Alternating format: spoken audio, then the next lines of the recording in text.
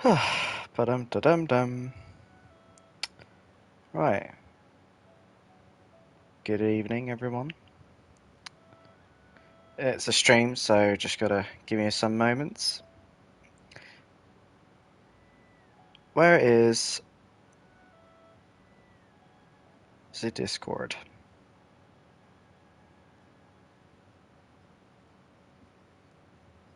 Here we go. Hoi! Hello, Laurie. I didn't think I would be hearing from you today.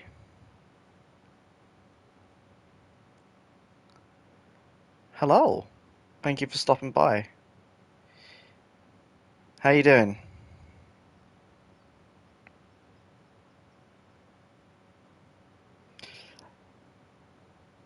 Already done my hair. Nice.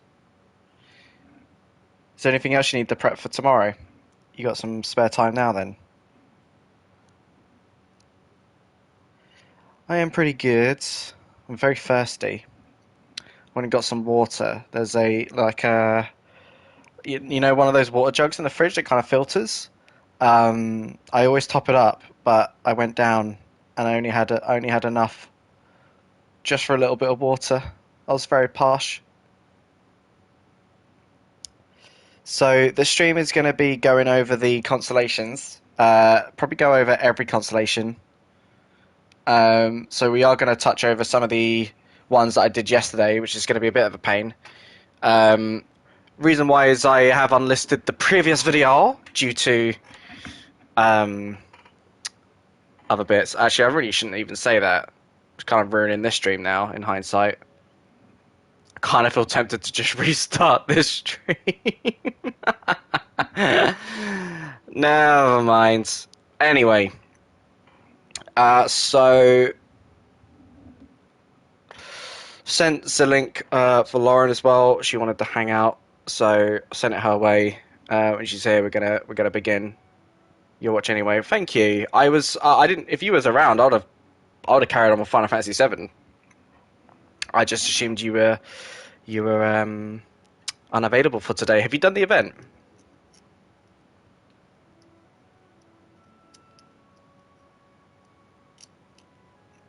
Uh, no, no, no. So sorry. I've realised the best way around this actually is what I'll do is when I begin actually analysing the constellations, I will hit record on the PlayStation. So I hate doing this though. This is such a Twitch streamer makes a YouTube video where they're like, "Hey chat, I'm a cool Twitch streamer. Hey all my beloved chats. Thanks for the donations and the subscribers. But in a moment, I'm gonna make a YouTube video so everyone behave, and I'm gonna be like, what's up, guys?" and you know, introduce the YouTube video like a YouTube video.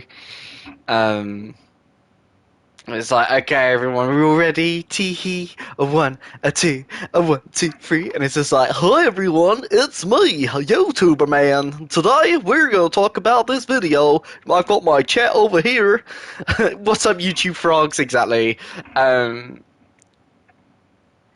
it's it's one of those things though, because you do get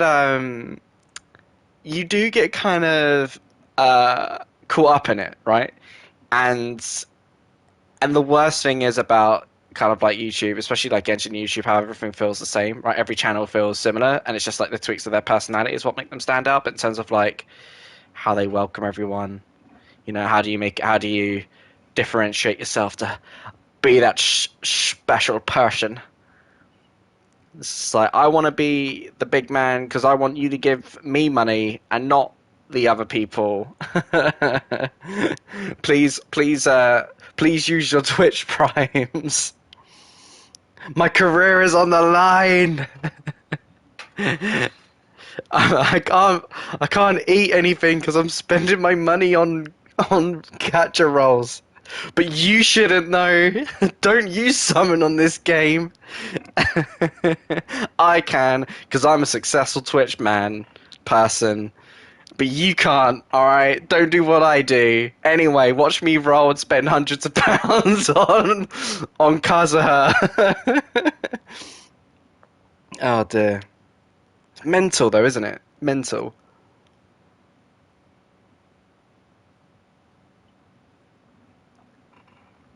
That's why I kind of appreciate Envy. Like Envy, technically the money that he gets isn't spent on just the gacha rolls. I do find it fascinating, like the people who, yeah. So the more I mean, I really hope I don't fall over myself when I say it. Um, but I hope that if I get him, I get him, and if I don't, I don't, and I move on from it and just accept the L.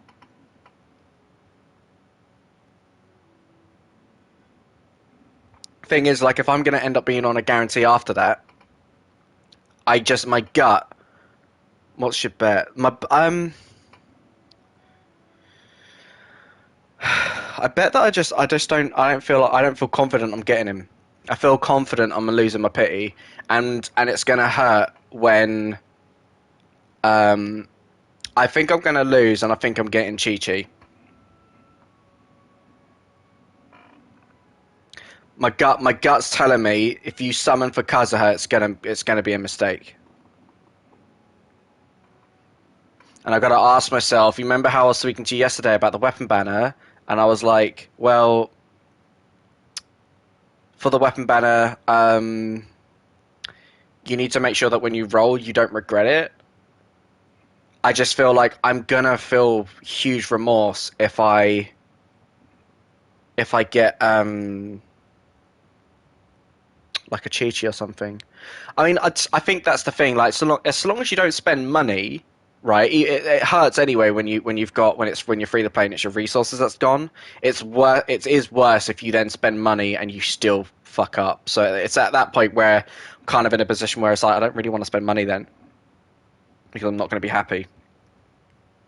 So yeah, the more I'm thinking about it, the more I'm like, I might not roll for him on day one. I might just bait Lamari to roll for him. And then just enjoy watching him get him. I want someone to get him. You know what I mean? Like if we all lost and no one has Kazuha, that's just so depressing, isn't it? And I'd rather you get him than me. You need Kazuha more than me, right? I don't need him. I just I want him because he just looks cool, like, and he has a double jump. It's like that's not a good reason to summon for a 5-star. And the reality is, like, Ayaka is actually someone that I could benefit more from because I technically the only cryo character I use is Ganyu, because I don't really have the constellations for Rosaria to make a great. So I could roll for Ayaka, but I don't know, I'm not that into it. I'd rather get Yoimiya, even though Yoimiya is a pyro character, and I do not need a pyro character because I have every pyro character in the game. You know, and there's enough of them. Um, Tricky.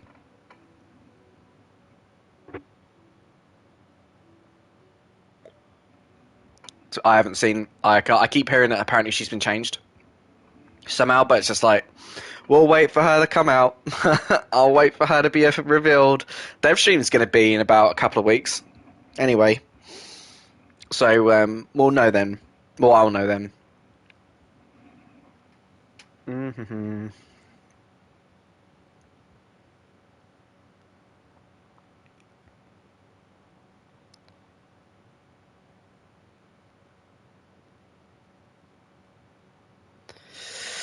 Um,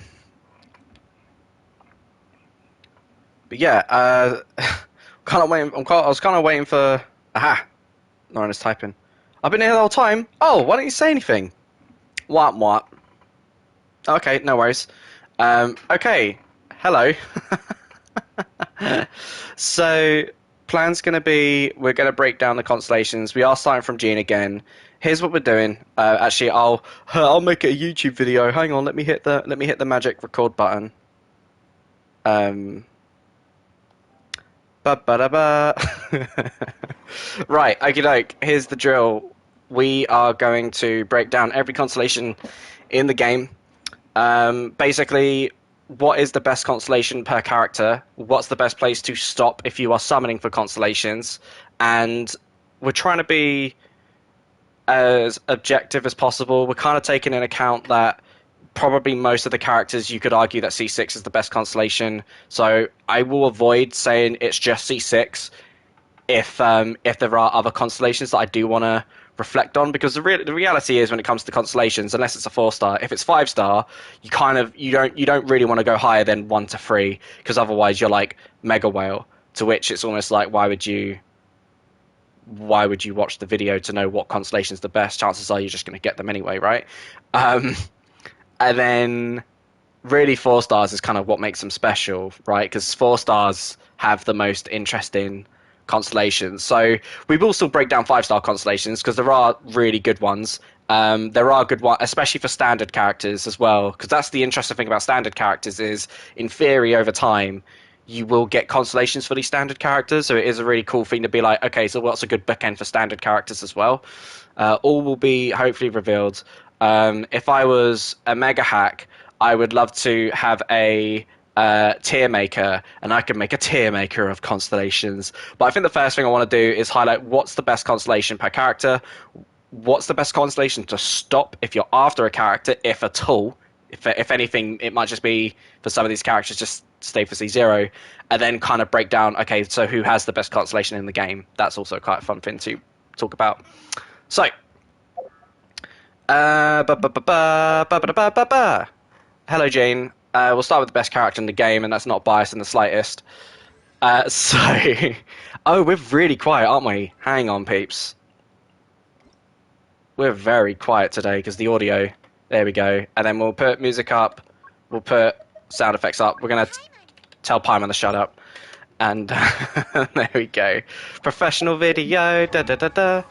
So, okay, so C1 is pretty underrated. It allows Jean to have 40% more Gale Blade damage if you hold it for longer than a second. And so essentially her Gale Blade, which is already a huge hit with a really short cooldown, it almost does the same amount of damage as her ult. You just need to hold it down for longer than a second. This is good when you are juggling people. So you do your charge attack, they're up in the air, you Gale Blade them down. That takes longer than a second. Sometimes if you're using your Gale Blade to try and like suck up multiple people, that also helps. And also it's underrated that it increases the pulling speed, so people are going to come towards you quicker, so you can quickly gather them up before blasting them. So it's a cool utility constellation, and the extra damage is nice. But if you're using Jean as a quick swap character, so you just swap her in, do a Gale Blade, get the hell out, you're not going to use this constellation. And if you are a madman that goes physical Jean, again, this constellation doesn't do much for you. Because the reality is you would use your Gale Blade at that point just to get your energy back fast. So you might as well just quick hit instead of holding it down, because you're not getting your energy fast enough, right? C2 is easily the best constellation in the game. That's not biased. It is one of the best C2 constellations. I am a hybrid Jean that does attack though, so I do physical and animo. I like to be the best of both. This Jean is a jack of trades, master of none, through and through. And it's also because you can get some jack of trades by doing part cryo, part physical, and then you have the other who does animo and attack with attack goblet.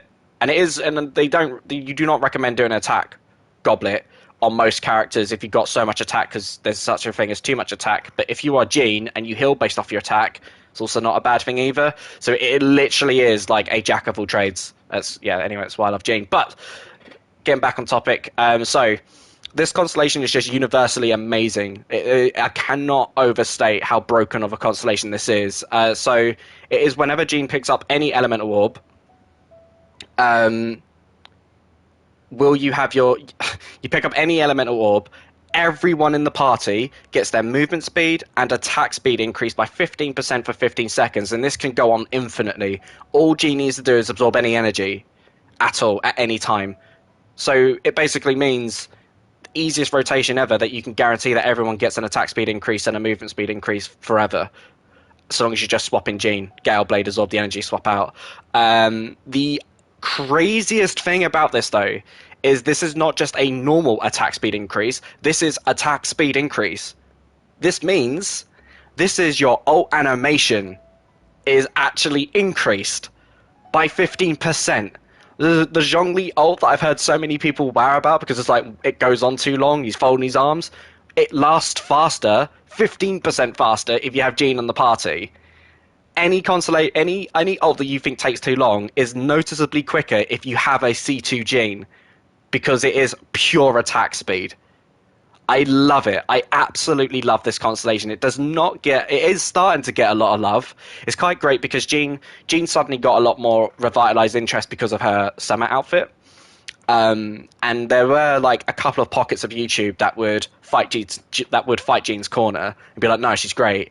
But I cannot stress enough that this is one of the best constellations in the game, and the fact that it's C2 and it is something that could happen like throughout your time playing Genshin, because it is only C2. It is a big ask. It's asking you to get 3 Jeans over time, but because she is a standard character, it could happen. But if you were rolling for Jean, that like I do think C2 is a good place to stop. Her ult gets upgraded first. Good if you're a healer, bad if you use it for a DPS. I would have preferred Gale Blade here, considering these two kind of complement Gale Blading. This is more about her ult. So it's kind of like a wish this was C5, but never mind. This is a really unique constellation. While in the field of Dandelion Breeze, all opponents will have their Animo resistance decreased by 40%. It's the biggest shred of Animo in the game currently.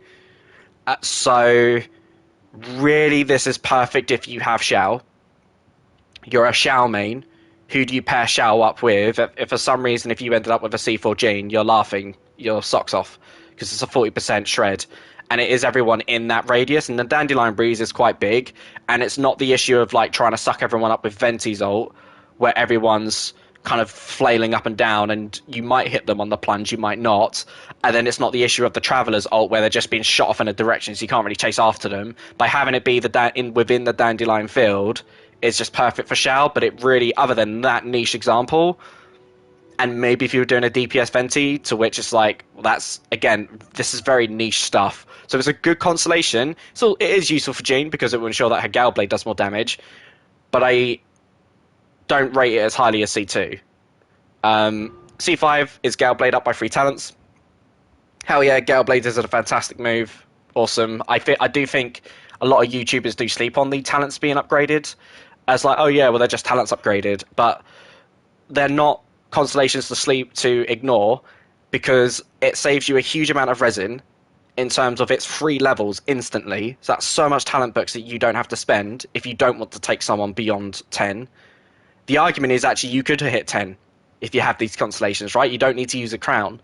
And then it's only if you want to go beyond that and go all the way to 13, then they're just going to do more damage. There are certain characters, though, which we will talk about, that if their talents have utility, some of these upgrades do also benefit that utility, and some of them don't. So when those characters come across, I will clarify who they are, and that will make these better or worse. If you can go beyond 10 and it increases their utility. Jean's C6. So Jean's C6 basically is incoming damage is decreased by 35% within the field. So if you're inside Jean's ult, you're going to take 35% less damage. And then if you leave her ult, it will last for 10 seconds, which is half of Jean's cooldown for her ult, or 3 attacks. We will see who has the worst constellation. That's a C6, but this is sadly up there. It's one of those issues where this was pretty decent at the time of the game's release, but with the inclusion of shield characters, this is becoming very redundant very fast. This is only really going to benefit teams that don't have a shield person for some reason, and it will benefit if you're trying to do a solo Jean, take on the world. Sure, this is useful. Fun fact is there is a YouTube video out there of a person who wanted to show off a C6 Jean, titled the video, "This is a C6 Jean showcase," and he was completely full of shit. Because there is a noticeable shield icon that floats around Jean, the 3 little big orbs, to imply that this effect is in effect, and the person doesn't have it at all. So it's just really funny that the person has a good Jean, wanted to show them off, and then basically clickbaited, hoping that no one would notice that it's not a C6, when actually it's very noticeable if a Jean is a C6 or not. But yeah, just a fun tangent on that regard, calling the person out. Can't remember the name, sadly. But yeah, big oof. Anyway, not a fan of the constellation. So, wrapping it up, if you get the C2, that is the perfect place to stop. If let's say if a Gene banner comes along, you're at C1. Do you go for C2? I would be tempted to. Absolutely. This is a constellation that cannot be power crept. Eula is a perfect example of a character who came out recently who drastically benefits from this constellation. Like Jean becomes one of the best supports for Eula because of this constellation, and you do not know which other character will come out afterwards that will benefit from an attack speed increase that would also increase the amount of damage they do. Right. Oh boy, this is a tricky one. Okay, so Zhongli. Right. They're all very good, but they're all not. But neither one of these constellations is a standout star. So, his first constellation allows him to create a second pillar. This is very good now because of the Millilith set. Now, the Millilith set, how it works is whenever your skill hits an opponent, you gain a shield strength increase and a 20% attack increase for 3 seconds. But it can last forever so long as your skill keeps hitting the opponent. With 2 pillars, you are basically guaranteeing that will always happen. So with a C1 Zhongli, you basically have a permanent noblesse buffer in your team, on top of all of the other utilities Zhongli has. So on that account, very great. Otherwise, not sure. It is also useful in terms of some energy regen, but the lack of energy regen for Zhongli is his biggest flaw, in my opinion. This constellation doesn't really address it, but it certainly helps a little bit, which is nice. A C2 Zhongli is one of my favorite constellations in terms of because it drastically benefits co-op, right?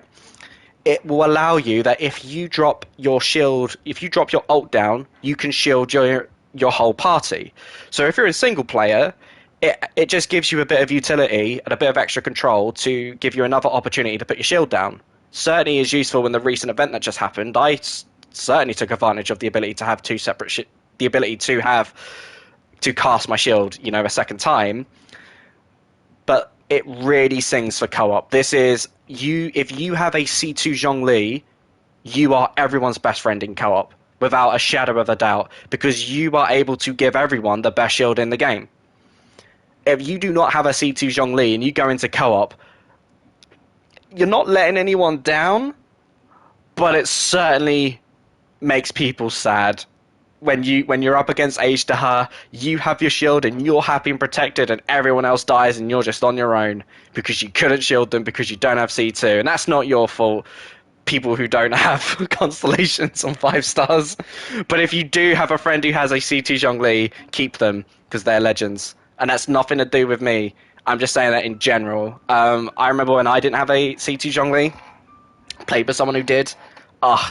It's a cream of the crop. I love it. But it is a very specific constellation. If you hate co-op, right, you don't like co-op, or you don't enjoy co-op, you don't need to do co-op, this constellation doesn't benefit you other than a bit of utility, that's not to undermine that. It's useful, but it's nowhere near as gargantuanly amazing as if you're a co-op person. So it really is your mileage will vary. The ability to give the best shield in the game 3 constellations is incredible. Arguably, for those who do want a main DPS Zhongli, yeah, it would have been better to have it at C3, but it's way nicer to have the shield at C3. Just so because we've had 2 reruns of Zhongli, some people managed to get the C2 in that time. You could go for a C3 and be like, that's a good bookend point as well, because now my best shield in the game has now got 3 levels jumped up. Very nice. So yeah, not to sleep on. Pretty great constellation. Now C4 is pretty nutty. It increases the radius of your ult by 20%, allowing you to petrify more people. That is underrated. Unless you have like a Venti or a Sucrose in the team to gather up enemies. But then unless you're mad like me and you play Animo with Geo and there's just no reactions and you're just an Unga Bunga madman, um, this is beneficial for if you don't have that, right? If you don't have a character who gathers everyone up in one spot, the extra radius will benefit you. But more importantly, 2 seconds of extra petrification. I don't understand why people have critiqued this to say that's not good enough. 2 extra seconds adds up. So if where we're at with talent level 13, for the record, at talent level 10, the petrification is at 4 seconds. It doesn't go higher than 10. But from 4 seconds to now 6 seconds, it means half your cooldown of petrification.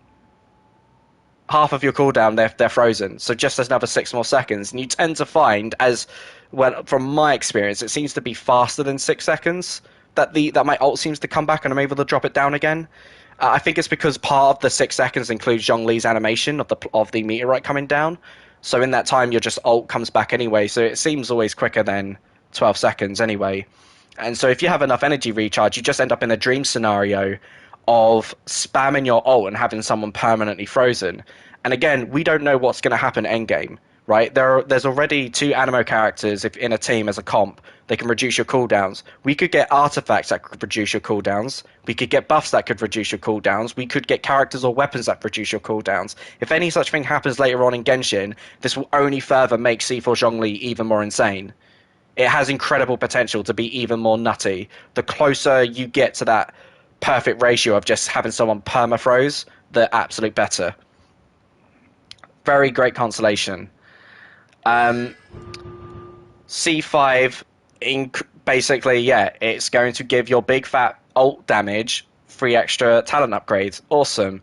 Downside is it does not increase the petrification time. Probably a good thing, because it ensures that by this point you're a bigger whale, unless you're very lucky or you are only ever summoning on Zhongli and you've gotten this far onto the constellations, right? Where was I going with this? Bloody hell! This is why it's bad to have it as a stream. This is why I should have had a script. Never mind. As a constellation, it's very great. And it is a good thing, I do remember now, it is a good thing that it doesn't increase the time. Yes, it would have made Zhongli more busted, but it would also increase the power gap between Whale and free-to-play. Finally, the C6 is just mental. What this does is it allows Zhongli to become a healer, kind of. Anyone protected by Zhongli's shield that takes damage, 40% of that damage will be regenerated into HP. But a single instant of damage cannot exceed 8% of that character's HP. So it's not even Zhongli's max HP. So you can't even use your Zhongli with a level 1 character and just have their health always come back. Sadly, it just doesn't work that way. So it's very great. It's also bad for certain team comps. So anyone who wants to use a Staff of Homer, you get that increase of damage if you're left with half your HP. So if you put Zhongli's shield over you, especially with a character like Hu Tao, because Hu Tao wants to be shielded and wrapped up and cuddled, Zhongli at C6 isn't going to do that. He's going to end up healing Hu Tao. She's then going to go over the half of her HP, and now she's not going to do as much damage from the Staff of Homer.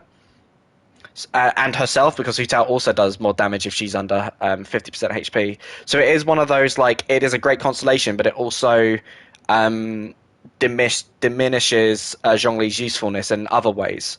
So it doesn't make him more niche, because making him a healer just means for Spiral Bish you don't need a healer if you've got a Zhongli at C6.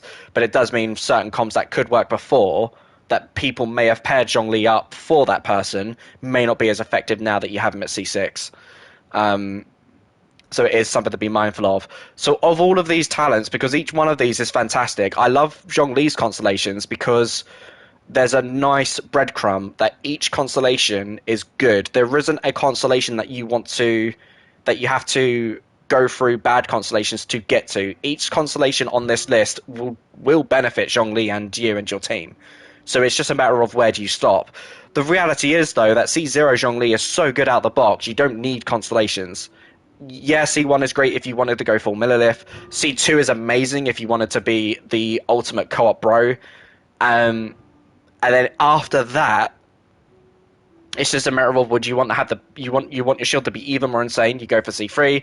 If you want the ult to be more insane, you do C4 and 5, and then if you want to be a healer, you go C6. Which is very difficult, but I would say personally, C0 is great, right?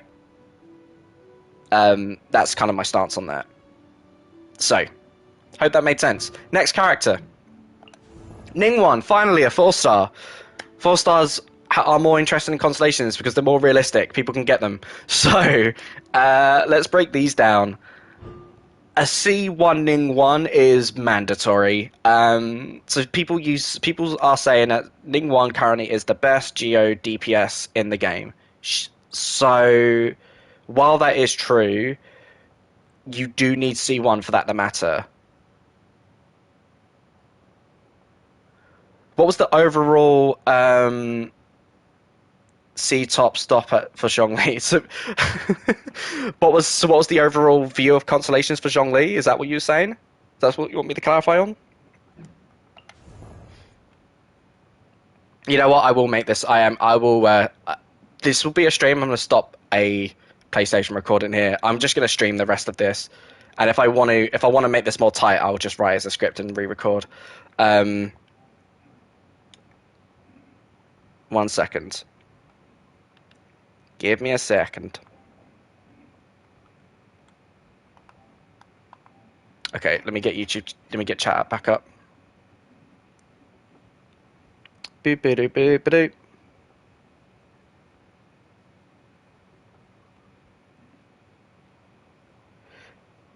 boop. No, none of this is scripted. Yeah, you can ask questions now. Sorry, I kind of. Well, that's loud. Because of I wanted it to kind of go scripted, but I was hesitating. I was fluffing my words, and then because there are questions, so it's kind of like okay, sod it. We'll make it more of a stream, and actually have like a bit more of a back and forth, and then if I want to, I can write this up as an actual script later on. But this will be good practice. So, right, let's read. So I got Hybrid Gene. Right, if you get Kazuha, will you build him physical or animo? Definitely animo. I mean, I'll need to see his constellations first. Not sorry, constellations. I just need to see his talents properly. I'm not rolling for constellations for Kazuha. That'd be dumb. But I want to see what he can do. I'm probably gonna go animo, pure animo, and a Verdescent Swirler. I would not use, for example. I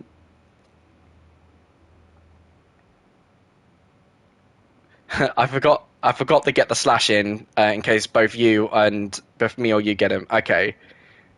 So yeah, so for Kazuha, it's definitely animo. I think if you're rolling, if you wanted Kazuha and you wanted him physical, that's insane. I think that's so crazy. Because I'm pretty sure, from what I heard, even though his C6 is his normal attacks get complete animo infusion like Shao, his plunge off his skill is still animo. So you do your skill, you hop up in the air. When you do that plunge attack, it is animo damage. So therefore, you got to do animo, even if you wanted your Kazuha to be a sub DPS or a DPS. Yeah, you do. You treat it like a Ching. Yeah, you do a. I'd probably go full Verdescent, but you would definitely have Animo as the goblet. Otherwise, if not Animo damage bonus, then you would do Elemental Mastery. You want to do a hybrid like my Jane? If you do get him, it's more that Jean benefits from being a hybrid with the attack because she can heal as well.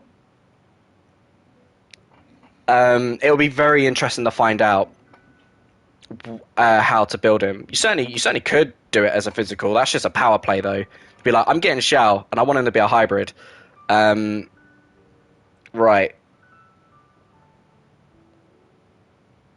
Okay, so where do you want to stop at Zhongli? If it's C2 for Jean, what's for Zhongli? Yeah, great question. The issue is, Lauren, it really varies on what you want your Zhongli to be. I would argue C0 is enough. is kind of where I want to put my stance.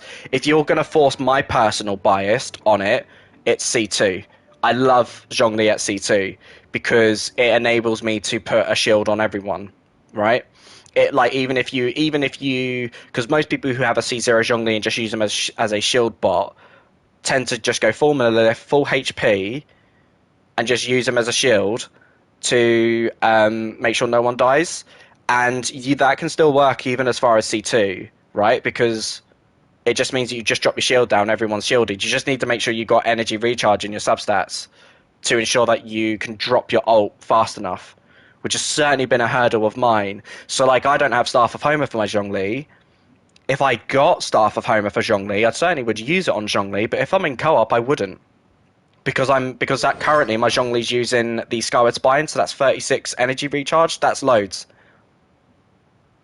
And it gives me imagine this video would be under the impression that people want roll for constellation, so don't think C0 counts. Okay, cool, I appreciate it. Then I would say the reality is, though, for Zhongli specifically, what I was saying is there isn't a go-to constellation that's insane, nor is there a bad constellation for Zhongli. Each constellation for Zhongli is like a beautiful breadcrumb you can just nibble, and you can just keep nibbling. It's kind of what makes him so great to just build constellations for in general, right? Because there isn't a bad constellation that you just feel jaded about and be like, oh, I don't want to go for that constellation just to get to the one further on. You know what I mean? Because there will be characters.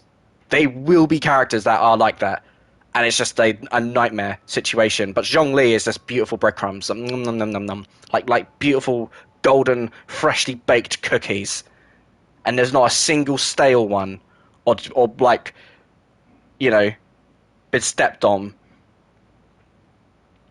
It is, but then also, like, we don't know what the potential of this could do. If we end up in a position where cooldowns can get reduced further than double Anemo comps, you could end up with a Zhongli that almost has permafreeze.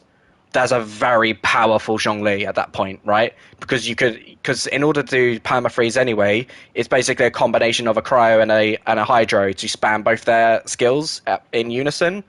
And so if there is a way to cut cooldowns via either weapons, future characters, or future artifact sets, Zhongli could also do that, right? Because I've already noticed that C4 is a huge difference. It's just C4 is a bigger jump, and then also you cannot sleep on the power of C6 if you didn't want a healer.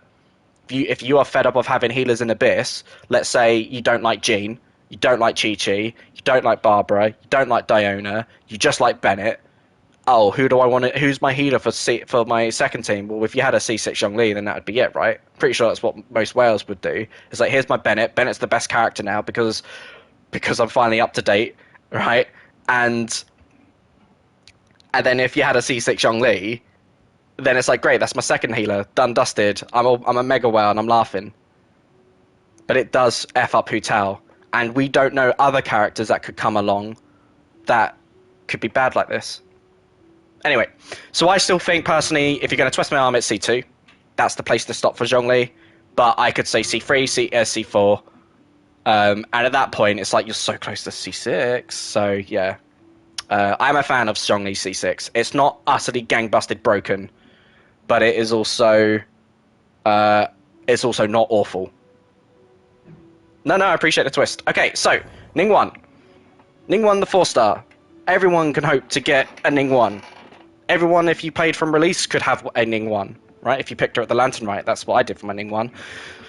C1 is mandatory. Ningguang is considered the best Geo DPS. So, in order for her to keep that crown, she at minimum needs C1. And so this enables that when she does her normal attacks, they kind of have a splash effect, and it hits people around.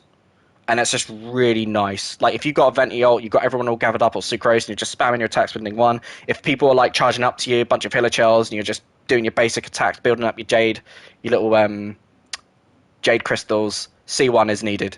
There's no way around it. But, oh my god, I absolutely love this constellation. And spoilers, this is where you stop. although if C, it's a 4-star, right? But this constellation is insane as well. I love this constellation. So why is this constellation so good? If a jade screen is shattered, the cooldown is reset.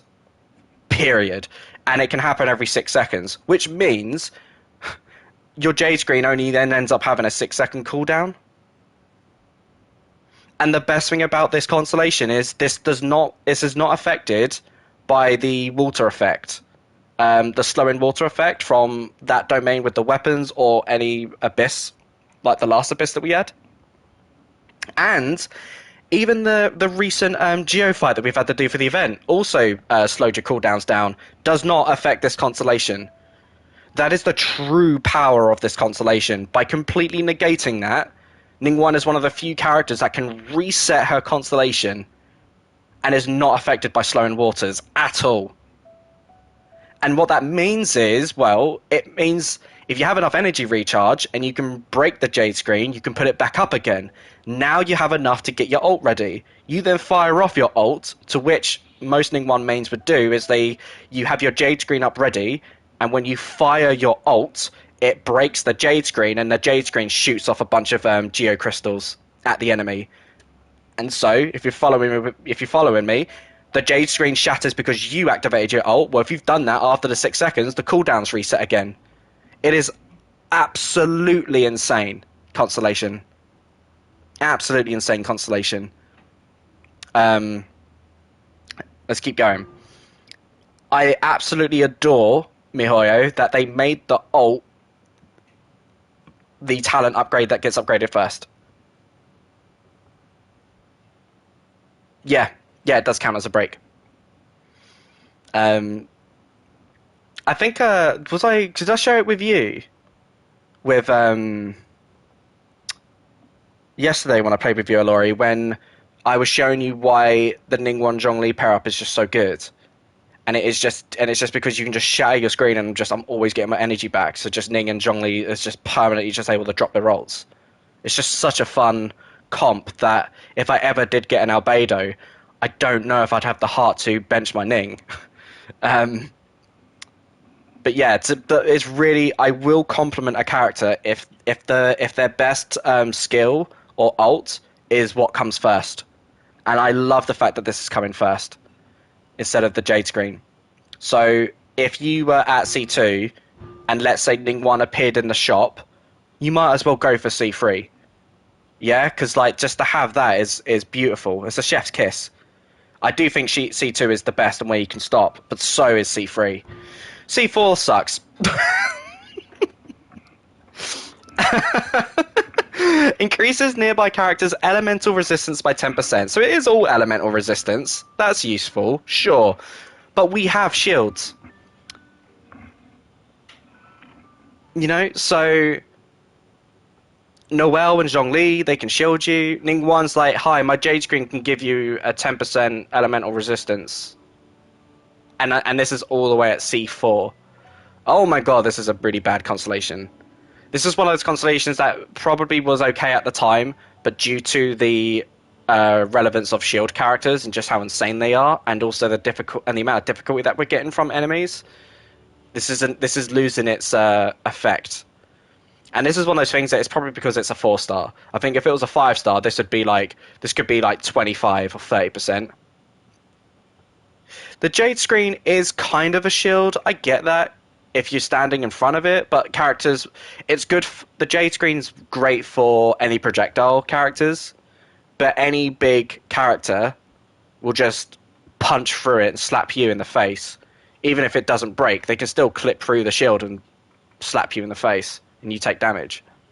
To which you need to be near the jade screen in order to get this 10%. So it is kind of that thanks but no thanks constellation. If you think of how insane and vital some of these constellations are, we suddenly get to a constellation like this and it's just like, oh, okay. Now we get the jade screen to be increased by 3%. Great. I'm not going to sleep on the stuttering my words off here, but having the jade screen does do a lot of damage. Yes, an underrated amount of damage, but and it will provide you with more HP. So I can't prove it, but currently we've got inherited HP, then we have skilled damage. So I don't know if after 10, if that continues to go up. But you know, not bad, but it definitely is a turn off. I'm just grateful that it's happening here. However, C6 is nutty. C6 is so good. You've got to get through to really rubbish constellations to get to somewhere very special. So, what happens here? When Ningguang does her ult, she gains 7 Star Jades. Now the Star Jades are the little crystals that appear above Ningguang's head when you do your basic attacks, right? You can do 3 basic attacks, you get 3 Star Jades. You can't get any more than 3. After that, you do a charge attack, your big bolt, and then 3 of the Star Jades ping off and hit the enemy. But C6 Ningguang allows you to have 7 of these off the bat. So your rotation changes from you would put your shield up, you got your ult ready, you blast your ult, now you have 7 Star Jades and you shoot them off. Like, you are just getting it's a meteor shower at this point. The amount of Star Jades that are just shooting everywhere are incredible. Very powerful. But to dial it back, where do you stop at Ningguang? You stop at C2 or C3. And if a Ningguang appeared in the shop, it is not worth getting until you are at C5 and you want to go for C6. Because you got to get through some really not great constellations to get to somewhere very special. But at least it's a 4-star. This would be very bad if this was a 5-star, right? The last thing you want is to have a 5-star with constellations this bad. So speaking of that, let's talk about Xiao, who has some of the worst constellations in the game. Okay. Let's break down Xiao's constellations. So, a C1 increases your lend the static wind cycle, which is his dash, right? You get an extra dash. So you get 3 dashes. What's really interesting is when Xiao was first released, there was a ton of YouTubers who was advocating do not go for constellations for Xiao. It's quite interesting that a lot of YouTubers really backed this and said don't do constellations for Xiao. You should get one Xiao and then go for his weapon. Go for the Jade Spear, right? But I do think people were too harsh on C1 because C1 is very important and will benefit your Xiao if you lack energy recharge. Because the reality, Xiao's biggest issue is if you do not have enough energy recharge to consistently proc your ult, you are just not doing damage, right? Because Xiao's damage comes from donning the mask and plunging up and down like a lunatic. Having a third dash allows you an extra opportunity to generate even more energy. And even the argument of like, oh, but Callum, you just need to build good energy recharge and just give him a Sucrose or a Gene, a Venti, have an Animo battery. That can deal with your energy issues. And yeah, true. But having a third dash is just going to cement that, right? So it is a good constellation to go for if you love Xiao. I do think if you are forcing my hand, twisting my arm, and everyone's saying, Callum, you need to pick a constellation, what you want to go for, I'm going to say, well, it has to be C1 then. Otherwise, I would advocate C0. And I do agree with the stance of maybe go for a weapon. Zzz. Weapons are a whole other bag of worms. I appreciated Ningguang saying, yes, Queen Ningguang. I hope you're still on. I hope you're still listening. Actually, I really want your stance on what was your take on my Ningguang and constellation analysis there. If you agreed or disagreed. Anyway, while I say that, let's keep going through the rest of Xiao's constellations and how awful they are. So, Xiao's second constellation is if Xiao's in the party but not on the field, his energy recharge is increased by 25%. This is so bad. This is awful because everyone will tell you that the whole point of having a Xiao person is, well, you have an Animo battery, right? So the whole point of having an Animo battery is you swap into your Animo battery character, they do their skill, you then swap into Xiao to absorb that energy. being off the field and getting this 25% energy increase is not more than just having Shao on the field and absorbing this energy himself. This constellation is practically useless. And it's insane that this is like a C2. There are some characters, it's kind of a good thing and a bad thing. There are some characters who do not become phenomenal until they are at C2. There are certain characters that you just get that transcendence jump where it's like, holy shit, this character is insane at C2. Shao is not like that at all, right? This constellation is so bad, and I kind of just want to take the piss out of this even further. The Traveller just gets a straight up increase of energy recharge just straight off the bat. I would die on a hill saying that this constellation here is better than that constellation, because at least Animo Traveller is always 16% that he will always have. If this was just straight up 25%, just straight up, this would be very good then. I would hell yeah be up for that. But it's not. It's only if you're off the field. Nasty constellation. This is just adding insult to injury. We will get to C6. I will. I promise I will get to C6, and we'll talk about why it's so good and how it kind of makes everything work. But for now, this is just a nasty move that miHoYo did. But also a great one. Because there are none of these constellations that are good so far. To get your dash increased by 3, what's the point? I'm not dashing when I'm Shao. I'm only dashing in order to get my energy so I can don the mask and plunge. My damage is coming from my mask talent and my normal attack talents. It's not coming from my dashing yet. So why do I want this to be the first upgrade? This 100% should have been the mask first. And I'm actually baffled miHoYo didn't do this, because this does not entice someone to want constellations for Shao. You're telling me I'm going to have to go through 2 really bad constellations to try and get to the mask where suddenly things become good? Like, this is a disaster. No wonder people didn't want to summon for constellations for Shao. Not even the C3 was the right talent to be upgraded first. And again, we'll talk about C6 and how it completely changes up how Shao's plays, but we've got to think of building constellations, right? If I gave you that Zhongli analysis and I'm picking up these freshly baked cookies, none of these cookies are freshly baked. They're stale so far. It's only at the end you realise that once you get to C6, you flip the cookies underneath themselves, and it's a golden ticket to Charlie's Chocolate Factory. But for now, no, this is bad. Not a fan of it. Next one. Oh my god, really? It just keeps getting worse. So when Shao's HP falls below 50%, he gets 100% defense bonus. And that's great. It's double the defense. Cool, right? It means that Shao's going to survive a bit longer. But the reality is Shao needs a babysitter, right? Chances are if you're using Shao, you kind of want him shielded, whether that's going to be with Zhongli or Diona. So, yeah, it's nice to get a defense bonus, but it's not like a certain other person's constellation that will allow you to survive a lethal blow. It just means you just get extra defense so you don't die as fast. It doesn't negate Shao's flaw of, I need a babysitter. I need someone to heal me because I will die if I am left on my own. So this does not address it at all. It doesn't provide any extra utility. This is not a good constellation. And now a very stale cookie. Finally we're at a constellation that actually becomes useful. And you have to go through what, like 4 constellations to get to here. So, yeah, Bane of All Evil gets upgraded by 3. Great. Awesome. It means that all of my damage is going to get amplified by 3 talents. Awesome. Yeah, of course it's great.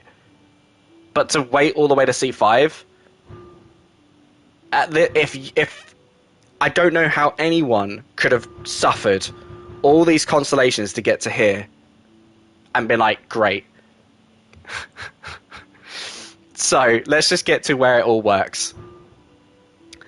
If Shao, so C6 will fundamentally change how you play Shao. It basically means when you do a plunge, if it hits 2 people, you automatically regenerate a charge of your dash, and for the next second you can spam your dash, completely ignoring the cooldown. basically you can kind of get between 2 to 3 dashes within that time frame. So you do a plunge, hit 2 people, you go dash dash dash, plunge, dash dash dash, plunge, dash dash dash. And what's really great is by the time your ult finishes, you have all 3 of your dashes ready to then generate energy in order to just repeat the cycle and just keep going.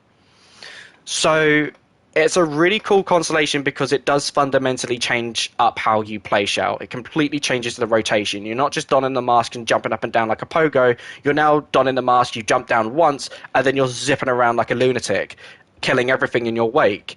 And because you are going so fast, and you're not just vulnerable in the air, it does mean that all of these other constellations do kind of help. They don't, but they kind of do. It means the extra dash here synergizes incredibly well with C6. Having the more damage here synergizes really well. It's just the extra energy recharge, I don't know. And the extra defense bonus, it just means that if you are zipping around like a lunatic and a Abyss Mage trying to kill you, hopefully you can just tank a hit a bit better. So the biggest flaw of this, though, is that you do need to hit 2 people in a plunge. So what that means is, against bosses, you're not doing anything different. If you're up against a boss one-on-one, you want to fight against Age to her, then you're playing like a C0 Shell. You better hope you remember how to plunge and do your little charge attack cancel afterwards, because that's what you're going to have to do, even at a C6 Shell. So, if you love Shell, where do you stop? Honestly, you should stop at C1. None of these constellations are good unless you are committed to go all the way to C6. But this is just a nasty process. This isn't a situation where you could be like, when the Shao rerun comes back, I can go for 3 constellations, and then the next time he comes back, I'll go for the next 3. There's no point. Great, by this point I've just got my dash increased and nothing else has changed. That's a massive waste of your money. Or primos. You have to go all the way to C6. And that's a big ask. It's a very big ask to ask a person who plays Genshin, if you want the best constellation, you do have to go all the way to C6, and there isn't a compromise. The best compromise I can give you is C1. That's nasty.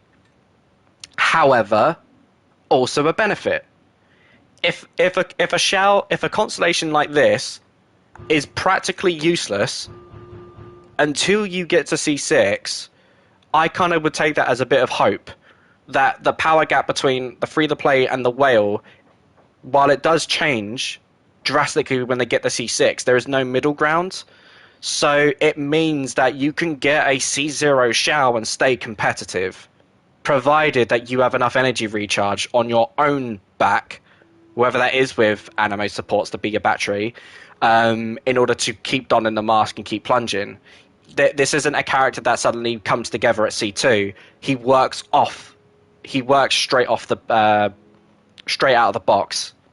No accessories needed. So while it is nice that your stale cookies do give you the ticket to the Charlie's chocolate factory, the reality was, turns out the first cookie was the best one. Let's talk about the complete opposite of that, though. Hello, Garnier.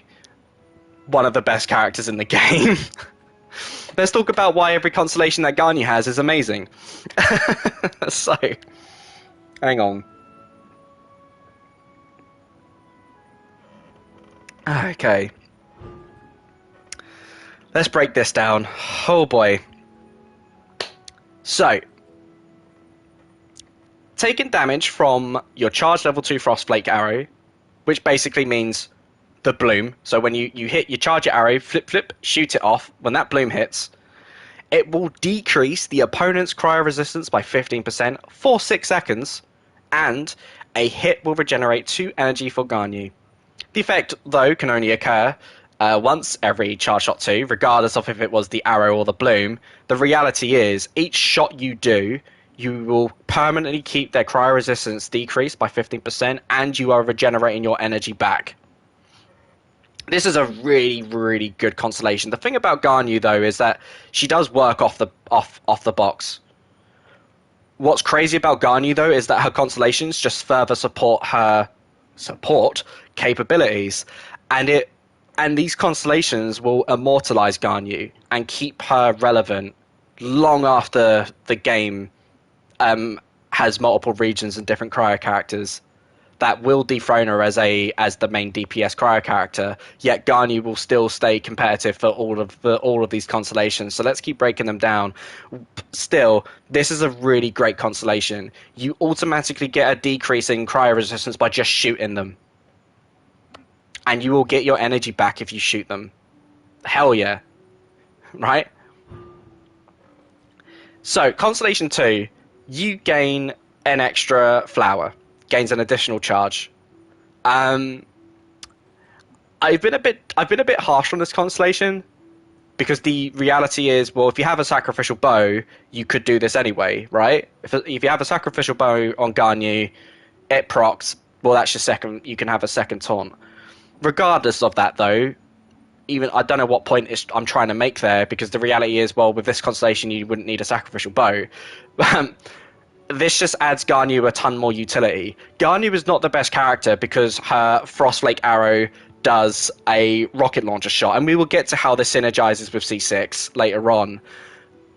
Ganyu is great because of how versatile she is and how much utility she has. Keep in mind that when she does use her E skill and she creates this flower, she takes a dash backwards, so she provides more distance between you and the enemy. That extra flower taunt will ensure that you don't get hit because most people are distracted by that flower, and if that flower broke because of its low HP, it won't matter because you now have a second one to basically almost guarantee that you shouldn't be hit at C2 if you plant your flowers right. It's a very good constellation.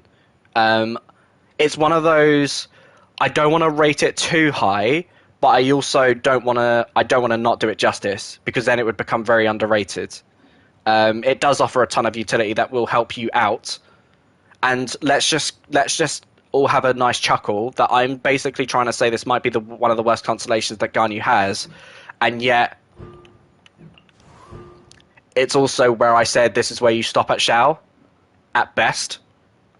What I'm basically saying here is that what could be Ganyu's worst constellation is Shao's best constellation that isn't C6. Right, moving on. Having the ult upgraded by 3, really nice bone miHoYo through here. The ult is more important than the skill, right? Because the skill is just going to increase the damage that you do and how much HP the flower has. So it's whatever. The Celestial Shower is incredible, and the Celestial Shower is the true secret of how Ganyu will stay relevant, right? So what the Celestial... Oh, excuse me, peeps. What the Celestial Shower does is, it rains on people, right? Rains ice down. The thing is, though, the duration is also the length of its cooldown. So it has permanent uptime. So it means you will always be able to rain ice down if Ganyu has enough energy recharge forever. But also, if you are inside the Celestial Shower, it's a 20% cryo damage bonus to active party members. So it means, long after Ganyu is no longer the Queen of Cryo, when we get, if Ayaka becomes the Queen of Cryo, Ganyu's going to be one of the best supports for her. If Signora comes along, head of the Fatui, motherfucker who kicked Best Boy Venti comes along, Ganyu will still be able to support her and give her a 20% cryo damage bonus. And even when the cryo Archon appears and says, everyone step the hell back, I'm going to be the best cryo character in the game, well, Ganyu will still be relevant and support that person. And to add insult to injury, Constellation 4, opponents who are standing within the AoE of the ult that I've already can't stop singing its praises, will take increased damage over time. This is not increased elemental damage, it's not increased physical damage, it is just increased damage. 5% every 3 seconds up to a maximum of 25%. So what these constellations do is, so far, they're just making Ganyu be able to stay relevant long after the game power creeps her. It's a really clever way for MiHoYo to structure constellations like this. They're not constellations that make Ganyu a stronger DPS, which arguably they could have done, but then you also don't know if they bring out a cryo character that just at C0 would do better than a C6 Ganyu. So at least by doing constellations like this, it will ensure that when you do get the new cryo character that's going to be the best character in the game, well, if you want to pair a second cryo up, because let's face it, you always really like to have 2 cryo characters together just for the crit rate resonance, well, Ganyu's probably one of your best bets. Constellation 5 is probably the worst one, though. Like, although I was trying to dunk the C2, having it free talent upgrades, yeah, this is just going to save you on resin and talent books, but it's nothing special. So what kind of... The thing that I want to note is, if you get all the way to C4, and you want to get to C5, you got to get through this constellation first, and that's always tricky. I do appreciate MiHoYo threw a bone by allowing Celestial Shower to be here, because it means the journey from 1 to 3 is nice, and even to 4, but then afterwards, the journey from C4 to 6 is a nasty journey. But at C6, using Ganyu's skill will cause the next Frostflake Arrow, Frostflake Arrow shot to not require charging. It's instant. So if you drop your E down, your next aim shot is instantly charged straight off the bat. And what you got to remember here is even if, let's say, Ganyu is no longer the queen of ice and she's not going to do big damage, even though she still would, but she may not do the most damage, you also got to remember what C1 does. C1 enables you to lower that resistance by 15%, and it's going to give Ganyu a bit of energy back. C2 allows her a second charge, so she can do it twice. Even if Ganyu was only a support by this point at C6, this still benefits the entire team, right? Because it will enable you to swap quickly into Ganyu, you drop your read down, you get energy, you do an instant charge shot, drop your ult, probably go for another instant charge shot. By that point, all of your constellations are in effect by that point. Then you can swap into your main cryo DPS and absolutely wreak havoc. These are fantastic constellations that, unlike Shao, Ganyu's constellations truly do come together at C6. And although it's mandatory, the best thing it's a good thing. It is a good thing if I say, hey, it's just the talent that's the worst constellation. If that's the worst thing I can say about someone's constellation, then they have great constellations, right? I think that's a given. Because it means that their constellations offer a ton of utility. So, question, Callum, where do you stop? If you had to stop, where do you stop? Where do you stop for Ganyu? It really, really depends on your Ganyu. If you plan to only have Ganyu as your main DPS, I do think C1 is where you can stop.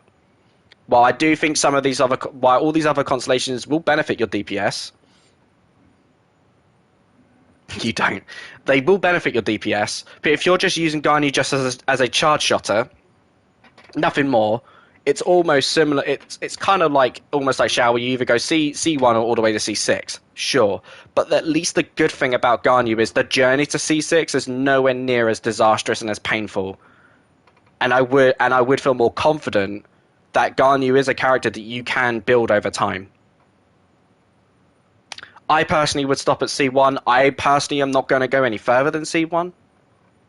For me, I do think this is useful and it does offer utility, but then if you do pair Ganyu up with Mona, the two of you can easily have crowd control by that point.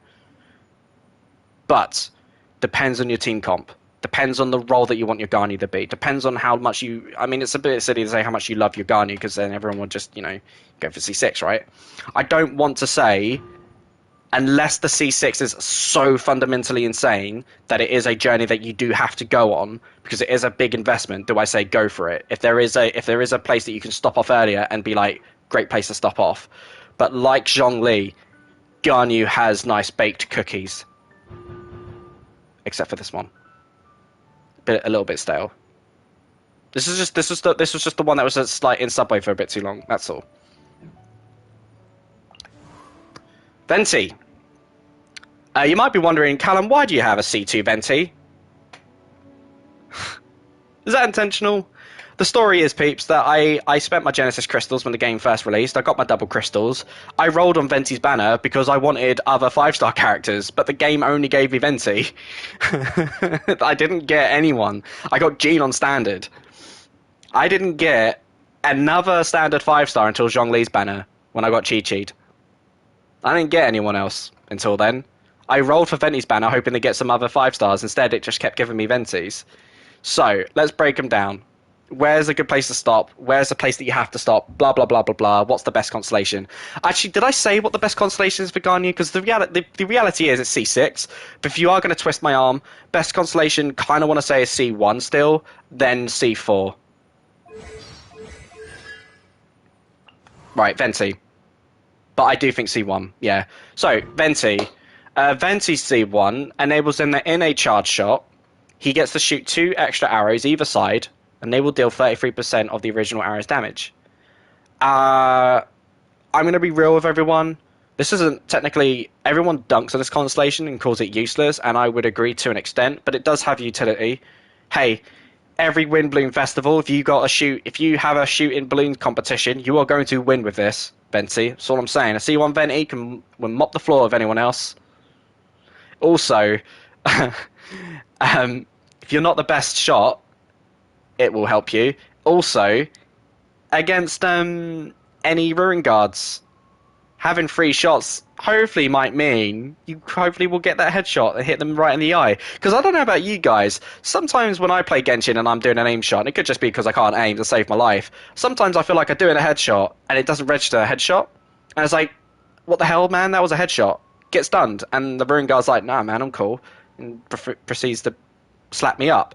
Well, if I have Venti, and I have done this in the past, because I normally pair Venti with Garnier, and if I'm up against a Ruin Guard, you would think that I would use Garnier most of the time. Every now and then, though, I do switch to Venti just to guarantee I feel more confident headshotting with Venti because I've got 2 extra arrows that could hit either side, especially if you're up against multiple Ruin Guards. Just throwing it out there. It is pretty bad. It's pretty bad. If you had C0 Venti and you wanted to go beyond for constellations, it's a really hard sell to be like, yeah, go for C1 just for 2 extra arrows. It's pretty bad. It's not shall bad. It's pretty bad. But hey, there's utility. C2. C2 decreases the opponent's anima resistance and physical resistance by 12% for 10 seconds. This is a skill, by the way. So you do your skill, you lift someone up in the air. Now they're going to take more anima damage and more physical damage. And if you do hit them while they are in the air, though, it is an additional 12%. Meaning that if they are in the air, it's a total of 24% of physical and animo. The issue with this, though, is unless you are using basic attack for a bow, you're not benefiting from that physical hit, right? If someone's caught in the air, let's say I'm using my Yulan, I'm trying to swing a hit, chances are I get one hit in the air, and then I just get knocked off and fall down, and then I'm no longer getting that 24% physical shred. So it's quite gimmicky, but it does work very well in the context of if you have official. Yes, it's useful for that. This does complement Venti's ult very nicely. You shoot Venti's ult in, they're all spinning, they're all screaming. If you then do the skill, either inside the ult or before the ult, they're going to take more damage. And then you can switch to your bow character, shoot them. Or if you had a Dragon D-Look that was somehow able to plunge up and down with basic attacks, hey, that can work. So it's a pretty cool constellation. It's just, the issue with this constellation, it's an aged constellation. You know, it's not as broken as some of the other new 5-stars. It has utility, it's just not gang broken. Hard. Not the best sell. But it's an okay bookend. I hate to say, C3 probably is the best constellation if it's not C6, purely because his ult gets upgraded by 3 times. This is what you kind of use your Venti for his ult. So to have that be the first talent that gets upgraded is a nice bone that MiHoYo threw to our way. It's very useful. And arguably, if you're asking Callum, where do you stop? And I'm like, just stay at C0. And then you say, but no, Callum, you have to pick a constellation. Those are the rules. Kind of would be tempted to say maybe stop at C3 because it's you're already in pain with these. Like this isn't bad, but you might as well just go for the talent upgrade by 3 levels. It's one of the best moves in the game. Right, C4. This is nutty though. C4 means that if Venti picks up any elemental orbs, he'll receive 25% animo bonus for 10 seconds. This basically means that if you have C4 Venti, you're pretty much guaranteed to do 25% increase amino bonus. Like, this is really good if you have a DPS Venti. And this is kind of the issue with early constellations for 5 stars. They are geared towards making them main DPS characters, and most people use Venti for his swirls and to debuff or shred and to generate energy for a team. You're not doing it because you want your Venti to become a main animo DPS. But it is a cool constellation. If this constellation was for G... And Matt, just think about this. If this constellation, though, was for any other character, this would be insane. We have to acknowledge that, right? Think of your favourite character. You both love Kaching so much. Could you imagine the insanity of, oh, if Kaching picks up an elemental orb, she just gets 25% increase of electric damage bonus for 10 seconds forever. Like, what? Okay. Can I get... Like, imagine this for Kazuha. Like, oh, you love Kazuha so much? You want him to be like a hybrid DPS? Well, hell yeah. Now he's got an increased 25% permanent animo damage bonus. You know what I mean? Like, the thing is, we're only critiquing this constellation because it's under the knowledge of it being Venti. But if you give this constellation to any other character in the game, it is fundamentally insane.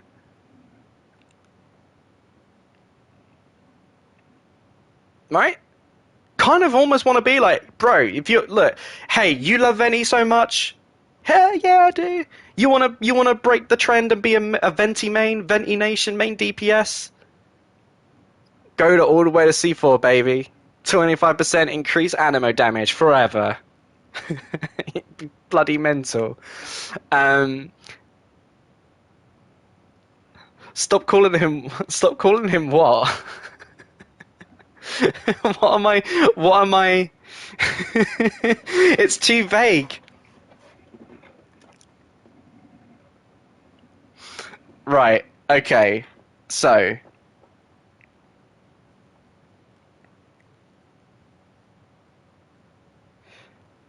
Oh my.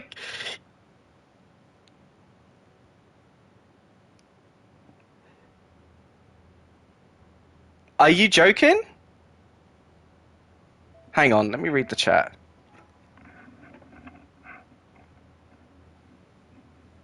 Come on, peeps.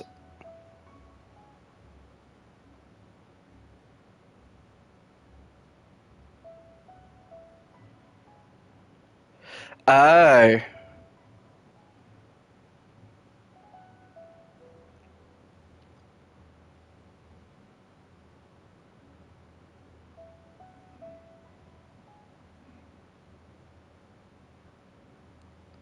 Hang on.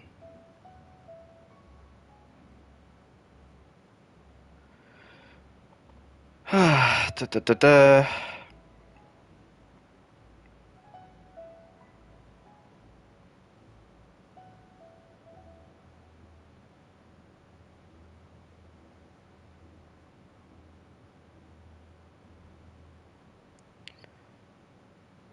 Bloody hell.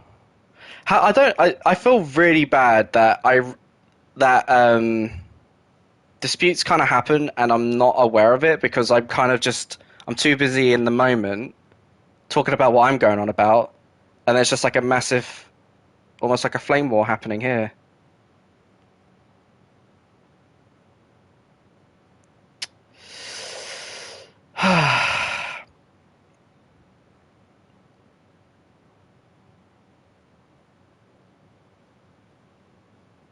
It's one of those like If it's only two in the chat, so it's just like which one left? But then it's just like, has someone left? I don't know.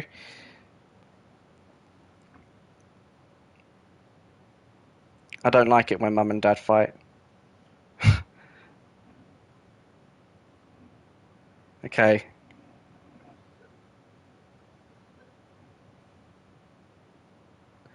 It's just, yeah, I know I want to carry on, but I'm also worried because I don't like disputes, and I kind of want to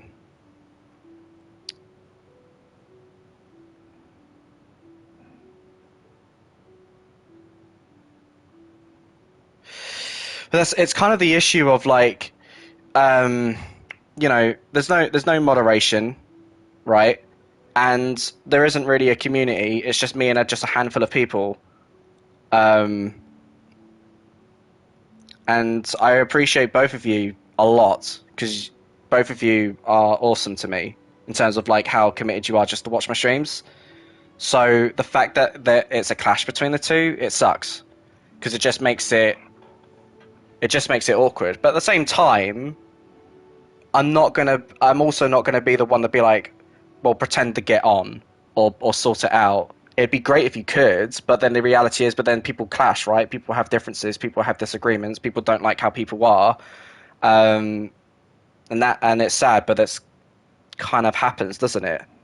Um,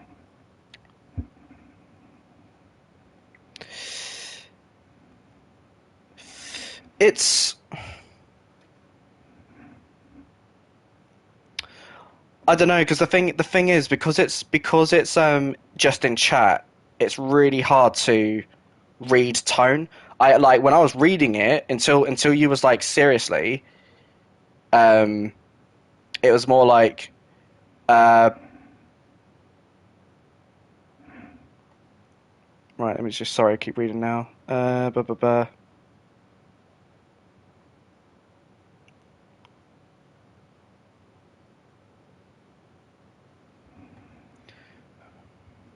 Mm-hmm.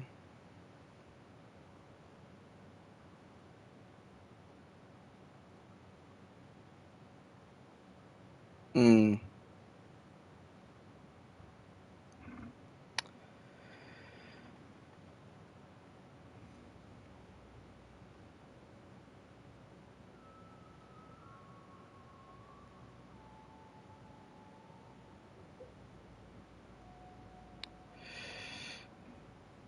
right. I'm gonna try and carry on, but if this has to turn into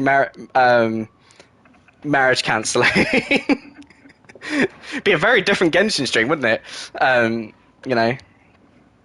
But I'm gonna carry on, and I'm just gonna be like, all I want to say is like, I really hope guys okay.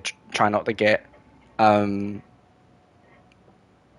triggered. But if it is like if anyone's uncomfortable, then yeah, I guess talk to me about it and figure it out. But for the time being, we're going to keep talking about constellation. We're going to try and go through constellations. The thing is, Laurie was here last night and was here for. Yeah, no, I've messaged Laurie. I wanted to make sure she's okay. Um, yeah, no, that's fair. That's fair. Okay, right. Let's carry on. So, because I do, yeah. Basically, bottom line is this C4 is actually very underrated in that regard. If it would be the most insane constellation on anyone else. It's just overlooked because it's on Venti. Moving on. Skill being upgraded by 3. It's kind of the thing is again, it's kind of slept on because everyone knows Venti for his ult, but his skill does do decent scaling and damage. Just although I don't think it's as big as Gale Blade, but it is up there, and more importantly, it's a short cooldown, so it's a pretty cool skill to use. I'm a fan of it, so it's not like if by this point I would say stop here, but if you are committed to go all the way to C6, it's not like C5, although it's mandatory, right? Because you got to go for your skill and your ult upgrades. at least it's not a skill that you wouldn't be using. You'd be pretty mental if you're going for Venti just for this constellation, because like this is a good constellation, but in terms of what can be achieved by the Verdescent artifact set, takes the wind out of the sails here for a bit, right? By this point, if you're so committed to have the ultimate Venti, sure, you go to C6. Of course you would. But let's break it down because it is pretty great. It's essentially the same as the Traveler C6. So anyone who takes damage from the ult have their Animo res decreased by 20%. Cool. If an elemental absorption occurred, so if the ult hits an element and it becomes, one of the others, then it means that the resistance towards that element will also be decreased by 20%, which means that it's an extra shred. It's like the Verdescent shred. So it means that not only will Venti's DPS be amplified, it will be whoever he's supporting gets amplified. It's so bizarre that we've had a lot of constellations so far that just benefit from Venti, and it's not until C6 is where it's like, oh, by the way, I am a support guy, by the way. I do like the constellation a lot, and it makes more sense than the Travelers because the ult does keep everyone all together, nice and bundled up. But at the same time, it's... I'm not saying it's bad. It's definitely not bad. I'm just not saying it's not like the best constellation either. If you were objectively though, it is Venti's best constellation because Venti is mainly used for his ult spam and for his support capabilities. So C6 is the only constellation that does that, right? So it is why C6 is the best one. So if you twist on my arm, I kind of want to say C3 because I want to go as early as possible to say, please stop, don't summon for Venti. So it's kind of why I want to say C3 as the earliest. But otherwise, main DPS Venti, 4. Ideally, you don't. C0, okay? But officially... Venti's got one of the highest constellations that according to Callum, says that you should roll for. Callum says you should go for a C3 Venti, apparently. Which, hey, Callum, why didn't you go for a C3 Venti when he had his rerun? And the answer was because I didn't want constellations on Venti. Moving on. Alright, Hu Tao. Hu Tao is a really exciting character to talk about constellations. I had a ton of fun breaking it down with Elori. Like there was a great back and forth in the discussion of her C6, which we will get to, and it's I'll save the fun bits later. So let's try and break down Hu Tao's constellations and what's her kit all about. So C1 means that when you've activated your skill, your charge attacks do not consume stamina, because that's how Hu Tao does her damage, right? In terms of how Hu Tao does damage, she does damage by zipping her, basically, a C6 shower is what C1 Hu Tao could do. You're zipping around, or you do a big PP damage on your ult. It's one of the two ways that people do damage for Hu Tao. I don't like characters who have to rely on one big PP damage hit, and you have to do a bunch of elemental mastery setup shenanigans just for one hit. It's too big of an ask. Although, ironically, we will get to C6 that Hu Tao's probably the best character for it.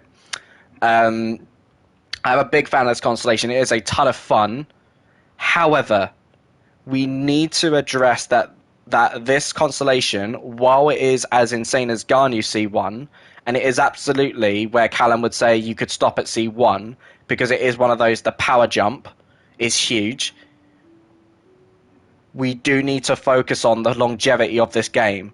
If let's say when we go to Inazuma and we are getting the Electro Oculuses and they increase your stamina, and so will the next nation, and the next nation after that, right? By the time we get to the end of our journey, a C1 Hu Tao will be no different to a C0 Hu Tao. Because you should have so much stamina that within the time frame, because Hu Tao's skill is limited, that you can only have the infusion for a set amount of time, it could come to a point in the game that you have enough stamina to just spam charge attacks and dodge and be okay. So it is one of those things. As of now, hell yeah, C1 is great. but it could have a short lifespan. And I say a short lifespan, we're talking several years. Who knows who's still going to be playing Genshin at that point? Even if the servers will be up by that point. But we do need to look at the long haul, right? These constellations are investments. Hi, Noble. So I am a fan of C1, but it's a risk. It's a risk. It's a gamble. C2 increases the Blood Blossom damage by an amount of basically 10% of Hu Tao's max HP at the time of the effect is applied. That's a weird way of it being worded. It's Hu Tao's max HP. It's not her current HP, so it doesn't matter what is at the time of the effect is applied. Like, it's like, what's the difference there? Like, there isn't nothing that you can do in the game to change Hu Tao's max HP unless you're removing artifacts, to which you can't remove artifacts if you're in combat. So why does it need to be said at the time of when the effect is applied? But okay, no worries, Genshin. But this is actually pretty good. 10%. Currently, my Hu Tao has 30,000 HP. That means it will do an extra 3,000 damage. It's pretty huge, right? There's a big spike of DPS. Additionally, though, her ult will also apply Blood Blossom. Very useful utility there. It means you're not having to... Because some of the issue of Hu Tao, unless you do her ult, her skill is very ideal for one-to-one damage, and her ult is good for group damage. But there isn't a synergy between the two. It's a little messy. You either go from zipping around like a lunatic, trying to hit anyone, to doing a sweeping hit to hit everyone at once. So if you wanted to apply Blood Blossoms on everyone, C2 is really useful for that, right? Because it enables you that in your ult, everyone gets the Blood Blossom effect. And it will now do 3,000 damage a tick, added on to whatever it is. So if we have a look here, if the Blood Blossom damage is on 102, we don't really know what that percent would actually do. I mean, I could just switch to Hu Tao, apply it, and just watch it tick. I think it does like maybe 2,000 damage at the time currently. So an extra 10% of Hu Tao's HP, yeah, it could mean then it goes up to 5,000. So it is a spike. So it is a cool spike, but it's also nice that it's not a mandatory constellation that everyone needs to say this is the constellation to make Hu Tao work. No, most people would say it's C1. So it's a great constellation. It's very useful, and it's great for like supportive reasons. Because we still don't have a good pyro applicator. So what do I mean by that? I mean someone who can consistently proc pyro. My tongue's in a twist. Someone who can consistently proc pyro. So this will help that. But it's, it's good. It's just not great. It's also nowhere near considered bad. But it's like it's above average. It is like, just because I'm saying something's good doesn't mean that's average. But it doesn't. But I'm also just trying to be mindful that it's not amazing, not busted, like some of the other C2s that we've had from other characters.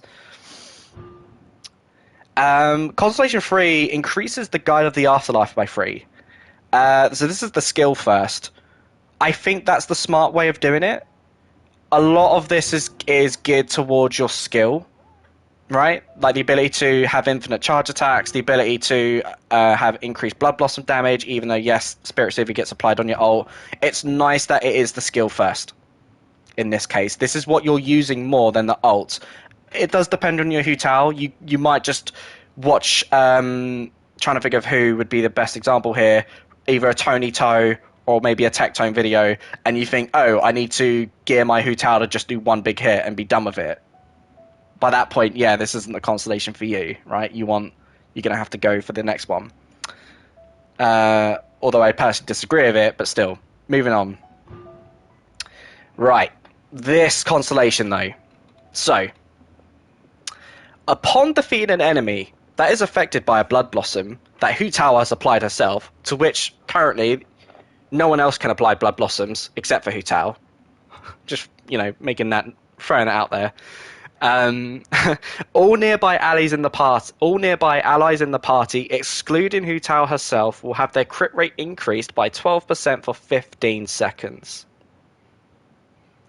If someone dies by a blood blossom, everyone gets a crit rate increase. This is insane. We also need to consider that Hu Tao currently, once her skill ends, already provides everyone with a crit rate increase for 12% for 8 seconds. So if that happens and someone dies by a blood blossom, or if someone dies from a blood blossom and you immediately switch out to another character, that person now has 24 increase in crit rate. And we need to consider that there is no pyro character in the game that gives you crit rate. We've got a ton of cryo characters who do it. Cryo love giving each other crit rate. They can't get enough of it. Pyro characters don't know. They're all selfish. They all want to be main DPSs. Poor Hu Tao's coming along here and being like, no, I am going to be the 5-star Rosaria. I am giving everyone as much crit rate as possible. 24 crit rate is huge. That's huge. I think my Zhongli currently is on I think it's 72 crit rate. So if I had a C4 Hu Tao, my Zhongli would now, when he drops his ult, if I want to petrify someone, well, now it's going to be over 90. This is an absolutely incredible constellation. Cannot be slept on.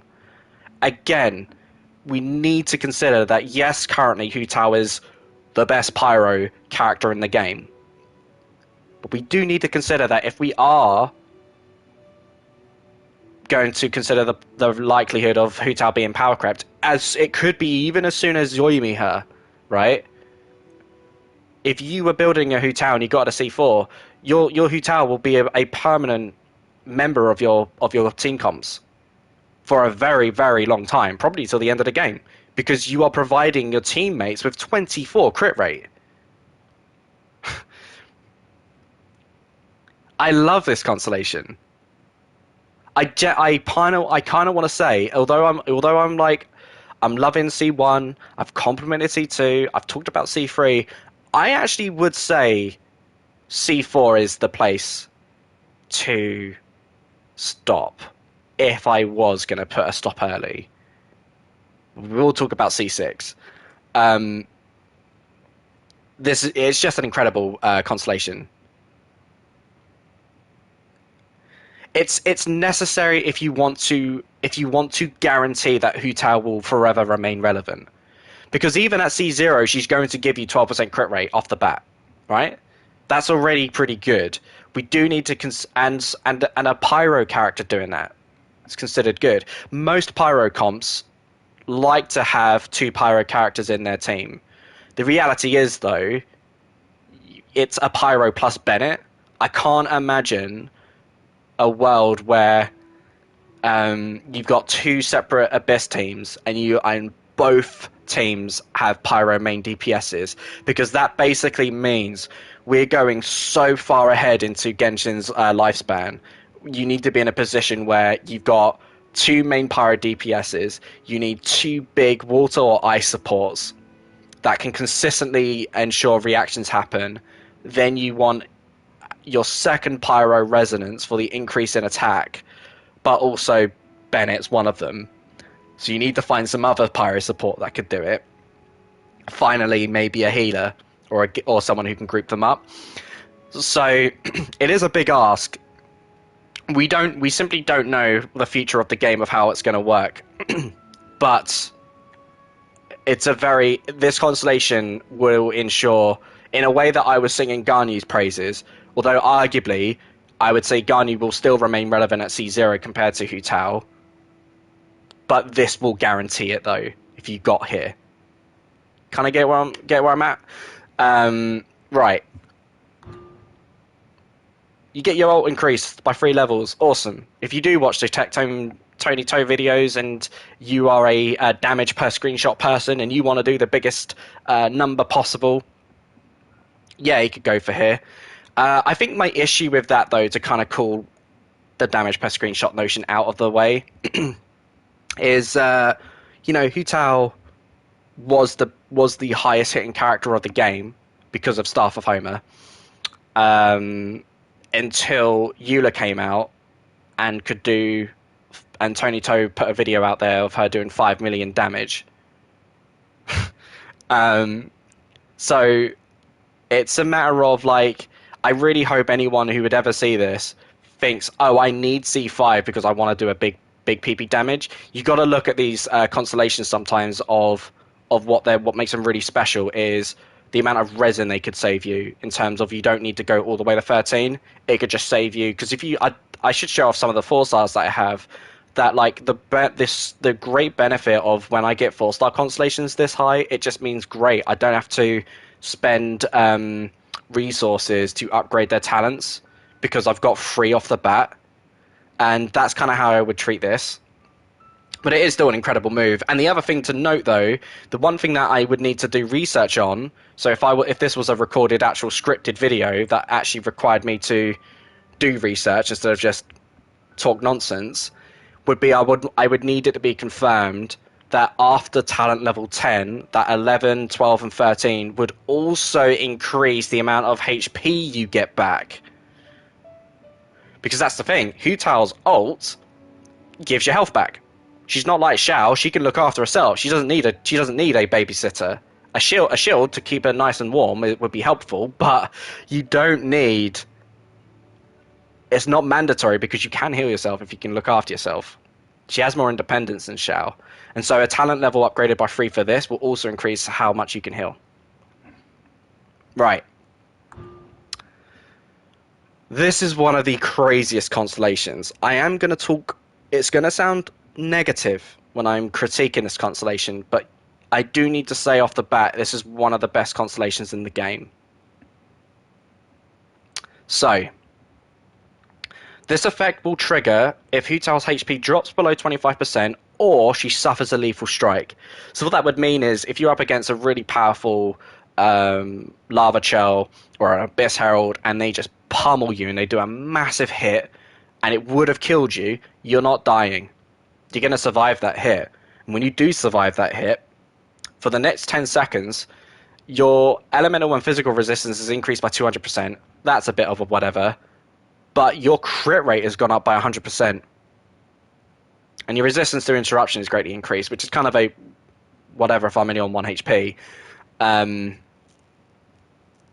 What mega crazy whales do, so those who do watch the Tony Toe videos and all that stuff, and they want to do the big PP damage that comes from your ult, you get your Hu Tao down below 25% HP, you would have had a Hu Tao build. If you're a mega Leviathan whale, you've got a Refinement 5 Staff of Homer, you have probably a full Crimson Witch set, and it is all in crit damage, and you have got like 300% crit damage, and you have no crit rate.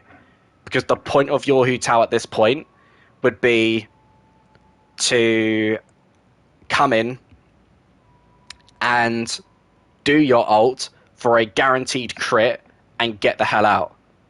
But I think one of the things, Laurie, that I was really harsh on was this notion that I was saying that, but you only are, if you are down to 1 HP, you can't afford to be hit again. And this issue of, you also got to realize that in order to trigger this effect, you kind of need to be careful as well, right? Because I would kind of hope that this can be triggered by Hu Tao herself. So if let's say you're on the 30 HP and you proc a skill, you yourself could trigger the below 25%. You don't need to take damage, which means one of the critiques I said yesterday was, oh, you need to be shield. You can't have a shield person because you need to take damage. But you could, but why would you want to use Hu Tao without someone with a shield? And kind of went on a tangent there. I should consider though the reality that you can trigger it yourself by just activating your skill and cutting your health down. Voila. Other thing to consider also is that if you were down to a lethal shot and you're down with 1 HP, you'd be able to zip around enough, and with enough energy recharge, if you did proc your ult, you're going to recover your HP back, which by this point, your 3 talents up. And if my gut's right that after 10, it will still continue to heal your HP, then you're going to get a huge amount of HP back, especially if it's in a group. And the other thing to consider is we've got certain characters who we will talk about when we get to Barbara and Chi-Chi, that they can revive people who have been killed. That has a cooldown of, I believe, 15 seconds. Sorry, 15 seconds, I wish. 15 minutes. Hu Tao's can be done every minute. Very, very good. Downside is this Hu Tao is really gated towards more of a sub DPS. This constellation does not um, correct her Hu Tao's biggest flaw is the fact that there is a window where you are not doing damage. And what these constellations and what Hu Tao has done instead, unlike Child, where the constellations try to rectify that and ensure that she can stand on her own 2 feet, what this Hu Tao does is ensure that the rest of your party can have amplified damage while you're on the bench waiting for your cooldowns to recover so you can then carry on and wreck shit. So it's one of those, it's really great if you are playing in single player, but Hu Tao in co-op and Hu Tao's your only usable character, yeah, it's cool that you're going to do a guaranteed crit hit, but you would certainly, if you were playing in co-op, you would not have this build in place of like, I want to have 300% crit damage and no crit rate, because it can only be triggered every 60 seconds. You don't want that in co-op. This is more about making sure that you don't get killed in co-op. So it's good, and the best thing about it is that there's no niche behind this. This can be triggered at any point so long as Hu Tao loses the HP. It's not like Xiao where you have to hit 2 people to trigger an effect, or it's not like Eula's who does have complications who we will get to. Hu Tao just needs to lose your health. So the benefit is it can happen against any fight. The downside is it's not good in co-op. That's kind of where my thoughts are. Where I would personally say, twist my arm, Callum, where do you want to stop? You stop here. If it's either a C1 or C4. C4 will guarantee that C4 guarantees that your Hu Tao will forever remain relevant. I could confidently say that. In order for Hu Tao not to remain relevant, would need to bring out a character who can provide over 24 crit rate to your team. It's a big ask. And more importantly, is a really fun character to just play around with. She's got a ton of other things going for her. That's just fun to play as well. So, overall, Hu Tao does have fantastic constellations like Ganyu. They are just beautiful, beautiful cookies. Each one is solid. Each one makes her more unique. They don't make her more of a bigger DPS. They make her more relevant that hopefully she can't be power correct by going down this direction. While it sucks that it won't be useful in co-op, the reality is you will never bench her in a team if for some reason you went all the way here. So that's kind of where I'm at with Hu Tao. We'll talk about the Traveller quickly. We'll be very fast. Everyone gets C6 anyway. So Palm Vortex pulls in opponents and objects with a 5 meter radius. Okay, so increase radius, fine. Increase your energy recharge by 60%. This is the best constellation. Increases your gust by 3 levels. It's the ult first. Fair enough. It's a cool ability. Reduces damage while taken when cast Palm Vortex by 10%. Actually quite cool because it's reduced damage, so you're not going to die, but really it'd be better to have reduced interruption. But to be fair, whenever I've used Animo Traveller, I've never not been interrupted. If I'm casting Palm Vortex, I've never not been smacked out of it. I don't think that's a talent of his own. Increases the Palm Vortex by 3, fair enough. And then this is Mini Venti, so anyone who gets caught in the tornado has their Animo resistance decreased by 20%, and if it's absorbs, then it will be another 20%. Issue of this is the tornado just sends people too far. So you're basically running after the tornado if you kind of want to hit them, unless maybe you're Yanfei and you can just snipe from a massive distance. I don't know who else this would be beneficial for, or if you were in a domain and you basically had them cornered and they're just stuck and they're stuck against an invisible wall, then sure. Otherwise, you stop here, even though you can go all the way to C6. But they have the increase in energy recharge, that's great, right? Because you just get the spammy roll. Right, moving on. Eula. Okie doke, so Eula's, every time the Isotide Vortex, Grimheart stacks are consumed, which are the swords that's above Eula's head. See the how to play Eula guide for more info. Eula's physical damage is increased by 30% for 6 seconds. Each stack consumed will increase the duration of the effect by 6 seconds up to 18 seconds. So, you have 2 stacks. Right? And so because the thing is, when you consume your stack of Grimheart, that means you are doing your hold E, which has a much bigger cooldown. So let me just switch into Eula for this.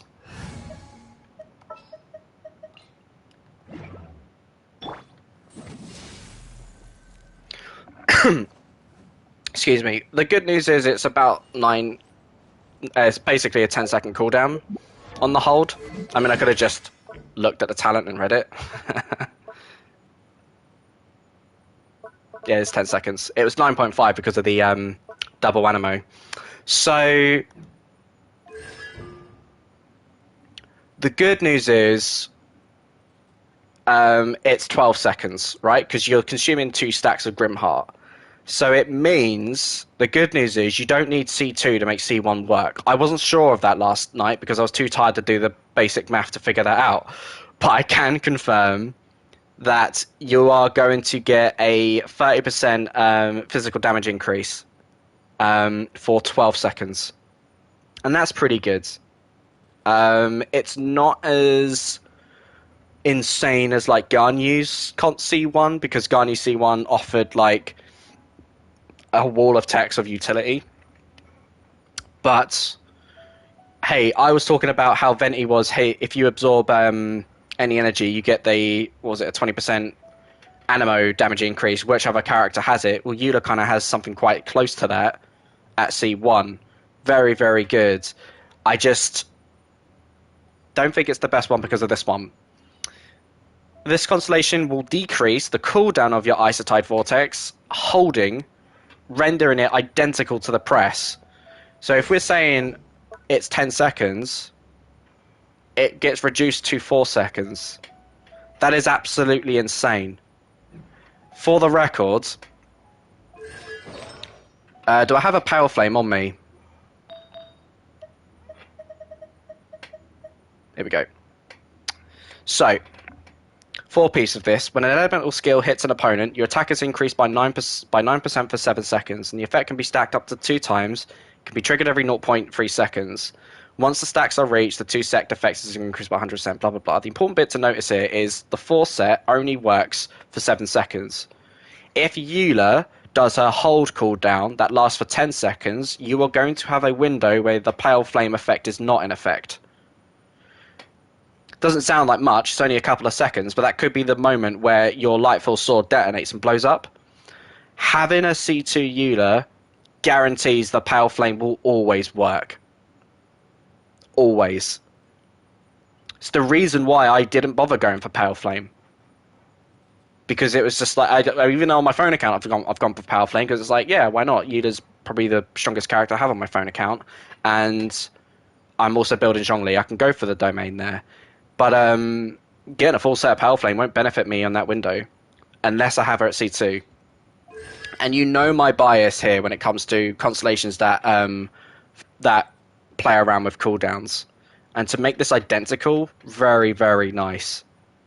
Because it just puts you in a really cool rotation of being able to consistently keep reducing the physical resistance of people with this. And using your skill does count as a stack as well. So you can't even use the argument of, but I'm not going to use the skill often because I want to do basic attacks to build up my stacks. It's just like, but your skill can do it. This kind of would be where Callum would stop. If you're twisting my arm, Callum, where do you want to stop for Eula? What's the best constellation to stop at? Probably C2. We'll look over the others because the others are pretty great. Let's start with this one. Really, really amazing that MiHoYo were like, hell yeah, we're going to give you the ult first. Really nice. Most of your Eula damage will come from the ult, so to get it at C3 is really, really good. I'm a huge fan of it. They could have easily made this C5, like Xiao. But unlike Xiao, they were like, no, have it at C3. So you've got a really nice set of cookies to work towards from here. 1, 2, 3. Very nice. C4. The Lightfall Sword deals a 25% increased damage against opponents with less than 50% HP. It sounds good, but it isn't. This is a trap constellation. The reason why it's a trap constellation is because the Lightfall Sword will do 25% increased damage only when they've got half the HP. Now, I am repeating myself, but I need to paraphrase that it's only useful for opponents who have half their HP. Now, Eula's massive, astronomical damage that comes from her ults is already going to kill the person. The reality is, if you've been able to whittle their health down to half of their HP, I'm going to be pretty confident that the sword's going to blow up and kill the enemy anyway, without this constellation. If it was flipped, and it did more damage to people with over 50% HP, I'd be down for it. Because the reality is, Eula can only do AoE damage when the Lightfall Sword detonates and blows up, or shenanigans with the other talent that she has, the Roiling Ride, I think it's what it's called. So Eula's biggest issue is that she doesn't have AoE. She can't do AoE damage, so she's single target. And the issue with this constellation is it only benefits the single target that she's already got down to half the HP, and not the group of people that could be around her. Do you kind of get what I'm saying with this? Where the issue is that if it was over 50% HP, then you're going to guarantee that you might be able to one-shot everyone in a group. But the reality is, if it's less than 50% HP, the chances are you're just going to one-shot them anyway. And even for a big boss like Ajdahar, the issue with Ajdahar is that he has set health points that he becomes invulnerable as he goes into his next phase. So it's not even like you can guarantee to kill Ajdahar with one hit after 50% HP, because his HP gets reduced in thirds. So it's not even good for that. There is not a good use for this constellation. And that's why I would say you can stop here. You got nice cookies, 1, 2, probably stop here. You can definitely stop here. But to make the jump to C4, I'm not a fan of it. And then to C5, issue that I need to find out with C5 is I need to know after talent level 10 if the resistance shred continues to go down. If it does, then this is great. If it doesn't, then it's a very bad constellation. Then we've got 2 not good constellations on Eula. However, C6 is insane. So, when Eula C6 basically means that you start off your ult with 5 stacks already. I think you get about like 10 to 12 currently at C0. So to get 5 immediately is insane. On top of that, while you're doing your normal or elemental skill or your burst, there's a 50% chance at any time that you can gain an additional stack. So you are going to do like the actual power jump from C0 to 6 is probably one of the biggest jumps in the game that we've ever seen because of this constellation. And the thing about this constellation is there isn't anything in the game that warrants this amount of damage. To be fair, I actually want to see how a Eula would handle the latest event stuff. To be like, okay, could Eula be able to one-shot something like that with a C6? Otherwise, the actual benefit of this constellation, however, is if you have a Eula at C6, you are going to do so much damage, then you can absolutely and should go for a energy recharge Sands. Because what's the point in having all this damage if Eula doesn't have the energy to proc her ult? And it is really useful for the record about the cooldowns here being identical, because you do produce a lot more energy when you hold your skill compared to when you press it. But it doesn't stop the fact that Eula's biggest hurdle is the fact that her ult requires 80 energy. She's not the best girl at providing her own energy. And none of these constellations help her in that way, minus this one. So good. That's kind of why I would put this down. It is an absolutely insane constellation. It is one of the best C6s in the entire game. The only other downside is that you cannot create stacks against Abyss people with the shield. Abyss heralds, the people with the book or the no, they both have books, don't they? No, one of them has water daggers. Those guys you can build stacks on even with their shield. Yeah, you do. But the actual Abyss mages with their bubble shields, you can't generate stacks against them. And so why is that an issue? The issue is we don't know what enemies Mihoyo will introduce that will also make this completely irrelevant. That's the danger here. That you don't like, how Mihoyo are trying to bring out bigger enemies that can't be sucked up by Venti's ult. What they could do is introduce enemies that basically prevent Yuta from building up stacks. And if she can't build up stacks, then she's not going to do this massive damage. None of the constellations can change that. So, kind of why I'm always like I'm looking at Hu Tao, like, there's nothing to stop you from activating that C6. But there is stuff that can prevent Yuta from activating this, and there are things that can prevent Xiao from activating his C6. Also, just throwing it out there that Ganyu's just such a legend. She just needs to do her skill and she activates her C6. So that is something to take note of, is how likely can a character proc this? And there is a hurdle here for Yuta. It's not the biggest hurdle, right? It's definitely doesn't mean it's shit. No, of course not. But if you're going so far and you're committed to C6 a character, you want to make sure that there is nothing that will prevent you from having this backfire. Because the amount of money or time or other characters you are ignoring to build this, you want to make sure that if you C6 a character, you are never benching them. And you need to make sure that it is iron. It is basically ironclad, unbreakable. And I just hope that Mihoyo do not introduce more enemies with a bigger shield like the Abyss Mages that can completely fuck Yuta over like this. Yuta at Noblesse Domain, not fun. Just saying it. Right. Okay. Here we go. We've already done Ning. Done Xiao. Sorry, I've kind of lost my bits here. We're on Child. So, good old Child. Let's do this quick. Child C1 decreases the cooldown of his Foul Legacy Raging type by 20%. This would have been a pretty good constellation, because you know how Callum likes constellations that can reduce cooldowns, except for the fact that C6 makes it completely and utterly redundant. So while it is nice to have a 20% cooldown reduction of your skill, the issue is I cannot think of a constellation that gets made completely redundant by another constellation, and poor Child is the only character who has that, where C1 becomes absolutely bloody useless because C6. Next one. When an opponent affected by Riptide are defeated, Child regenerates 4 elemental energy. This is pretty good.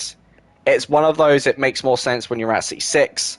But in terms of being able to regenerate your ult quicker, to spam it, that's kind of how you play Child.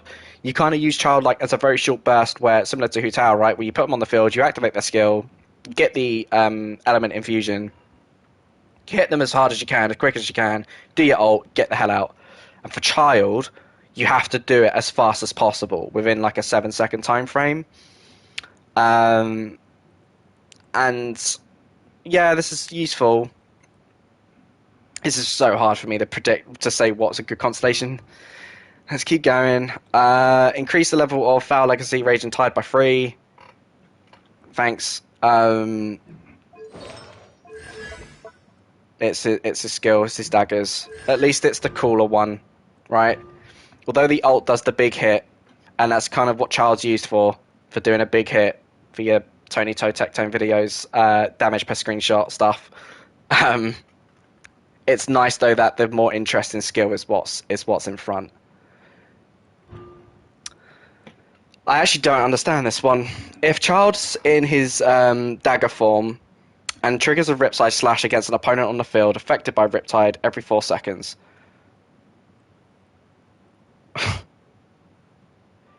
It triggers a Riptide flash. Who is Tony Tuk Tuk Tuk?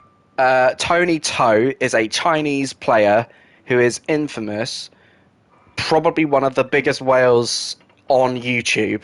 Probably spent one of the most money ever spent, and he basically tries to create the most overpowered character possible with however money doesn't matter. I'm just going to keep chucking money to make it work, and so it is cool. I do like the video. I always like it's kind of the appeal of Tenha, right? Because Tenha's appeal is like, I'm going to show you what a character's maximum potential could be, you know, at C6 and, you know, go, you know, and all that stuff. Tony Toe takes that to a whole other extreme. He only talks about that, whereas Tenha kind of has like a bit more of another personality that I think other people are quite grown to. But Tony Toe is straight up, here's the math, here's the prediction. He when he read up Euler's leaks, he predicted that he could maybe hit 5 million damage, and so he had to get Euler, had to get the C6, get Song of Broken Pines Refinement 5, make a specific team comp just to show off that I can do it. And it's cool, fine, but it's incredibly misleading, and everyone needs to accept that this will never happen to anyone. So it is kind of it's cool to see, but everyone needs to realize this is not how anyone can play Genshin. That makes sense? Because it's just impossible unless you're willing to throw down the amount of money that he's thrown down. That's insane. Just think of all that money you could spend on the Steam sale instead.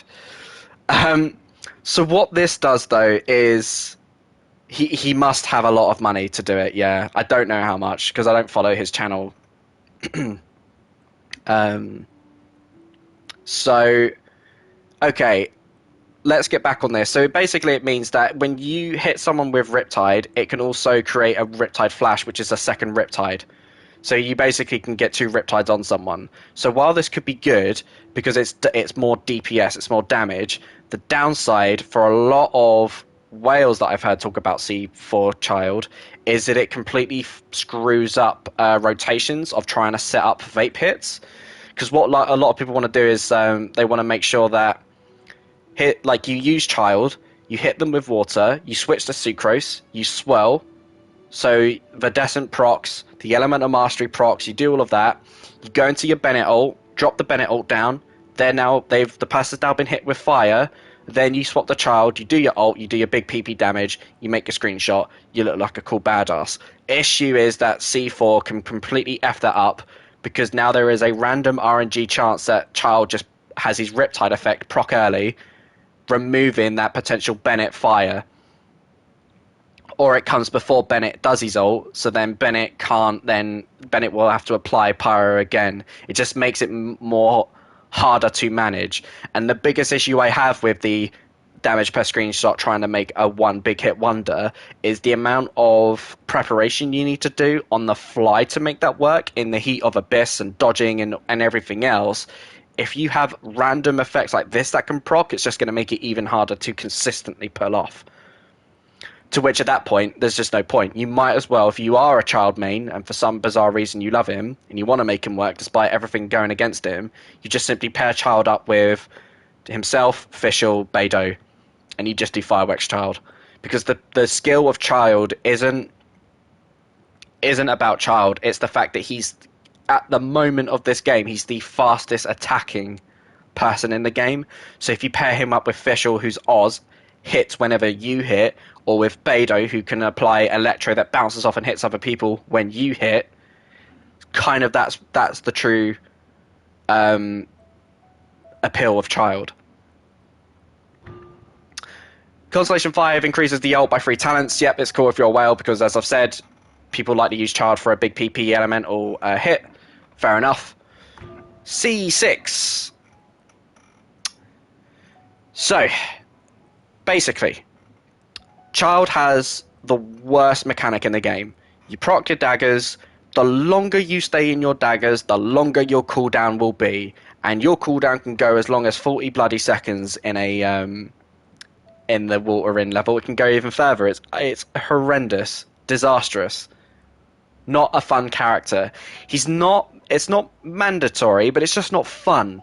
to feel like, at least with Hu Tao, the game forces you. Why do you think Child is bad? He's not bad in the if you know how to play him, because to play Child, you just need to be aware. But the game doesn't force you when to stop playing as Child. You could get carried away, and if you make the mistake of staying in his dagger form for too long, now you're left with a horrifically long cooldown. And you better hope you've got someone else to use in the meantime.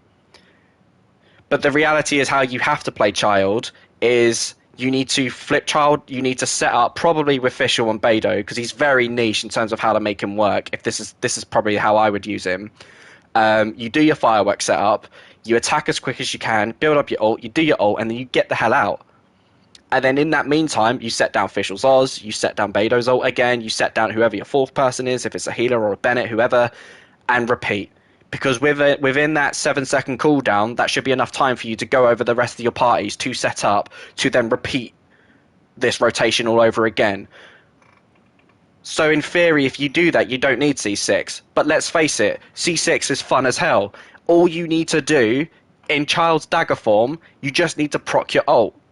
If you can proc your ult while in dagger form, you no longer have a cooldown. The best thing about Child C6 is this is one of the only few constellations, for better or worse, because there is a good debate on should constellations fix a character's flaws, and I am mixed on that argument. Despite where your stance is on that argument, the reality is this is one of the few constellations that directly addresses Child's flaws. You just need energy recharge to proc, and C2 will regenerate energy per person you kill by Riptide. Which, for the record, when you kill someone with Riptide, it shoots out and hits everyone else and affects them with Riptide. And on top of that, your C4, just a random chance that Riptide just gets hit again on someone, it just means that your DPS just shoots through the roof. And each time someone dies, you get 4 energy. With enough recharge, you're going to proc your ult again. The moment you do your ult, bang, the cooldown's gone. You cannot deny this is a really fun constellation. It's not a gang-broken constellation, but the other thing that makes it also great is that Child now becomes completely and utterly viable in co-op.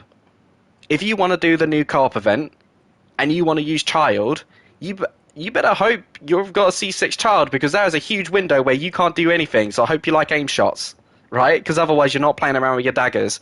And I've played Child in co-op on my own. When my brother, my cousin, and his friend all played Genshin, we did the Crimson Witch domain, right? I didn't have Mona at the time, and so the best someone else was using Ganyu, so I used Child because it's like, well, I could apply Hydro.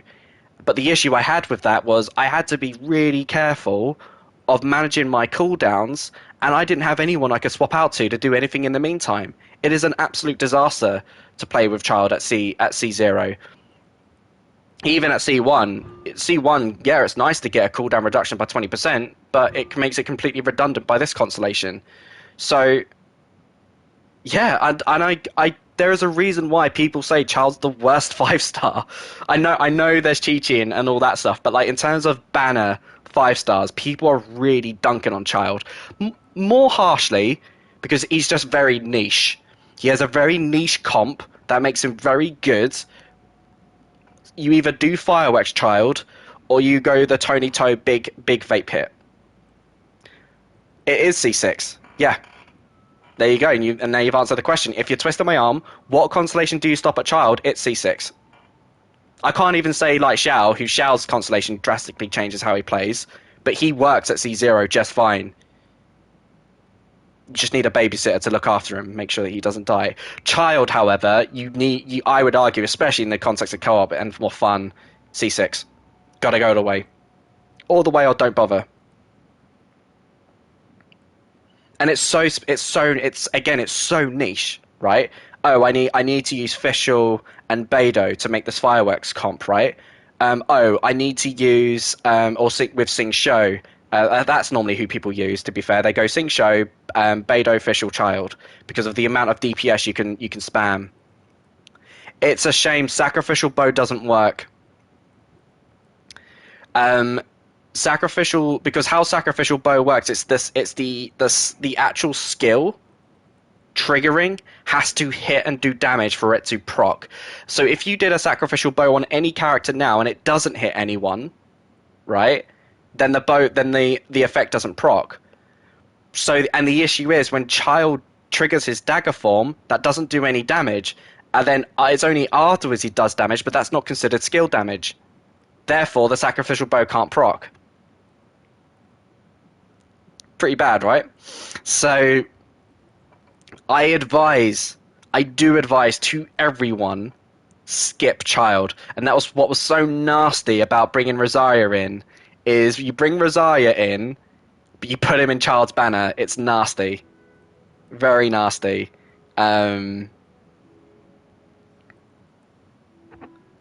So, moving on. That's kind of where I'm at with Child. Oh, we're finally past where I got to last night. Here we go, official. Right. Very excited about this. I always enjoy talking about 4-star constellations because they're more... So why wouldn't it work? I can prove it to you. It just don't proc. It's just been tried and tested. Boop boo boo. Oh yeah, I killed him. I killed him. Oh, that was funny. I need to explain that. So I was doing a achievement hunt. I was doing an achievement hunt, and I was doing the one with the Animo boss where you need to infuse the tornadoes with elements. Garnu, for the record, Garnu's charge attack, when it procs... Your cow is wrong song isn't about the play. No. The biggest regret that I have about being wrong is what I didn't know about Zhongli, and I'm never living that down. I'll always punish myself for it.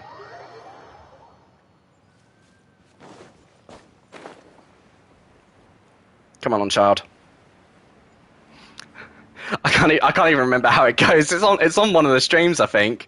Was it the stream with just you, or was it like a Final Fantasy stream? Right. Anyway. You're open. So, even though it procced, the issue is now I remember. The cooldown doesn't trigger until after you leave the dagger form. So even though it procced, it doesn't matter. There is no cooldown already.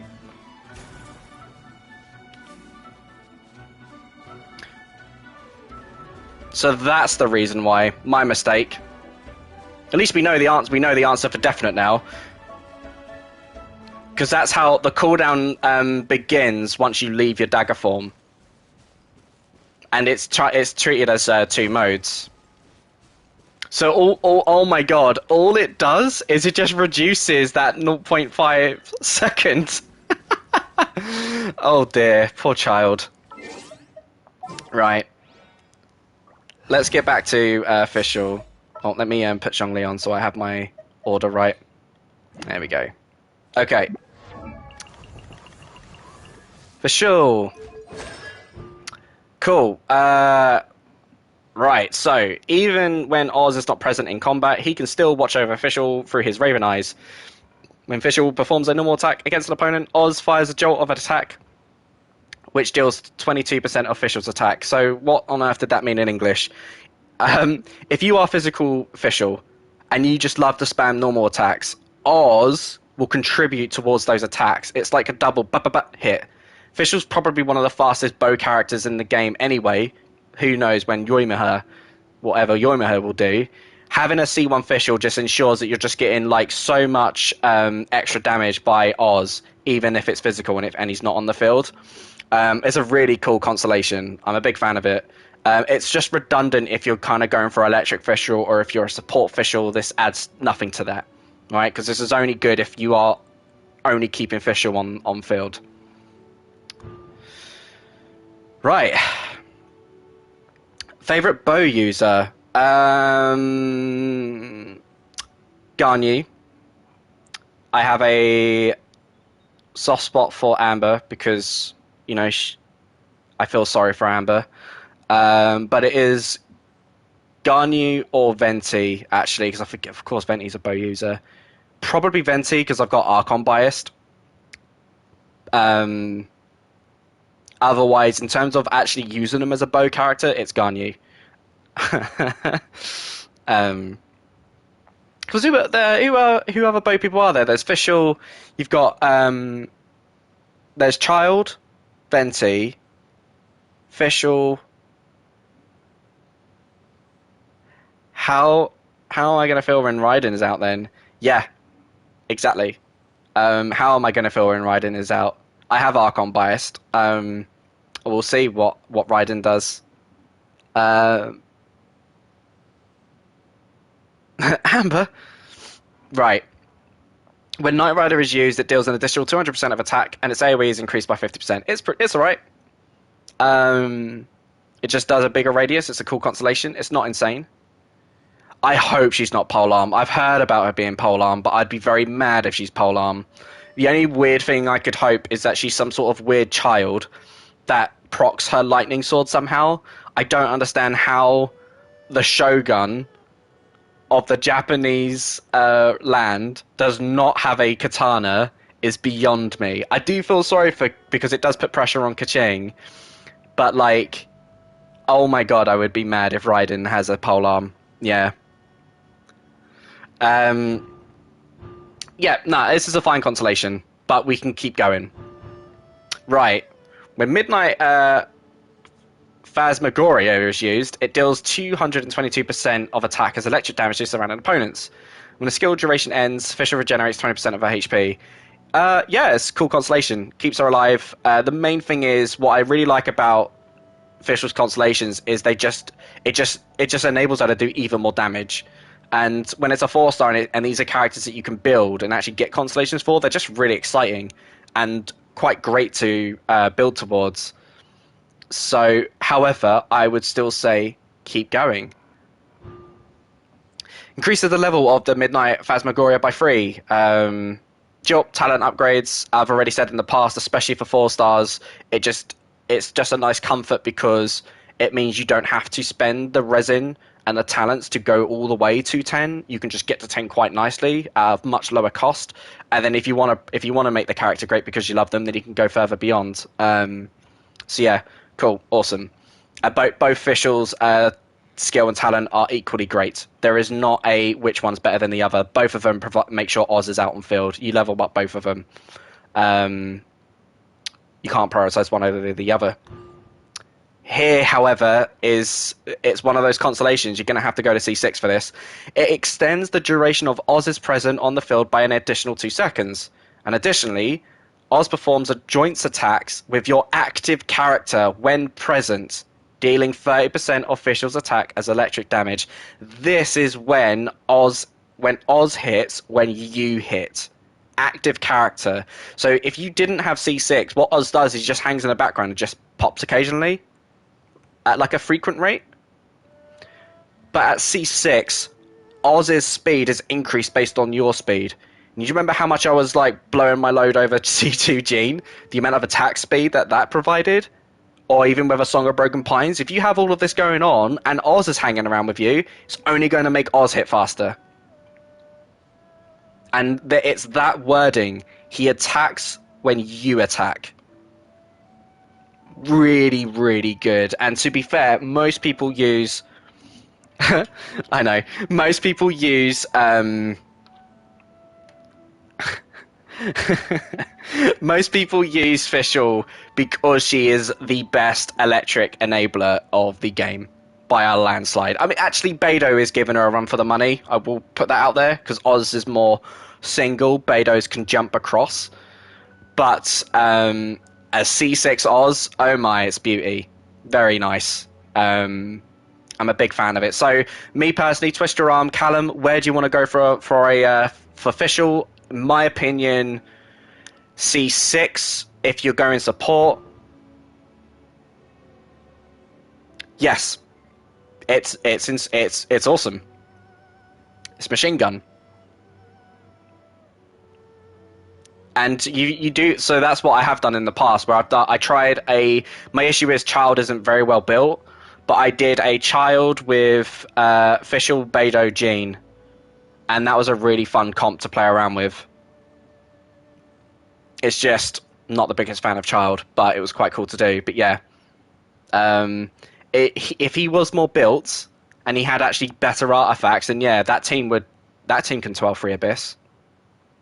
I feel confident in that, provided not floor 11 from the previous Abyss where you had the slow in water tides would have completely ruined child. Right, next up, Mona. Well, it would work with Kaching. Also, right, she attacks pretty heckin' quick. Um, she can, but Fischl. I think Fischl's faster than Kaching, and at that point, unless you just want the double electric fusion, the benefit of having Oz on the field is to apply electric to a character that you plan on reacting with. Mostly, it's with a water character, ideally, but it also could be used for superconduct. You can't deny the insanity of if you had an ice, like if you were going physical Rosaria, physical Kaya, physical Eula. Well, Eula's always physical. Oz on the field is your guaranteed electro support. Asterix Beidou, but we'll get to Beidou when we get to Beidou.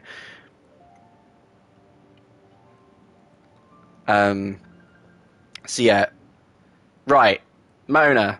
Let's talk about Mona. This is going to be a hard one to figure out, so let's figure this out together. Right, Constellation 1. Who's the fastest in the game without any buffs? In terms of attack speed, if you're asking me in terms of attack speed, it's Child. However, do need to consider that Child has a horrific long cooldown afterwards, so on average, it wouldn't be Child, right?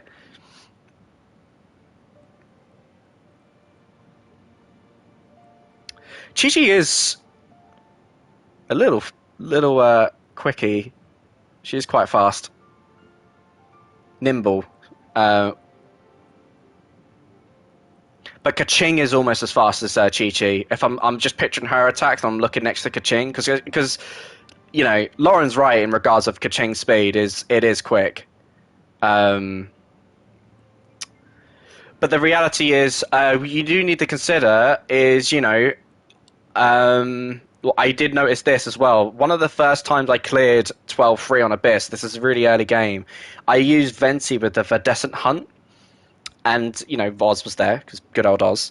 And what happened was the Verdescent Hunt procced that little Cyclone with that multi-hit. Oz hit it at the same pace of the Cyclone, going ba-ba-ba-ba. Oz also went ba-ba-ba-ba. And it was the reason how I was able to 12-3 for the first time. So it's all sorts of weird shenanigans. Right. So, when any of your own party members hit an opponent affected by Omen, the effects of Hydro-related elemental reactions are enhanced for 8 seconds.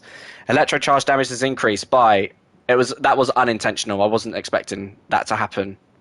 But then that's when I realized, oh, snap, so weapon effects could also be counted as attack speed. One of the things that I would like to know is if Oz's attack speed goes at the pace of Venti's ult, because if that's the case, then that would be insane, right? That's one of the quickest things I can think of how fast something can be hit.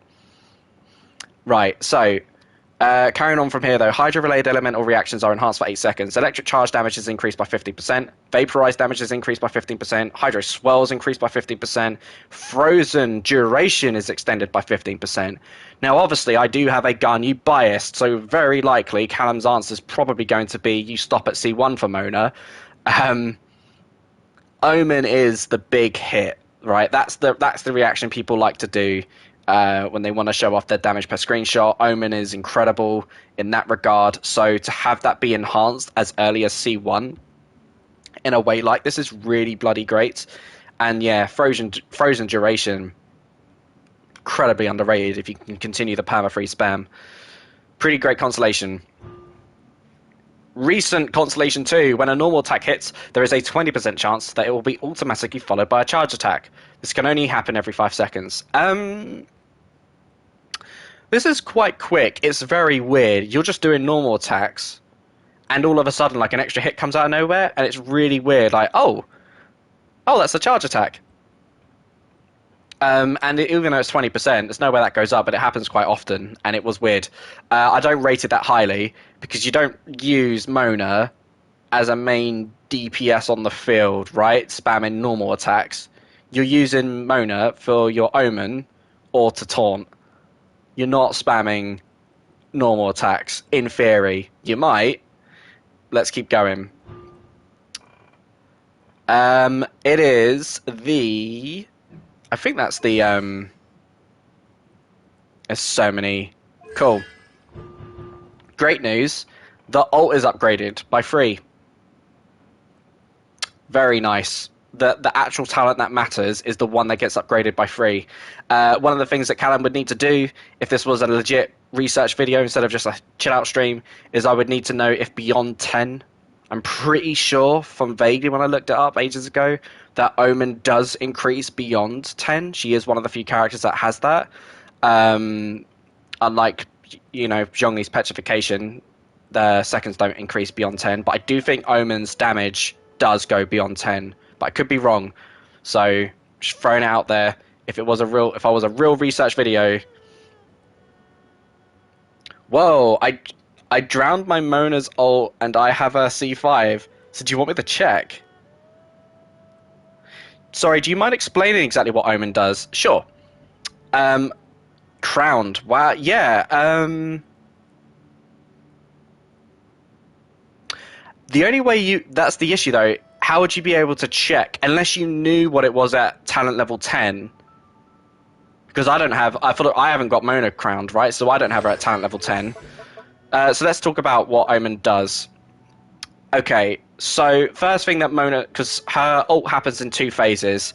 First thing that Mona does is that she creates a water bubble that traps small enemies and keeps them immobilized so they can't move. That's the first part.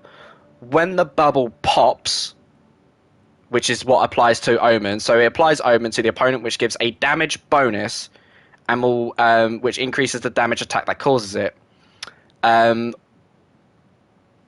Basically, when you hit the person, there is a thing called Google, sure. I mean, otherwise it's just me looking up honey link thingy. I'll explain this and I'll look up on I'll look it up. I'll do the research. Okay. So you get someone trapped in a bubble. When you hit them, it's going to increase the amount of damage that is caused by it. The damage bonus. Well, we've flown all over the place.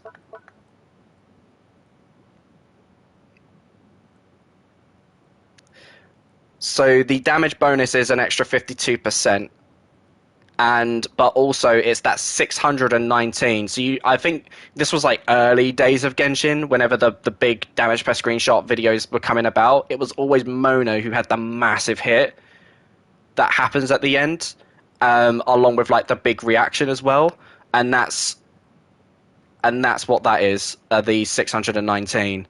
But the damage bonus is, I don't know the math that well, but the damage bonus is an extra added calculation. So the issue with how damage is calculated in Genshin, there's a ton of different things that get calculated based off like what your base attack is, what your attack percent is, what your element is, and then you've got crit damage, and then there's bonus damage. And so like, because it's a separate part of damage, it means it can't be reduced in any way. So it's another almost a multiplication. So it just scales further. It's a bad way of describing it. There are way smarter people than I am who would do it justice. Essentially, the TLDR takeaway is Omen enhances everyone's damage if it's hit. C1 will ensure that the reaction will be bigger because, as it said, if it gives, what was it, a 20% increase in damage? 15, my bad.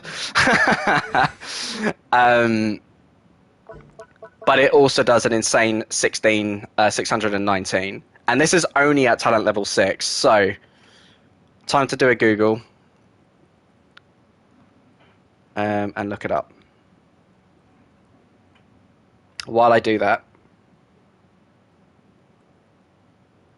Let's look at the rest of the constellations. Right. Umai. When any party member attacks hits an opponent that's affected by Omen, their crit rate is increased by 15%. Well, that sounds insane. Although it's not as nutty as Hu Tao's 24 crit rate increase, this just ensures that the hit that you do just has a 50% added 50% chance of it critting.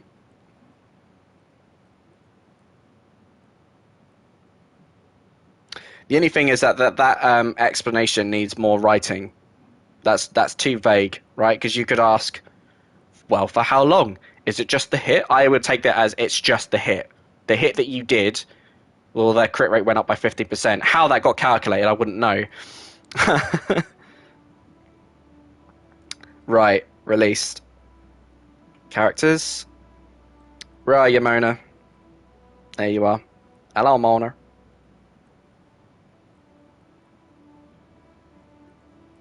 Why does it say max level 15? Because, Haruka, they are other mechanics that can increase your talent levels. Recently in the Twisted Domains, you know how you could get those different gem slots? One of them was able to increase your ult by an additional 1 talent. So Mai Zhongli's Meteorite was on talent level 14 for that thing.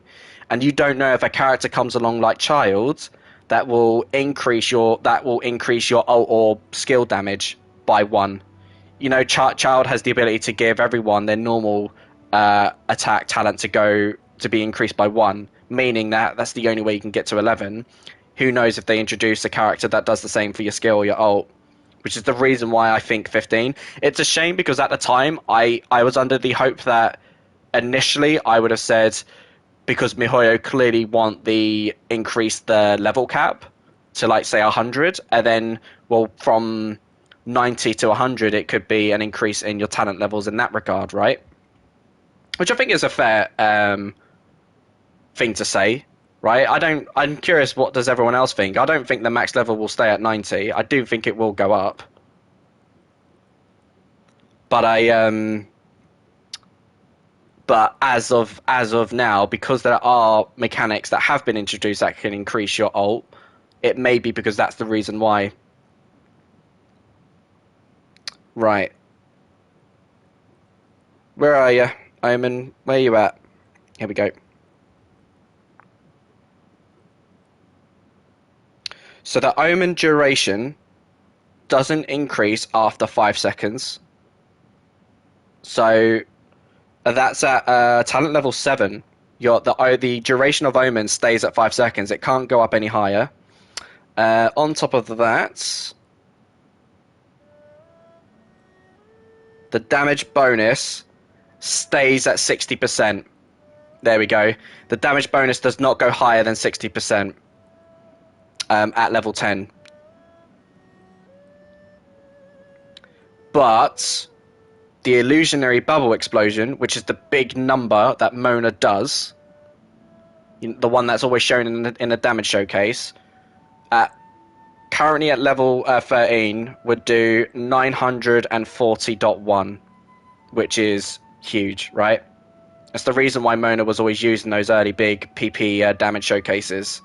So hopefully that answered the question. So useful to know. Not like Bennett. We'll get to Bennett. Okay. Pretty cool constellation though. Increasing crit rate. Nice. This is your skill. Go up by 3 levels. That's fine. It's what it is. Not to rank on it too hard. It's a taunt. It's really useful. But hello, Sir Gregor. Welcome. We are breaking down constellations.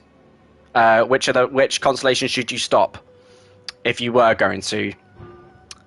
Right, what does C6 do? Upon entering the illusionary torrent, Mona gains 60% increase to the damage of her next charge attack per second of movement?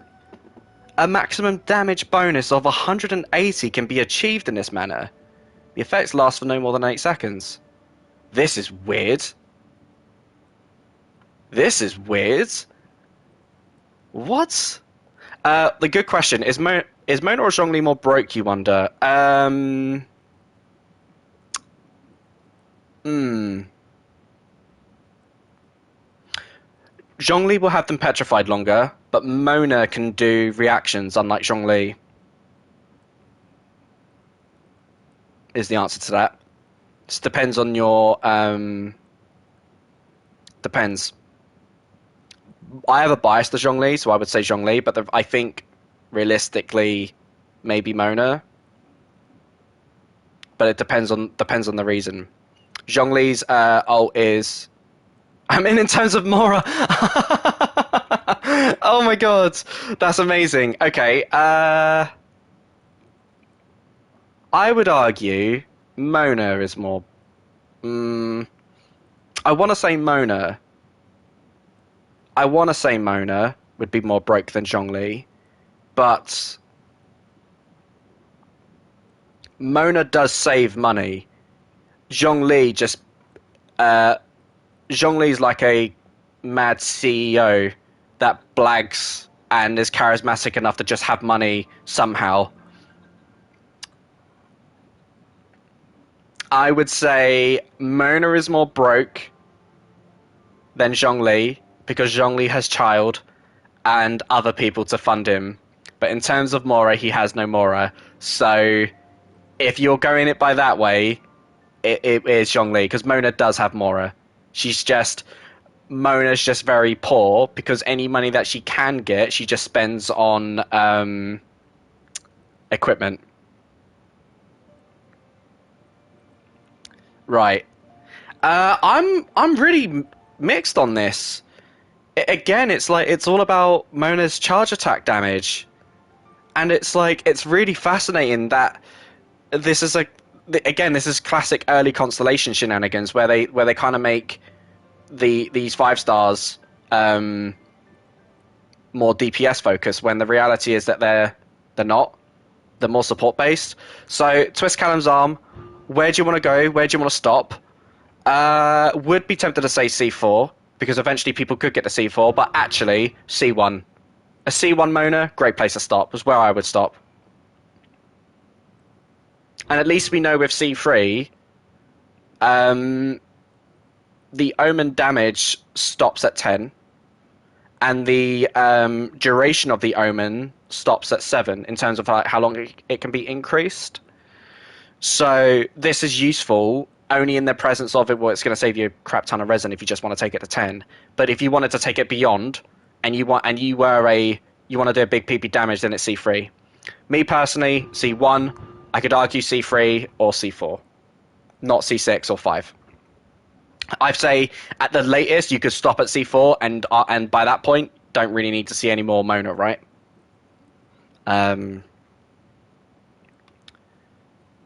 Cool. Right, moving on. D Luke. Okie doke, D Luke. Mr. D Luke.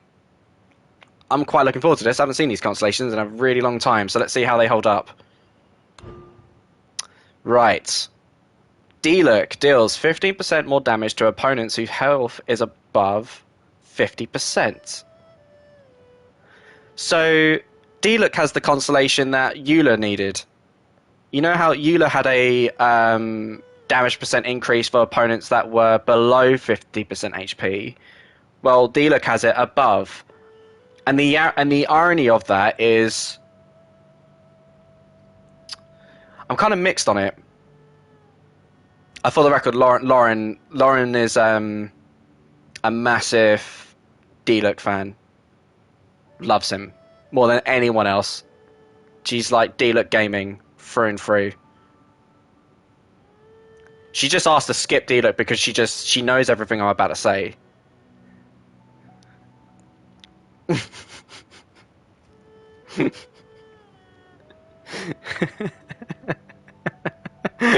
Right. This is a pretty cool constellation. I just don't know if it's I just don't know if I'd prefer it. Ironically, I would swap them. No way. C2? Oh my god, let's look at C2. No, I am kidding. Basically, Lauren can't stand D-Luck. It's her least favourite 5-star of the standard, and because of that, she's getting nothing but him. I just want to put it out there on stream. Oh, I don't like Jean at all. Jean's my least favorite character. You know, I'd be very upset if I got a Jean. Um, so this is a cool constellation. It's not like a it's not insane, but it's okay. It's okay. Um, not that excited about it. So let's keep going. When D-Look takes damage, his attack is increased by 10%. His attack speed is increased by 5%, and it lasts for 10 seconds. It can be stacked up to 3 times, and it can only occur every 0.5 seconds.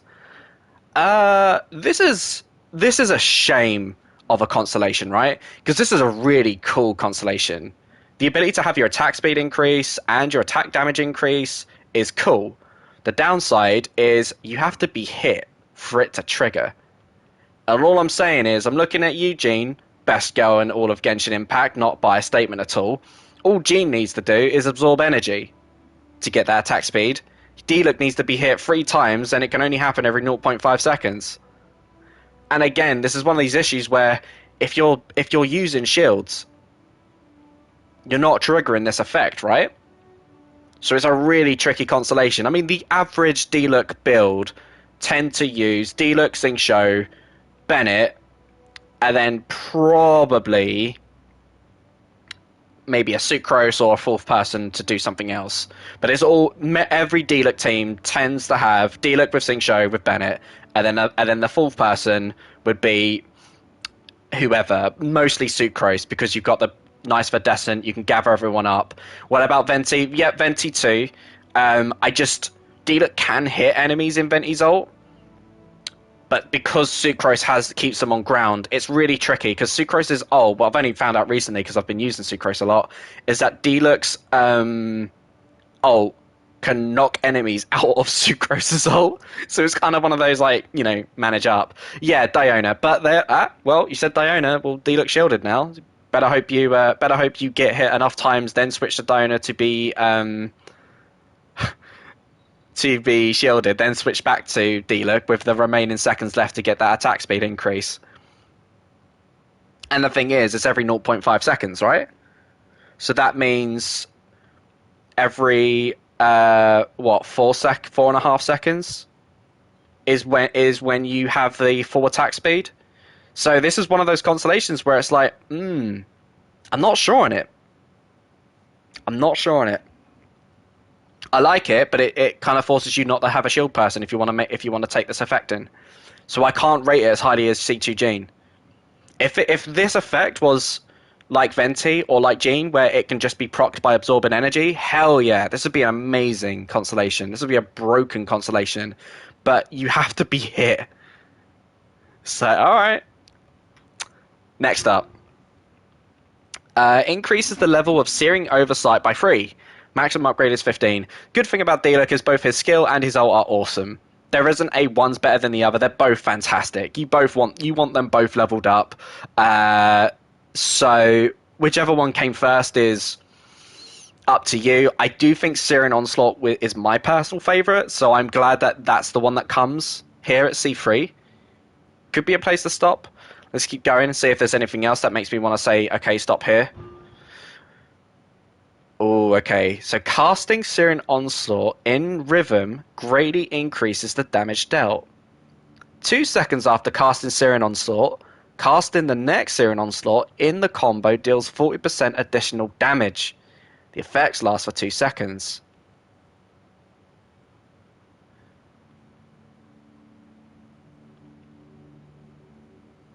Very strange. So you need to wait for 2 seconds, then you do the next one. And if you do that, you get 40% more damage. What a weird way to say it, though. What a weird way to say 2 seconds after you cast a Searing Onslaught, then when you cast the next one, it's going to do 40% more damage, but the effect's only going to last for 2 seconds. Yeah, I actually think... Yeah, which Haruka kind of nails it. This is actually the pattern that you want to do anyway, because it is a good rhythm. You basically you start your D-Look fight with you get your Sing Show ready, bop. Bennett puts his ult down, awesome. D-Look goes ult, Phoenix flies, and then you just go two normal, one searing, two normal, one searing, two normal, one searing. Um, yeah, I'll say it. You can stop here. I'm not a fan of these constellations. They're not disastrous. They're not Shao bad. They're definitely not Shao bad. They're just all right. And it's kind of one of those things where we're just dealing with the effects of these are standard 5-star characters that just didn't have the most broken constellations. They just kind of amped your damage just a touch in like here and there different ways. This is the one though that I'm like, here we go. This is a good constellation though.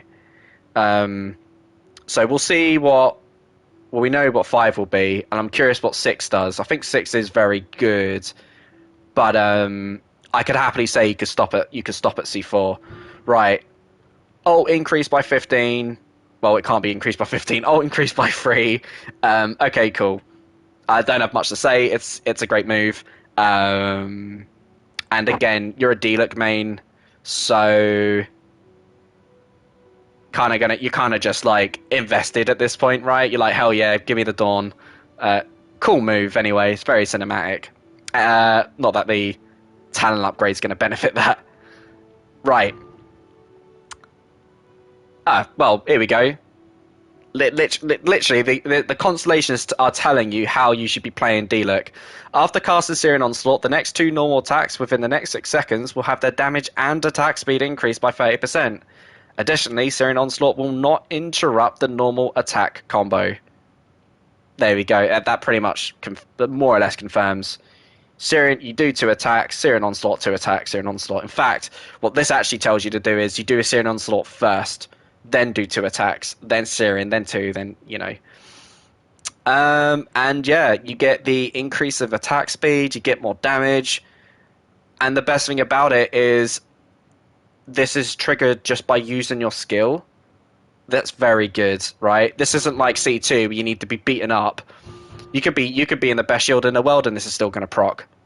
And while it is good to try and get that to stack, you wouldn't have to worry about it. Could you imagine a C6 D-Look with a C2 Jean with the Song of Broken Pines and just how fast that would go? I actually wonder at that point, could D-Look catch up to Razor's speed? Because Razor's just lightning anyway, you know. I wonder, does D-Look need all of that going for him just to reach Razor speed? Right. So the answer to that was, I think for me, C4. I really like C4. Otherwise, you could go all the way to C6. I tend to avoid saying, you have to go to C6. So I would say C4, but if you are after C4, there's no harm going to C6, right? It's not like I'm trying to say with the Mona example, where C4 is like a nice bookend point, or Jean's C5. Like D-Look, it's not a bad thing if you get this constellation, then this constellation. Not at all. These are great constellations. Right. So, yeah, D-Look kind of had a little bit of stale cookies, but we got there in the end. Closer to the oven. More freshly baked. Some good stuff at the end.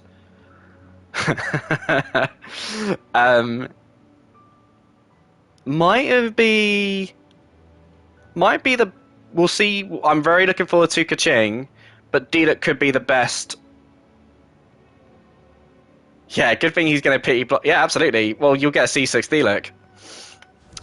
Hello, Noel. Okay, I know the answer for this already, peeps, but I'm still gonna read them out. Noel's constellations. So, when sweeping time and breastplate are both in effect, the chance of breastplate healing activated is increased to 100%. In English, if you have your skill and your ult activated at the same time, every hit you do will heal. Pretty good constellation if you consider that when Jean does normal attacks, there's only ever a 50% chance that Jean can heal. Well, Noelle can have that to 100% at C1, but it is very situational. You need both of these activated at the same time. And the thing about Noelle's healing is Noelle can only heal you if her shield is on. Shield has to be on to heal you. Whereas Jean, in theory, can just slap normal attacks to heal you without anything else. Noelle needs her shield in order to start healing you, and it is only a chance to which you need your ult on at the same time to heal. Pretty cool constellation, but definitely not where you need to stop. We've got to keep going. We got to keep going. Next one. Constellation 2 decreases the stamina consumption of Noelle's charge attacks by 20% and increases the charge attack damage by 15. Cool constellation. It sounds like you want Noelle to be a Beyblade, if I'm reading this right. Sounds like, hey, if you wanna consistently heal people and you want to Beyblade it, well, it's going to do more damage if you Beyblade, and it will last longer. No worries. Next up. Increases the level of breastplate by 3. Maximum is 15. I think this is the right right constellation to bring first. At this point, you're not using Noelle to be a DPS. Noelle, at this point, based on these constellations, they kind of want you to use her as a healer or as a shield. So giving you the shield first makes sense to me, right? None of these constellations are going to benefit having an ult first. It's just a downside if you wanted your Noelle to be a main DPS, to which she can be, but it's not now. We've got to keep going. When breastplate's duration expires, or if it is destroyed by damage, it will deal 400% of geo damage to surrounding opponents. Okay, this is a great constellation. For someone who has dabbled in Noelle, this tends to be the biggest hit I do whenever this procs. Welcome back, Aria. I don't know where. Let me know in the chat. What did you miss as well? If you wanted to catch up, I'll give you a quick TLDR. We're just going through Noelle at the moment. We've just come off of D-Look, so we're on Noelle. So yeah, I'm a fan of C4, but this is not where you stop. You gotta keep going. Sorry, peeps. Favonia's Sweeper Master increases the level of her ult by 3. Maximum upgrade is 15. Yeah, no, this is where Cal's gonna have to boot up Noelle because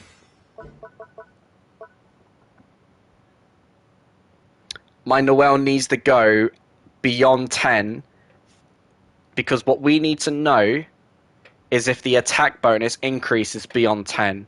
If it does, very good constellation. If it doesn't, I'm pretty confident it does though. All right, so let's look. I'm pretty confident that's a flat yes.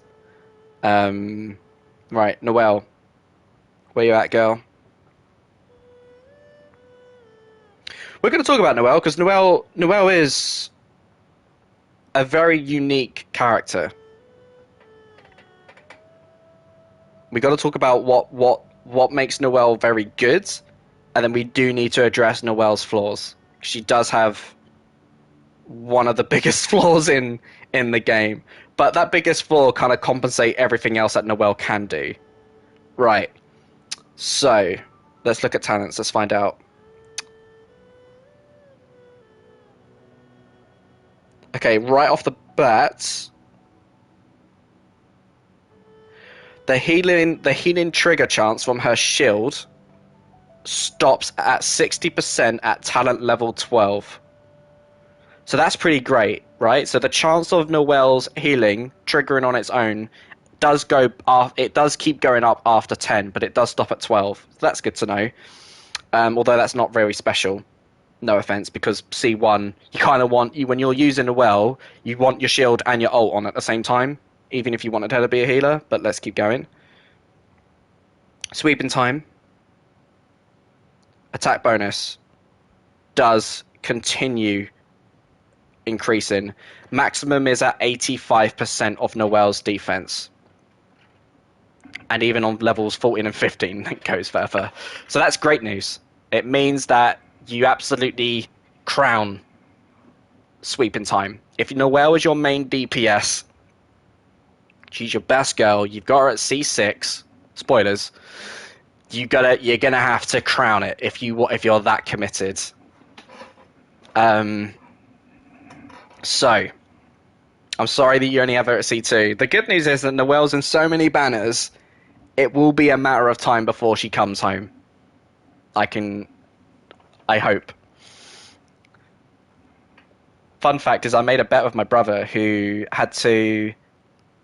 was summoning for Venti on his rerun, and he lacked a healer because what my brother did, he only summoned for Venti, so that meant he saved everything. So he did Venti's banner at the beginning, and then after Venti's banner, didn't summon, other than maybe the weapon banner once to try to get the bow. Saved the rest, and then went all in on Venti's rerun. And I had a bet with him that I said, if you didn't get to C6 and you didn't get a single Noelle, I would put the money down to contribute, basically. Kind of a meme. And the scary thing is, he didn't get Noelle until he had to spend his Star Glitter to finish Venti, and he only got one Noelle the entire time, which was insane. So he got 3 Ventis in his rerun, and then in that time got only one Noelle. Yeah, pretty crazy. Right, let's keep going. Constellations. We've got to talk about C6. We have to talk about C6. Sweeping time increases Noelle's attack by an additional 50% of her defense. Additionally, for every opponent that is defeated during the skill's duration, it will add 1 second to the duration, up to 10 seconds. Sorry, peeps. If you are committed for Noelle as your main DPS, you gotta go all the way for this girl. It's one of those.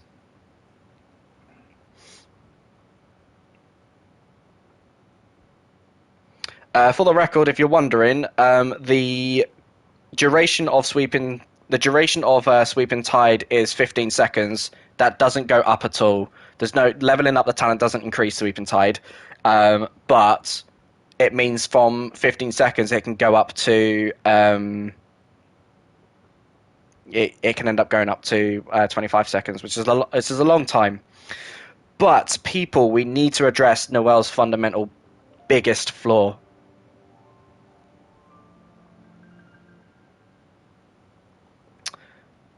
Yeah, this is a really interesting comment. You've only seen Noelle with more than 10k attack with food and buffs, and I'm not sure if any other character can have it. It is because Noelle can scale off of defense. So if you think of it in terms of food buffs, there is no such food buff that can increase your max HP, but there are food buffs that can increase your max defense. And therefore, that with your attack anyway, if you're eating multiple different food sources, that's going to contribute towards Noelle's damage. And I think I'd buy that. Probably is the only character who could have that much attack. So, Noelle's biggest issue, right? Noelle's absolute worst issue is that she cannot at all generate any energy. Not like Shao, where if you're not in your ult, well, don't worry, you can generate some energy then. No, for Noelle, you cannot generate energy. There is no energy that can be generated with Noelle. So you are left with 2 choices. You have to do a Geo battery, which, to be fair, most Geo teams, you go for resonance. I can't imagine a single person with a straight face says, I main a Geo character and I don't do Geo resonance. You would be mental. But whoever that second Geo person is absolutely needs to contribute towards energy. And I hate to break it to people, Zhongli is not a good pair for Noelle. And that reason why is because Zhongli doesn't produce enough energy. even though his shield is great and it would contribute towards Noel's damage. The biggest issue is Noel needs energy and Zhongli's pillars don't provide enough. So, who can? Probably your best bet would be Albedo. Off the cuff, probably Albedo. Otherwise, Geo Traveler or Ning 1, especially C2 Ning 1, because that's a lot of energy you can generate with Jade Screen shenanigans. But it's such a crazy comp. The other thing you can do for Noelle is you could give her the Favonius Claymore as a means of Noelle to become self-efficient, because then she could generate her own. Well, that's different because Albedo is the one Geo character that you, and kind of like Zhongli actually. I'll move them out of this equation. You can use Albedo and Zhongli because they can support other characters. The most important thing about Albedo is off the cuff he provides an elemental mastery buff to the entire team without constellations.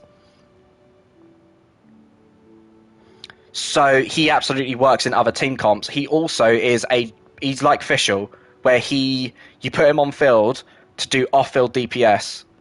Albedo is my DPS. Are you going to be like someone that I met recently?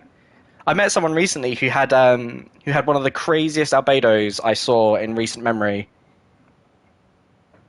I love it. This person who mained Albedo and had a very unconventional Albedo, basically.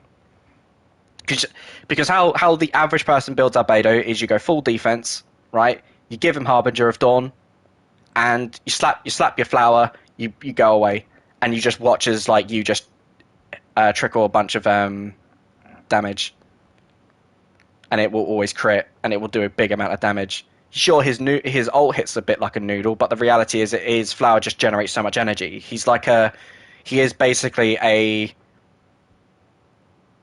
he's like a cross between Venti Fischl in Geo form, and I'm very intrigued that people are calling Kazuha a Animo Albedo, which I'm very curious to see how that will turn out for him. Anyway, point is, if you're committed to go all the way for main DPS Noelle, you got to go all the way to C6. If you don't, and you wanted your Noelle to be a healer,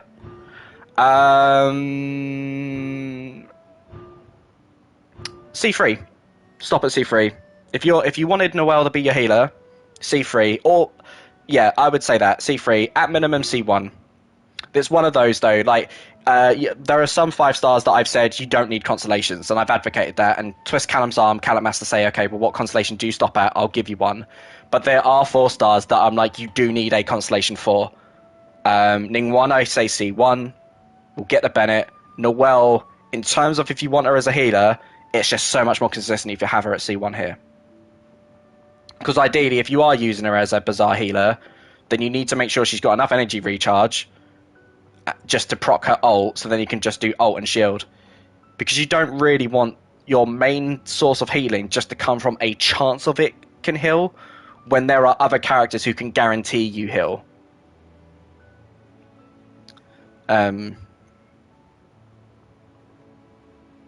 Why would you want Noelle as a healer? It's because she can.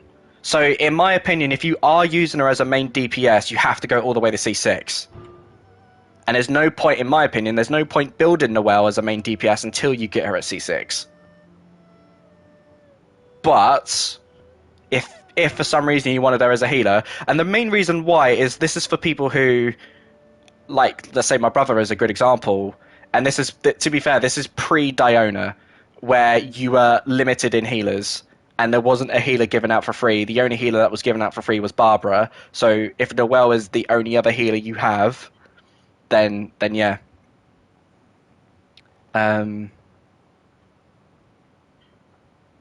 Okay. Right. Here we go, Diona. Oh man, this is going to be a real hard one to do. So everyone hopefully has at least one Diona because of the event. So at that point, where do you stop with Diona? Let's think about it. Regenerates 15 energy for Diona after the effects of signature mix ends. Wow. What a great constellation. It's the thing is like Jean gets this as a talent, fine, but to get this as a constellation, great constellation. Yeah, because like to get 15 energy, it just whatever the energy requirement is for this, 80, it's not anymore. It's 65. These constellations really help those who have high energy costs. If you've got a constellation that can reduce it somehow or a talent, it's such a win. So yeah, awesome constellation. Big fan. Let's keep looking. Spoilers. This is probably the constellation to end on. Increase Icy Paws damage by 15%. Fair enough. But increases its shield's damage absorption by 15%. And additionally, when the paws hit their targets, creates a shield for other nearby characters on the field with 50% of Icy Paws shield damage absorption for 5 seconds. So, she's a mini C2 Zhongli at C2. You are a mega bro, or gal, if you playing co-op, you're doing this event and you're bringing Diona in. Like, I'm going to heal you up. I'm sorry that no one here is a whale or a low spender or lucky to get a C2 Zhongli, but no worries. I'm going to heal. I'm going to give everyone a shield. I'm going to give everyone a heal.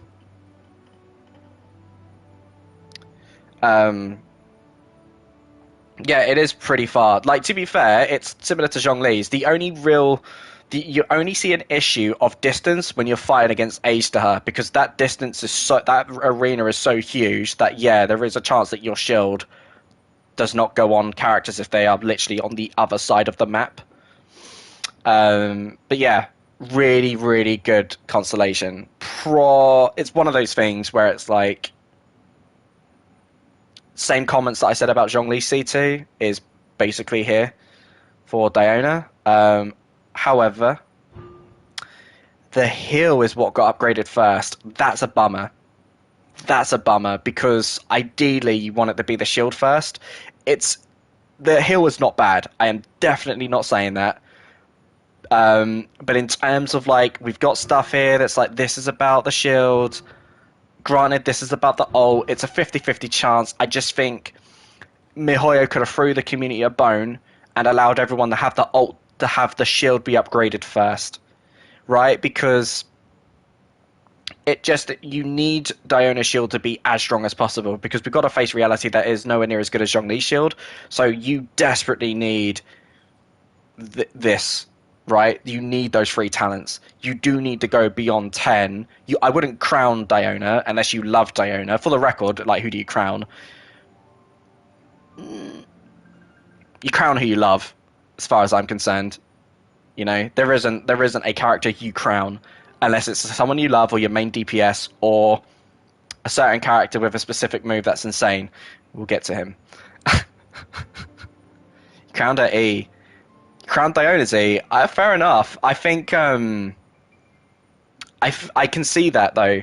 I can see why you would, because you want the shield to be as strong as possible.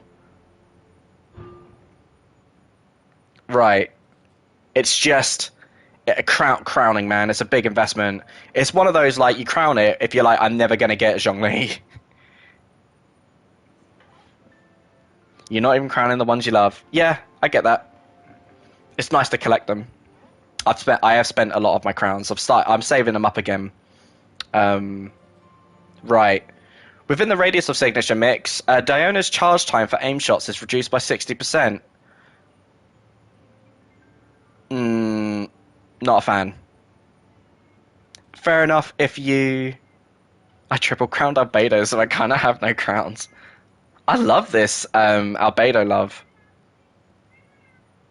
I will always respect people who have a love and affinity for characters who are underappreciated or just not as vocal or like universally praised. To say like I've triple crowned Albedo is definitely a power move. Right, not a fan of this constellation though, peeps. We don't need charge shot reduction. It's cool, gimmicky. We don't use Diona for this. This is one of those, like, but I'm a main DPS Diona because I'm in co-op and I need to do something, then fine. But otherwise, I tend to use Diona. You put your shield, you get your shield on, you get the F out, you switch back in, you drop your ult down, and make sure I'm alive. I don't ever aim shot for Diona unless for some reason you're the only bow person I have in my party, which to be fair has happened. Here we go. Increase the ice pause by 3. So only good for breaking electric shields. Fair point. Fair point. I think it's one of those I'm spoiled by Garnier. So not having Garnier and then having to look at my 4 stars, like, okay, what can help? Yeah, Diona's up there. Definitely.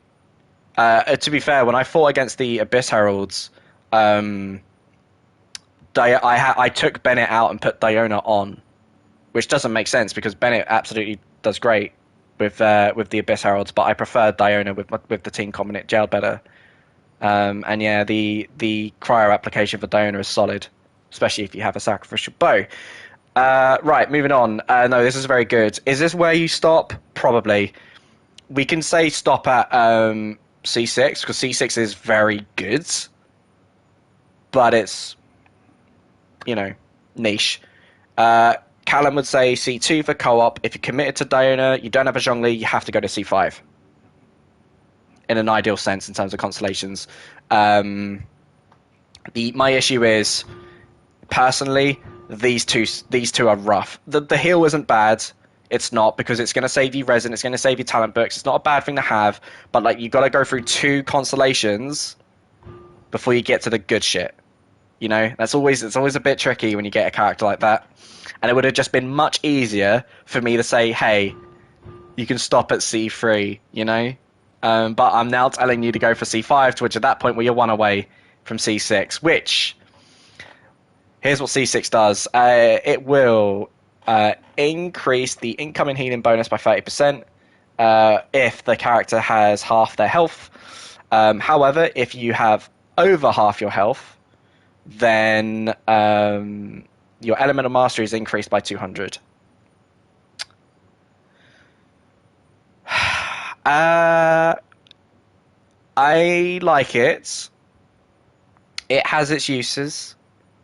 I just think if you're gonna go full elemental mastery shenanigans, Sucrose is your person, right? So I'm just trying to think.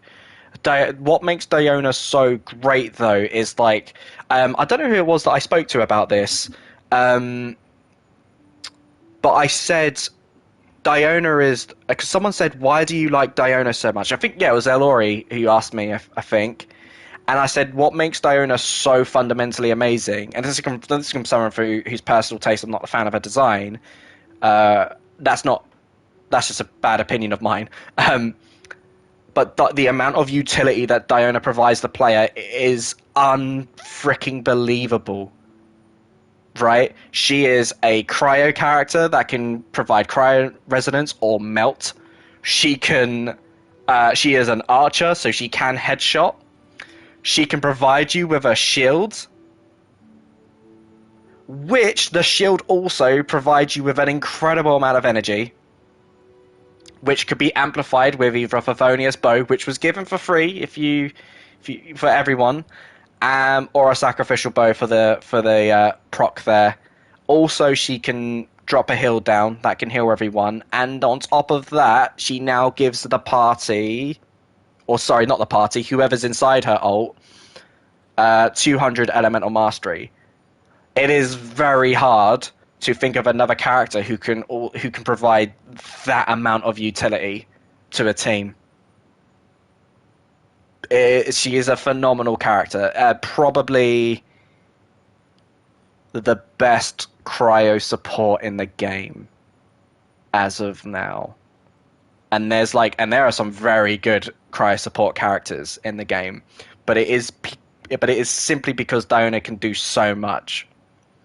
Right, if you have a Diona, you've got your healer, you've got a shielder, and now at C6, you've got an elemental mastery buffer.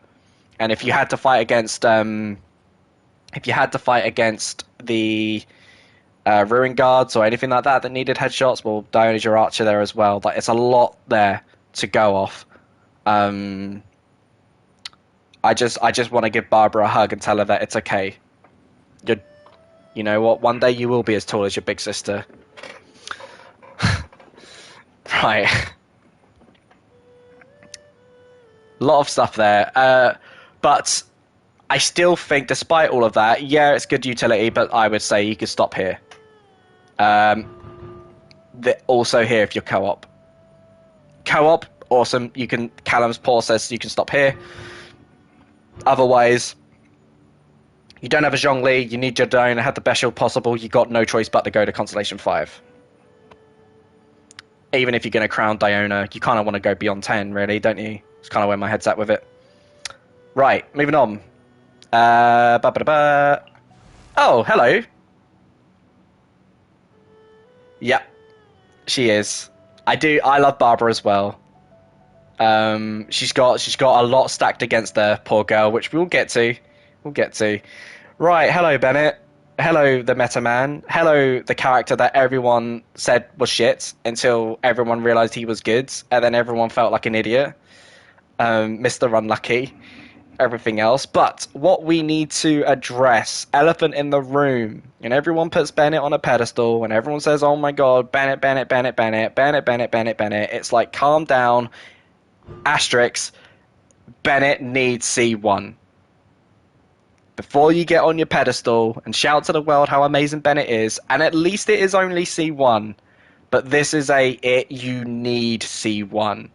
If you just have one Bennett, and there's a Bennett in the shop, and you really wanted to have a cool Blackcliff weapon, it's gonna be a tough call, because you could just grab a C1 Bennett right there, done. You never need to summon for a Bennett again. Because the issue that I have with Bennett is that MiHoYo know how good Bennett is, and they do not like putting Bennett in banners.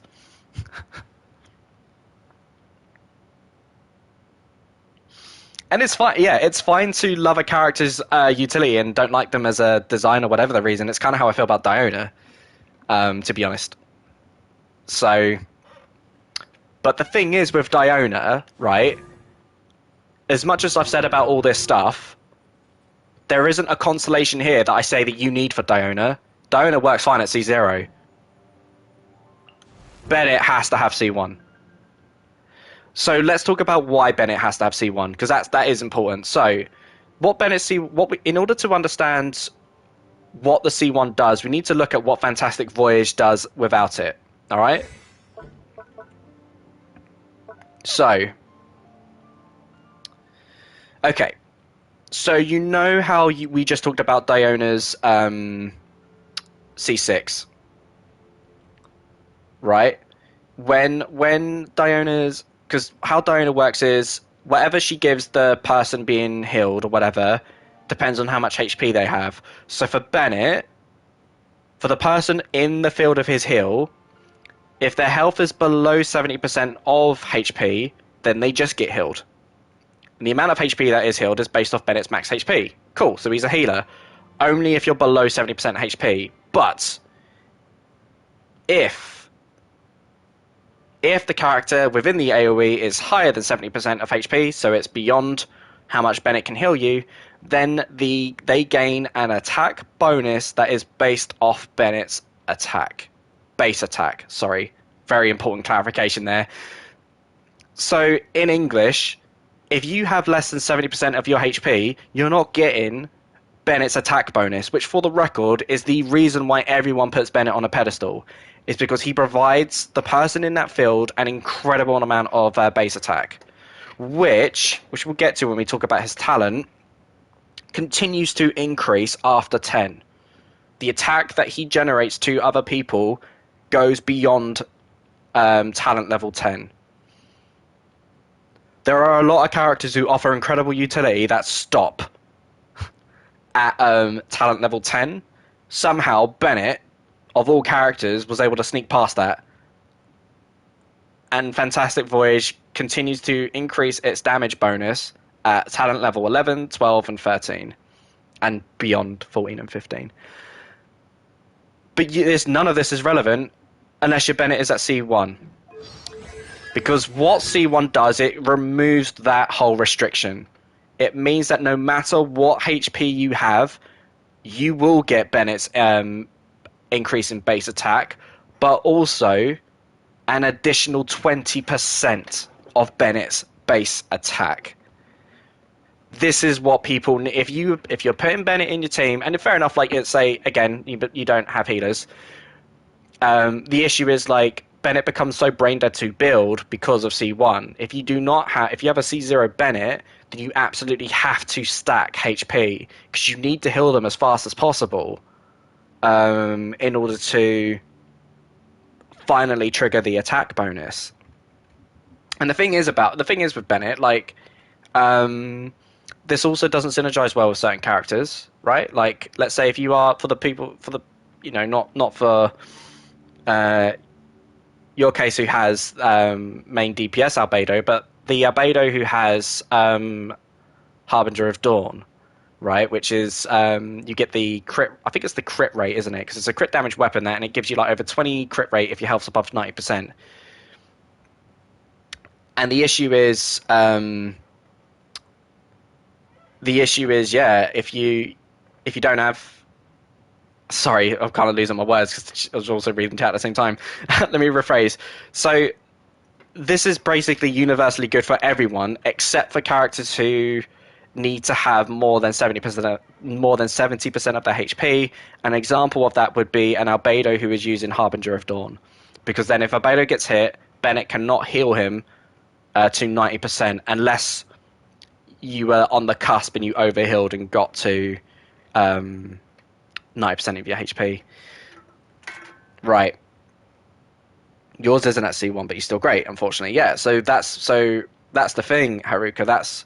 So what I'm describing is what you have to do for Bennett is, like, you need as much HP as possible to ensure you're above that threshold.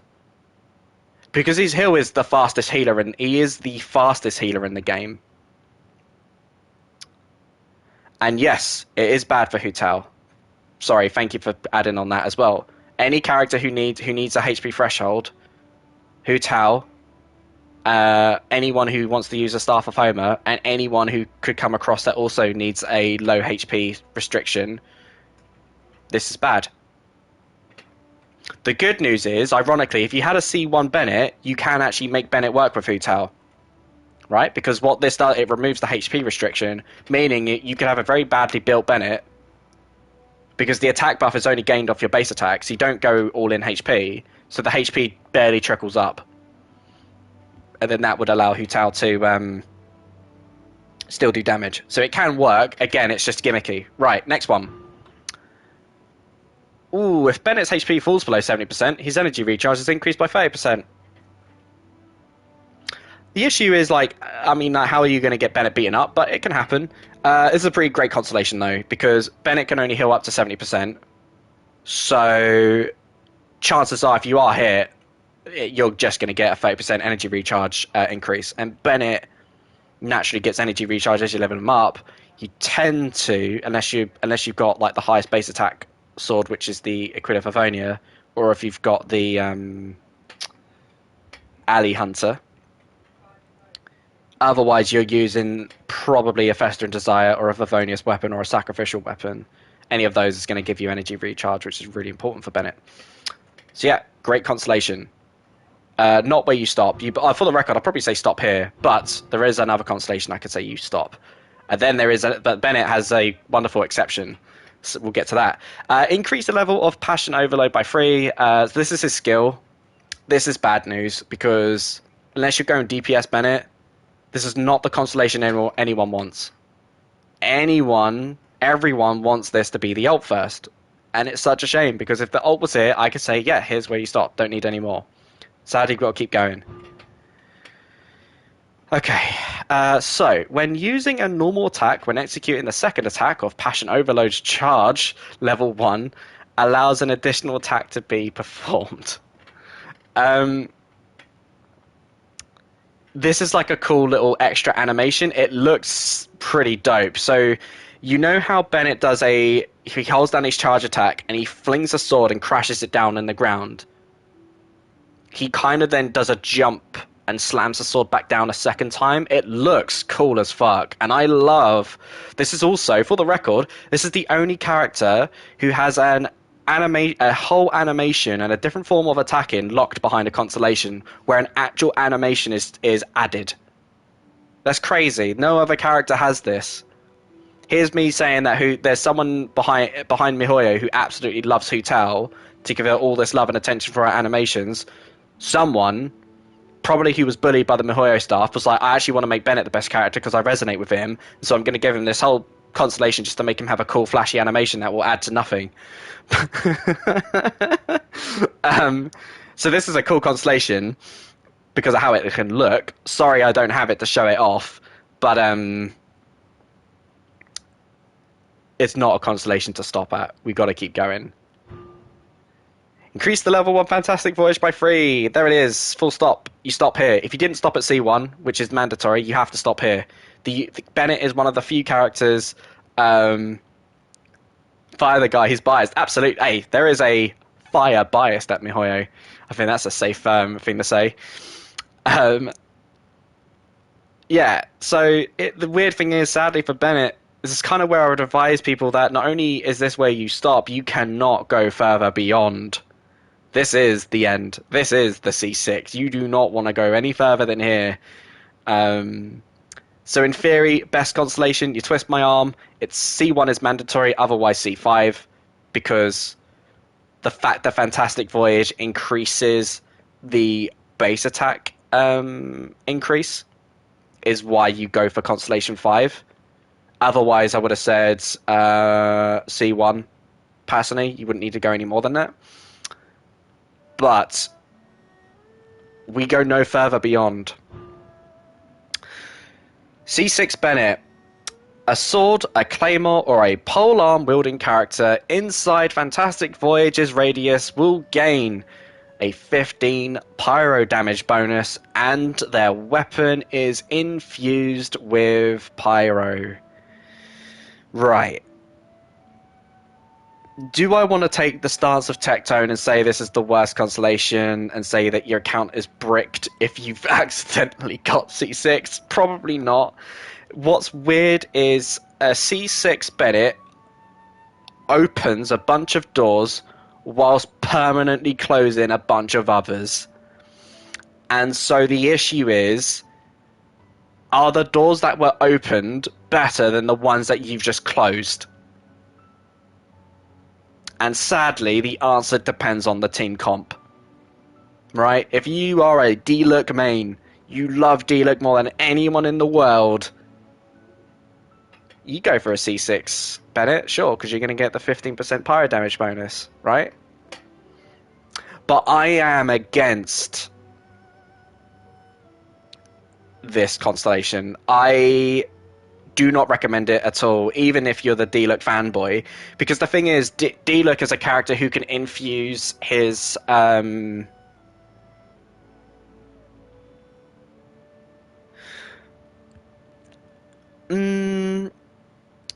So yeah, imagine that with Ayaka Permanent Melt. The thing is,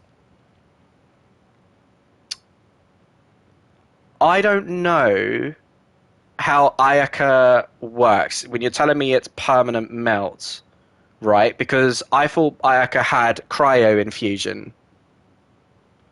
And what we don't know, I don't know because I don't follow the leak, I don't know if Ayaka's infusion can override Bennett's infusion. Because if it doesn't, that's an oof. Because you then have to... But unless it explicitly says it can't be overridden, you're going to end up like Kaching, where Kaching has Electro Infusion, but it would be overridden by Bennett, I think. Quote me on that, Kaching mains. If Lumari was here, he could clarify that for me, actually. I can't test it because I don't have a C6 Bennett, but Lumari does. I'm pretty sure that's what I heard. So that's what needs to be discovered. And the thing is, like if the melt is coming off of the melt from from basically the ice is applied first, then fire, then the crazy thing about Ayaka is, well, do you want to put on a Crimson Witch set on Ayaka? And it's like, wait, what? Are you serious? And it's like, this is the crazy thing. Or actually, Lava Walker is the reality if you're going to do reverse melt either. What Bennett does is he creates a bunch of crazy, niche, wonderful YouTube videos of how to make characters do pyro damage. Um, and make them pyro DPS. He can make anyone a pyro DPS. The downside is the characters who just want to have their attack boost, but also keep their infusion to do their own elemental damage cannot be done unless it's explicitly said in their kit that it cannot be overridden. For example, Xiao. A C6 Bennett doesn't change Xiao. Pretty confident though that a C6 Bennett does change Kaching. It's one of those things. It really complicates things. That's the thing about C6, and the worst thing about C6 is there's no turning back. You open that door, you have burned every bridge behind you until MiHoYo introduce a patch that enables you to turn on and off constellations, which is something that a lot of YouTubers are begging for, because a lot of YouTubers are whales and they like to showcase constellations, and arguably I agree, it probably is the best way of doing it.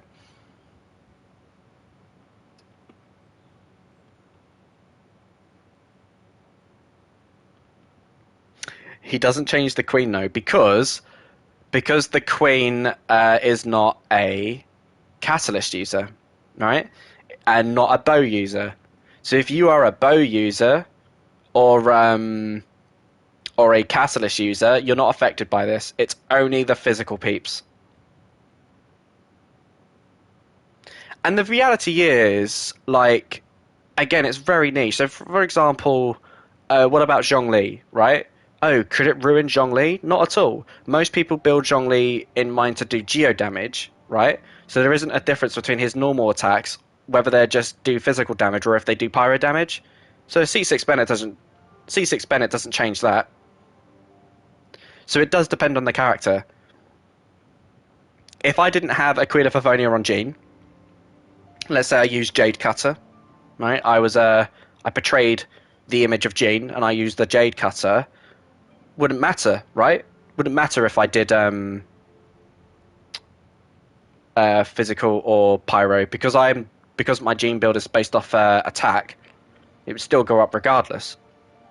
So C6 Bennett doesn't change there. It really affects characters who need pyro, who do not want pyro infusion, because it overrides their own infusion somehow.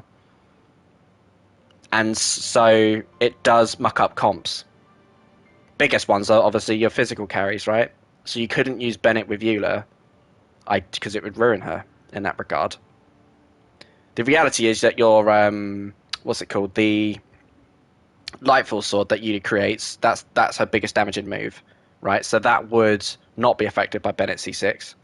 You would be amplified because you'd be inside Fantastic Voyage, so you'd do the damage. But all of your normal attacks prior are not doing physical. Razor probably is one of the worst characters to be paired up with Bennett. You wouldn't be able to use Bennett with Razor anymore, because he would now be doing pyro instead of the physical stuff that he naturally scales off. So it is one of those. It's one of them. You activate this constellation when you are ready to activate this constellation, and until then, you do not activate the constellation, and you are left with a permanent escalation mark on your account, as if MiHoYo is like, "Hey, have you forgotten that you've got a constellation to unlock?" Sorry, that's a lot to talk about. Right. Here we go. Razor. Okay. Oh, God. This is going to be interesting. Where do you stop for Razor? So, Razor does have good constellations. Right, so picking up an elemental orb particle increases Razor's damage by 10% for 8 seconds. Hell yeah. He's a great boy. Like, straight up damage buff. Doesn't have to be physical, doesn't have to be electrical. It's straight up damage buff. You just need energy, an energy orb or a particle. He produces a lot on his own. Wait, Cal, twist your arm was Bennett C2. Actually, it's C1. Or C5. Probably C5. If Bennett was a 5-star, I would have said C1. But because Bennett's a 4-star, and in the future you're going to get hopefully more Bennetts, I'd say yeah, twist arm C5. But C1 is mandatory. Sorry, Haruka, forgive me.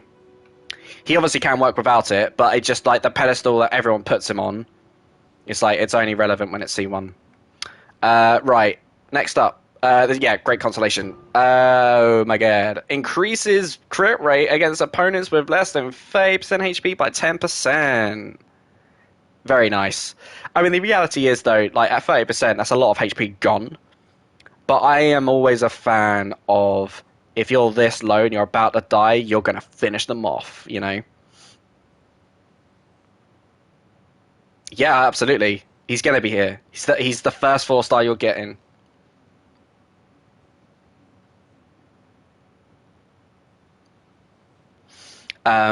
So increases the crit rate against opponents with less than 30% HP by 10%. Yeah, great. Great constellation. Not necessarily mandatory. It's just a very good constellation though. Like so far, these are winners.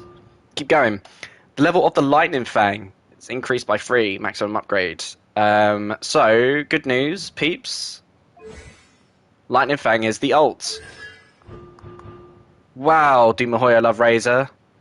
It's like, hey, the best talent is the one you get first. Oh shit. Sorry. There we go. Got brain died on me. I wanted to. The reason why I backed out, can't find out, so it's going to have to be another look. I believe my brother confirmed because he triple crown Razor. The attack speed doesn't increase after talent level 10. So when you level up Razor's talent, his attack speed actually increases. So it's really freaking cool. The downside is that after talent level 10, that attack speed doesn't go any further. Just the damage does. It's a bummer.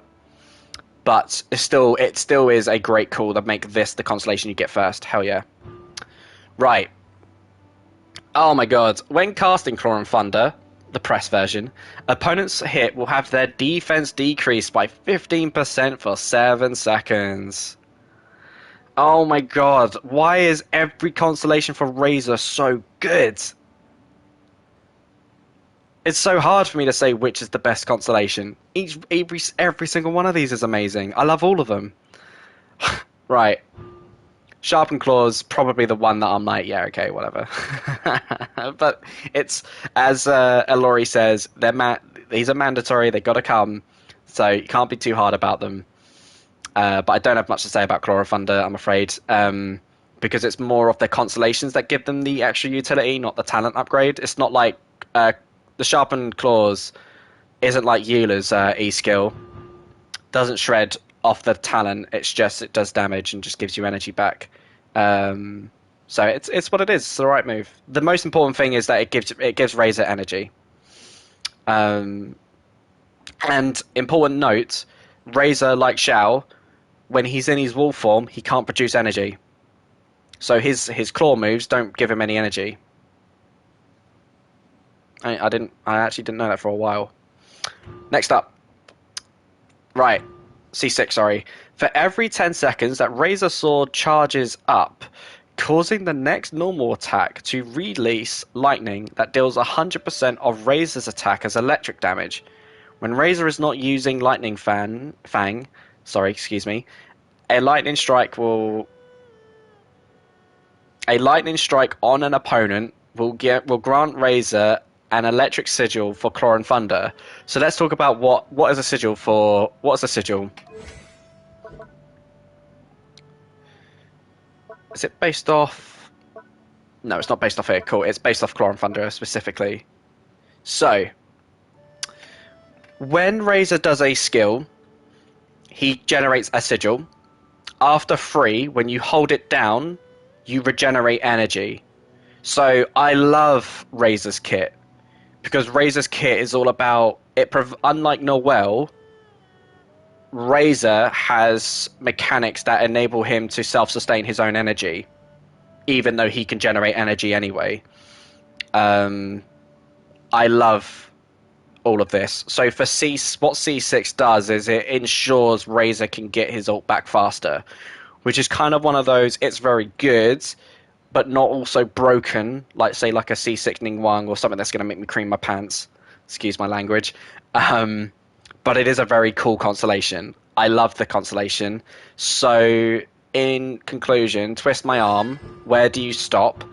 I say stop here. Great place to stop is here. But otherwise, Razor does just work, off the lid. And unlike Eula, ironically, Razor's kit and his constellations will enable him to generate more energy. So, very, very great character. He is a good boy. I do love Razor mains. But Razor has an uphill battle, when you're physical, because you're missing out on reactions. But we'll see. I'm very curious to see how Razor can stay afloat. But that's what was so great when Eula came out. When Eula came out, it was like, yeah, well, physical damage got buffed. It's like, great, thanks for buffing Razor for the Abyss. But yeah, see, you kind of need. I would kind of say here is where twist my arm. I'm telling you, go here, because he up until here, Razor doesn't have any mechanics to shred resistances. So you do need this if you were going to commit to Razor. Otherwise, you just see six because he's a good boy. I'm going to take a quick drink. Perfect. You just said be right back, getting more water, and I've just said it myself. I'm going to get myself a drink, and then I'm going to come back and we're going to break down Xiangling next up.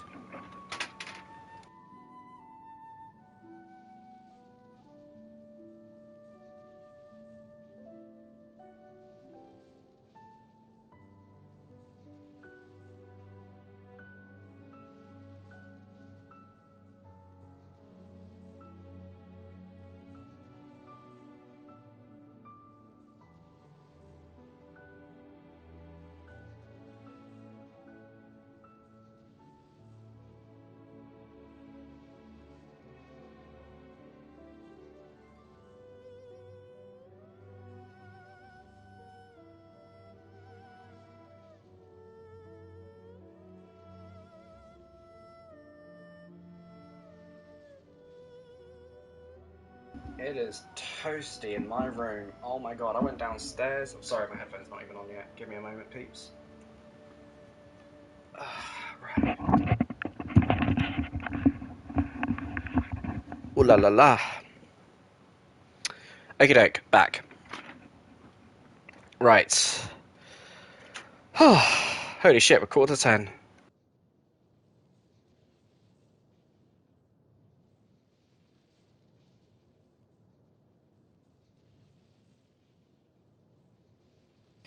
Yeah, I am back.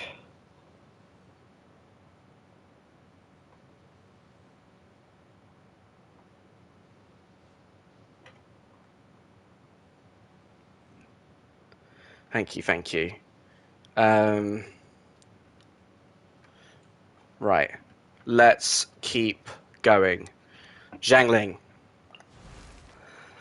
Okay, so the thing about Xiangling is she's got a huge increase in popularity at the moment due to what's been known as the quote national team, and this is a team of 4 stars that are able to take on the Spiral Abyss and be competitive.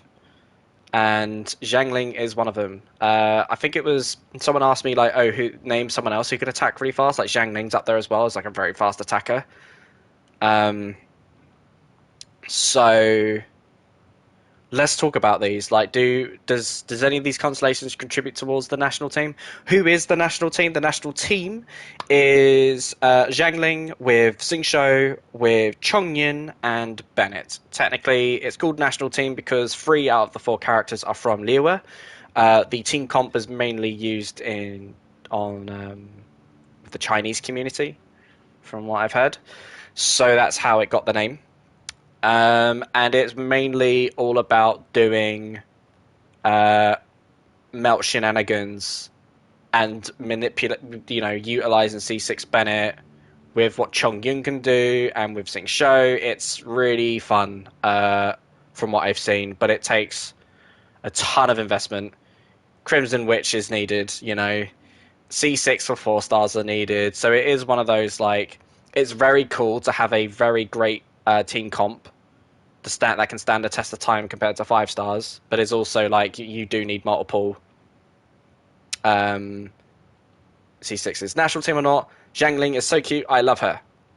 Yes, Zhang Ling has a very good design. I'm a big fan of Zhang Ling's design. I don't know if I'm going to go for the controversial rate the characters off appearances because that is so subjective. It's just like going to be Callum bad take after Callum bad take, and how is Callum not going to rate Gene a 10 because he's a biased madman?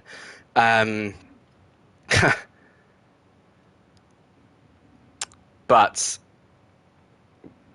that's not today. So let's get right to it. Let's talk about these constellations. So C1. C1 opponents hit by Goober's attacks will have their pyro resistance reduced by 15% for 6 seconds. Yeah, Gene is fine. Okay, this is a pretty cool constellation. Got some res shred here, which is kind of nice, and to come from Zhangling, like at the time, I think I could say that Zhangling is the only pyro character that I can think of that can reduce fire resistance. My issue is though is Sucrose exists, the Verdescent Venera domain exists, so it is one of those, like, it's a cool constellation, but it doesn't offer too much, compared to some of the other constellations. It will help contribute towards damage, but it can be mitigated through other builds. But it's a C1, right? This should be easy in theory. Everyone has at least one Zhangling, so at some point, if you ever got a second Zhangling, then bang, you're here. Right, next up. The last attack in the normal attack sequence applies the implo status on the opponent for 2 seconds. An explosion will occur once the duration ends, which will deal 75% of Zhangling's attack as AoE pyro damage. Unless your Zhangling is a main DPS and probably a part of this national comp, I don't rate this constellation that high. It's great when you are just lacking pyro characters, but I think we can find better constellations, so we're going to keep going. Shockingly, Pyronado is going to be the constellation is going to be the talent we get first, which I'm very surprised about. I'm a fan of it because the Pyronado is it's really difficult because if you're just doing a physical Zhangling, Crescent Pike Zhangling, you don't need constellations, periods, and none of these actually matter. If you're going for Pyro Zhangling, this is solid, right, to get increase in your Pyronado. Next up.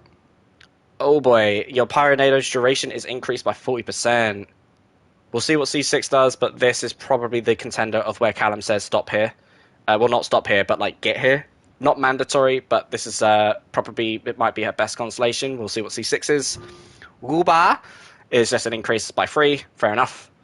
Goober doesn't really offer anything else. And annoyingly, it really triggers me that Goober can't be picked up by Venti. Even to this day, I close my eyes and I remember back to when my team was only Venti with Fischl, Zhangling, and Barbara. And I would use Venti's ult and Goober would be at the floor, breathing fire at nothing. Dark times in early days of Genshin. Right, next up.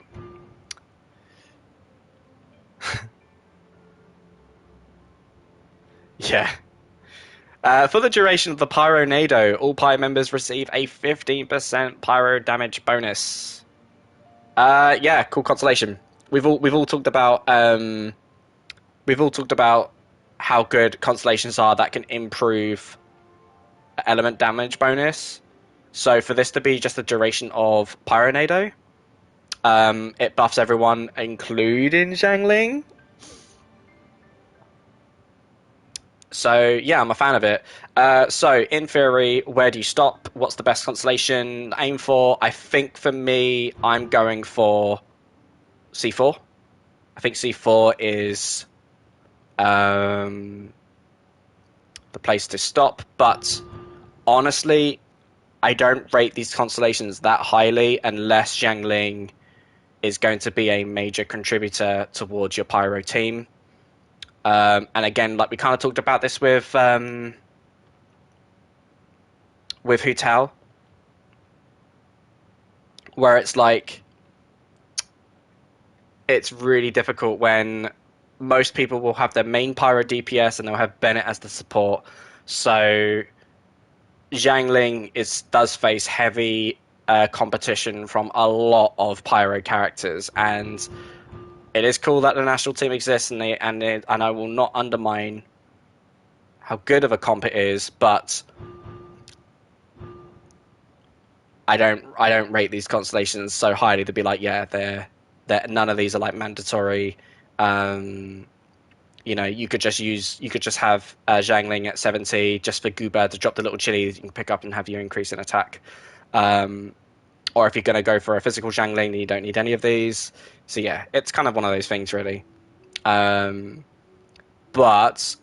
kind of like Albedo, holy shit! If someone, because the thing is, like, everyone memes on Amber, right? Amber's the worst character, so therefore I'm going to build Amber. And it's like, okay, all right, I get what you're doing. Beautiful contrarian. Trying to prove that any bad thing can work. I appreciate it, but I really feel like Zhangling is very underappreciated now because we've had so many different Pyro characters. They all do something interesting or different, and it's hard for Zhangling to stay relevant. But the best thing about Zhangling, due to how bad we've had Pyro supports, sadly, it means that Zhangling is one of the best Pyro applicators in the game. So if you want a Pyro support for melts, for cryo characters, or for vapes, Shotgun Ganyu for the record, you use Zhangling. So she's still the queen in that regard. Yeah, she's Yanfei best Pyro support. With thrilling tales. Hey man, we'll get to Yanfei, I guess. We'll get to Yanfei, won't we? We'll get there. Right. Oh god, here we go. Are we ready for this?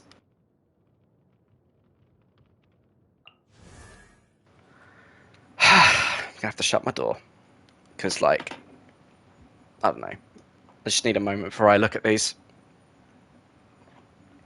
I don't know if Elori's still here.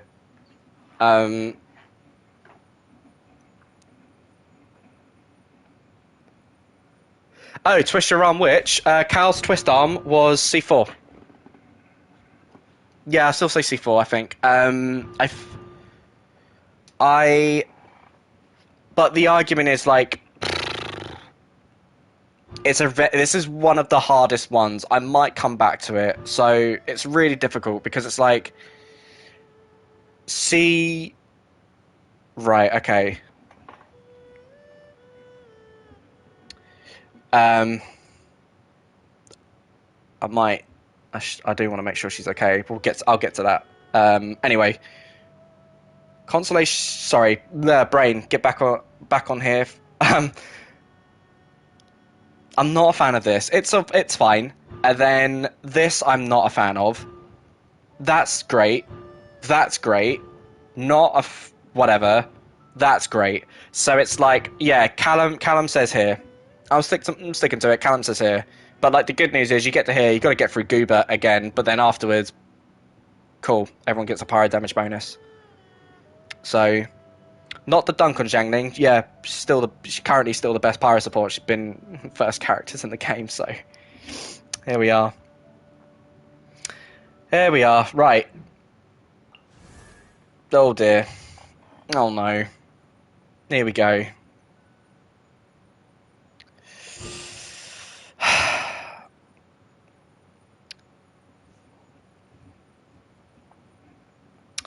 When the Herald of Frost hits an opponent that is marked by the Fortune Preserving Talisman, Chi-Chi regenerates 2 energy. What does that mean? So, what Chi-Chi does is she can heal people by marking them with a talisman. The only 2 ways you can mark someone with the talisman is when you cast your ult on them, or once you ascend to, I think it's 60, 70. I'll read it here. When you hit someone with a normal attack, there is a 50% chance that you can apply the talisman. However, you can only do this every 30 seconds.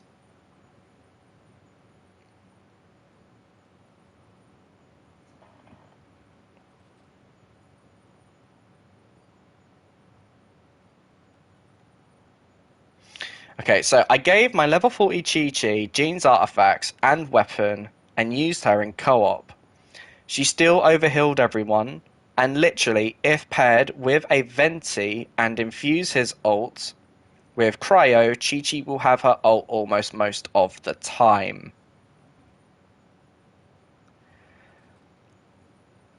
People play Chi-Chi because some people have to make Chi-Chi work. Some people love Chi-Chi and just want to make her work.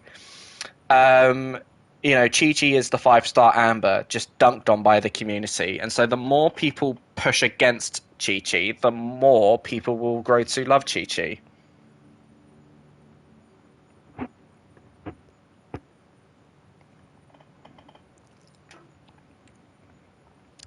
My question, though, Haruka, is give me the context of the co-op.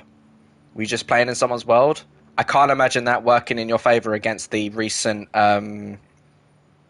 fight with the event that we did earlier. If you're going to tell me that you did do that fight in a 4-person co-op, then hats off to you. She can work. The thing is, like, I'm dunking on Chi-Chi, but she can work. The reason why people complain about Chi-Chi is the fact that she needs the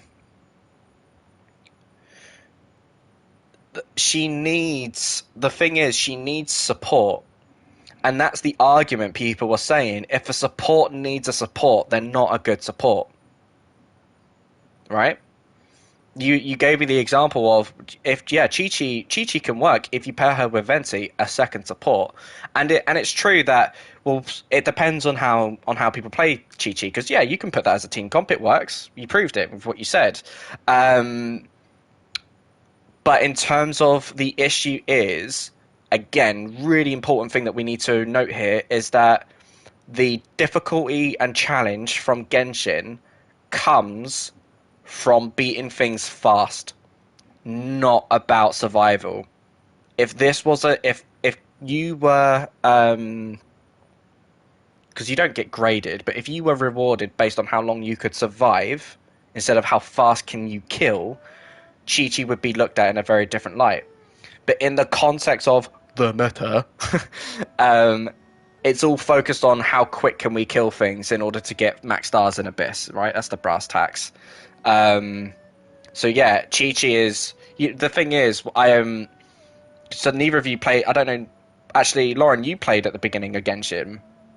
The fun fact was, right, here was me when I was taking a piss and people were calling Bennett bad. Chi-Chi was the best healer in the game. Chi-Chi was considered S tier. There are some hilarious, beautifully milk-aged videos where people are, oh, Chi-Chi, she's S tier. And it just puts a great smile on my face, and just people looking at 4 stars like, well, they're 4 stars, they're bad. I have always had an issue with Chi-Chi, just lore reasons. Like, for me, I'm very finicky on characters who are 5 stars who should be 4 stars, and characters who are 4 stars who should be 5 stars. And I will die on a hill that Chi-Chi should have always been a 4-star. Before everyone came out the woodwork and said, actually, no, she's bad. Just the even lore reasons that she's just a zombie that was revived by an Adeptus, but she has bad memory, and she's not the head of a pharmacy, just kind of works in the pharmacy, and somehow this is a 5-star character, where Ning Wang, the head of Liwa, basically the gene of Liwa, is a 4-star. It's like, right. Okay. I do think she is the best healer still, though. I'm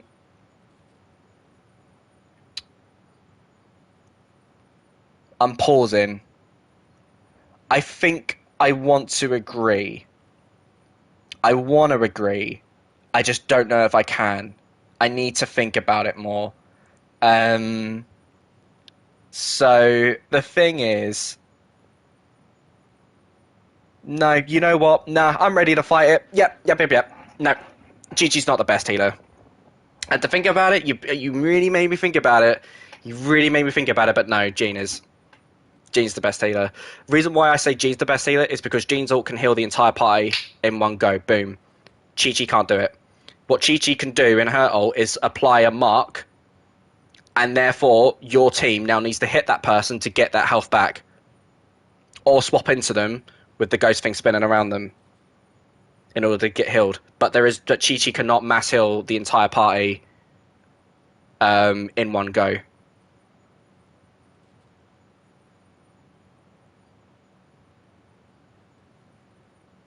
When she does the ult, does it heal everyone?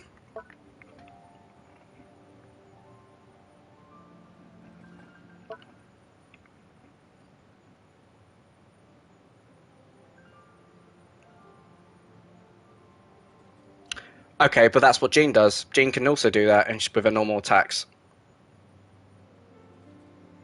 So, right, it heals everyone, but it's little. It's not instant. So my example, Haruka, is if you have a team that's battered and beaten, and you need to swap into someone to heal them all, Jean's the best person at doing it because it's instant. It's a great debate. I think it's a fair. You could absolutely say no. Chi-Chi is the better healer because there are more ways that you can be healed, and arguably, saying it is instant. Why does it not say?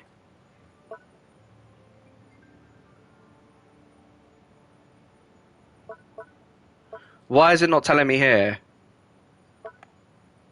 Is that what the healing is here? Is that the heal where it says healing? Right, hang on. Fair enough. We did it. We did a quick test. Yeah, I'm going to test it out.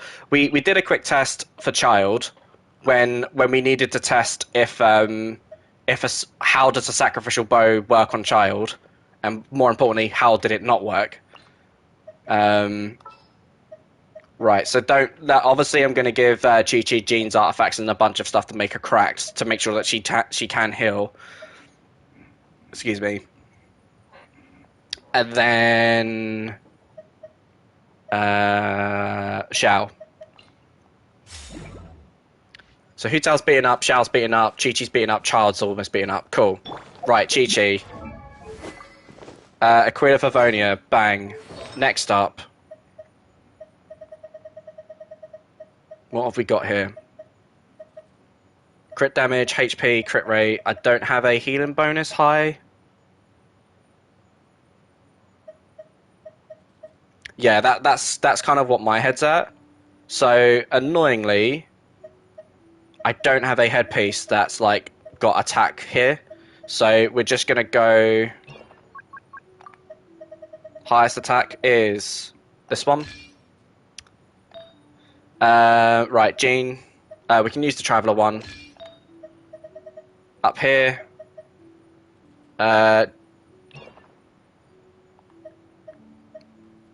Yeah, we'll use Jean still because of the energy recharge. And then... Right. Oh, Garni's one. Okay, Garni.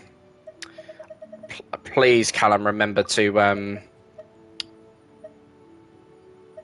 We'll go Jean here. Cool. Two-piece attack, fine. Chi-Chi's attack is now on 2,658. Aquila Favonia. An absolute insane amount of attack. Okay. Right. Now we're in the fun part of let's get Chi-Chi energy, because she's got absolute F all. So, sorry, Shao. Let's put in... I guess it's either Diona or Rosaria. I think I'm going to do Rosaria. I don't want to get too distracted by accidentally healing. Rosaria, have you got Favonius Lance? No.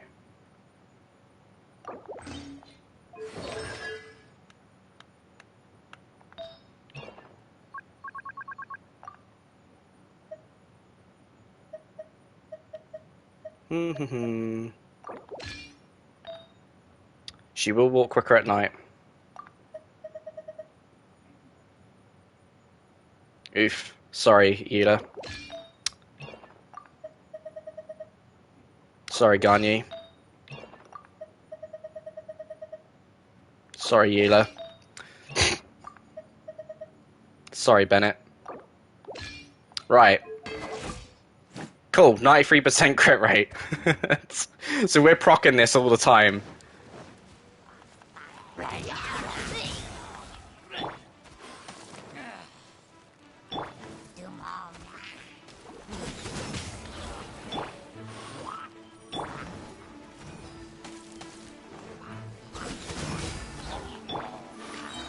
Awesome. Let's get Eula beaten up. Right, Chi-Chi, can you heal your party? No. There we go. No. Obviously, if I attack... Oh, if they're shielded... Sorry, if they're shielded, it doesn't work.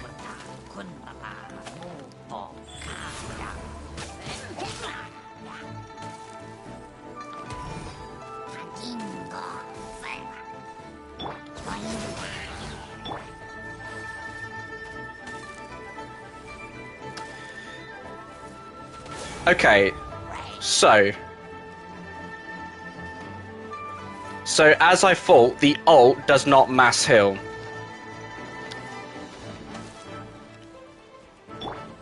And when the enemy was shielded, Chi-Chi couldn't. It looked like Chi-Chi couldn't heal the party in her ult. Sorry, in her E. Oh no! Well, he shield. Nope, that healed. Okay, it does heal. I was going to say, but otherwise you just do this, wouldn't you? Because the idea is Chi-Chi is an off-field healer, and let's talk about why. Just because I was wrong, so you can ignore it. So what did I mean was, because an enemy was shielded at the time when I was hitting them, it looked like they weren't being healed. So I was under the impression that, oh shit, they can't be healed. Chi-Chi can't heal anyone if someone has a shield. So like a good example would be a Mitachel, big guy with a shield. If Chi-Chi was to hit them, then she couldn't heal the team, but that's wrong. Like, even if someone's shielded, if the attack connects, it heals.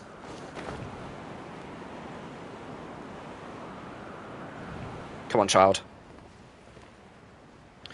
I'm going to get back up here. We're going to fix artifacts, and to be fair, in that hiatus, I do have some examples of why that doesn't necessarily mean she's bad.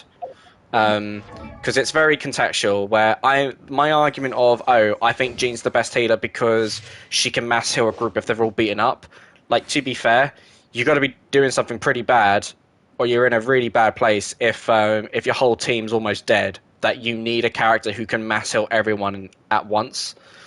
Whereas a great example of that is, yeah, my whole team's beaten up, but obviously I don't want Hu Tao to have her health regenerated. Barbara can. We're going to talk about why that's an issue, and it's still my issue with Chi-Chi, is both characters can't... Oh, phone, my controller's almost falling. Both characters can't regenerate their energy. But that's the thing. So I do think, to be fair, Haruka, I will give it to you. Because just because Jean can do one thing better than Chi-Chi in terms of healing doesn't mean that Jean's a better healer. That's just one example of what that's the one example that Jean can do that is better healing than Chi Chi. Whereas Chi Chi can provide off-field healing, so she doesn't need to be on the field to heal someone. She can heal both with her skill and with her ult. So there's more opportunities for Chi Chi to heal someone. And I even showed Lauren recently the true power of a sacrificial sword Chi Chi.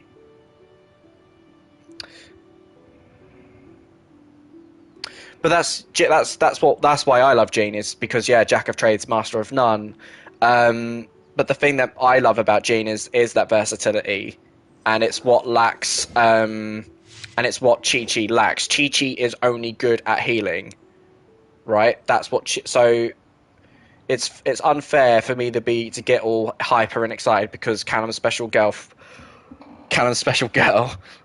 um, can do one thing better than Chi Chi in the context of healing, when in every other case Chi Chi can out heal Jean. And in co-op, even in the context of co-op, well, if Chi Chi's marked someone, everyone's using those characters to hit them. They are all going to get their health back, right? This doesn't otherwise. In order for Jean to mass heal someone, she's going to need to have her energy recharge to proc the ult to heal everyone in one big go, or she's going to have to do her normal attacks where there is just a 50% chance of it healing.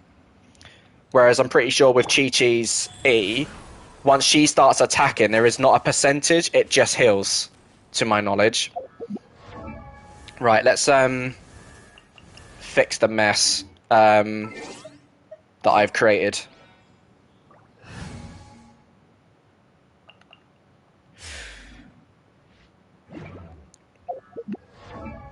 I appreciate how the passion for Chi Chi, it's she needs it, because I do not like Chi Chi.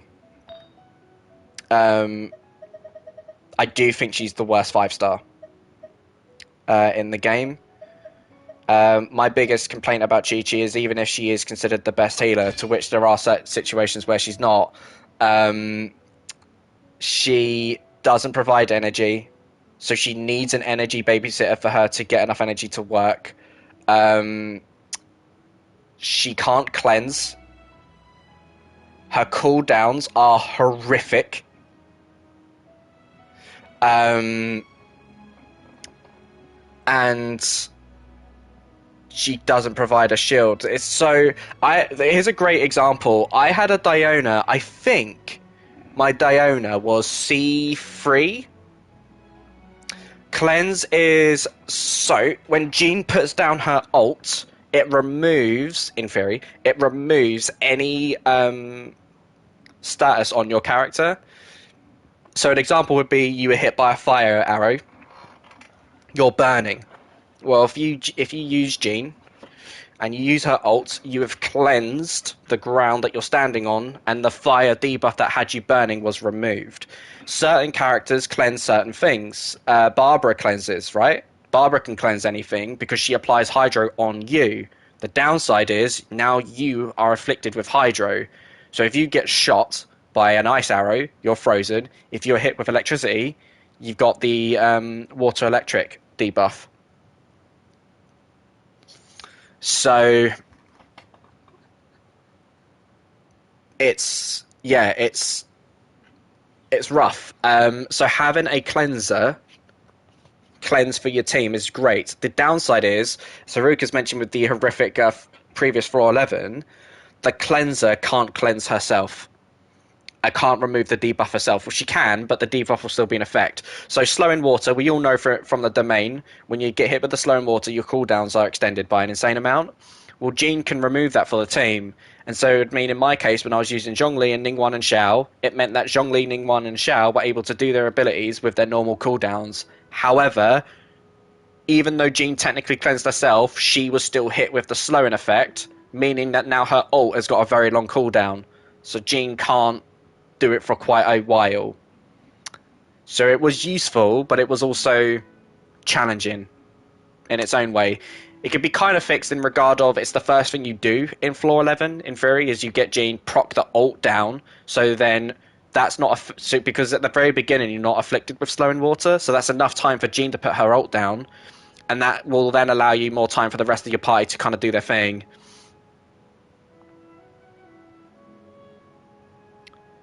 For that, use Bennett and Jean together, and their ults together will be... I love that name. Sunfire Jean. That just sounds like... That sounds like the comp that Jean has to use with this outfit. Right, everything else all cool. Jean's fine. Right, who else got hit with the purge? I know Garnu was. Shao's safe. Here we go. Garnu took a hit.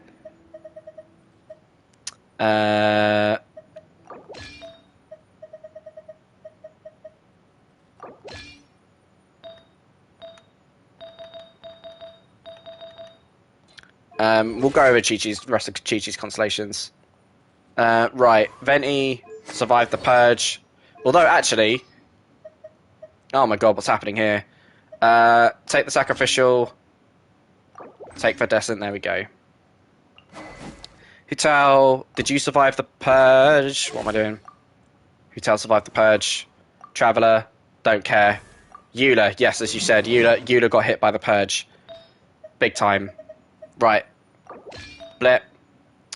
And... Where are you, Rosaria? There you are. Blip. Okay. Eula survived the purge. And that's all I care about for now. So... Where are we? Oh. Yeah, where the hell was my Chi-Chi? I wanted to go back on her. Don't hide from me, Chi-Chi. There we go.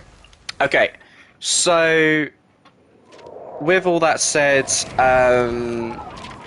even though the reason, I mean, like, I do appreciate the community just want Chi-Chi to be better, so then that if they do get pity broke by Chi-Chi, they don't feel like shit.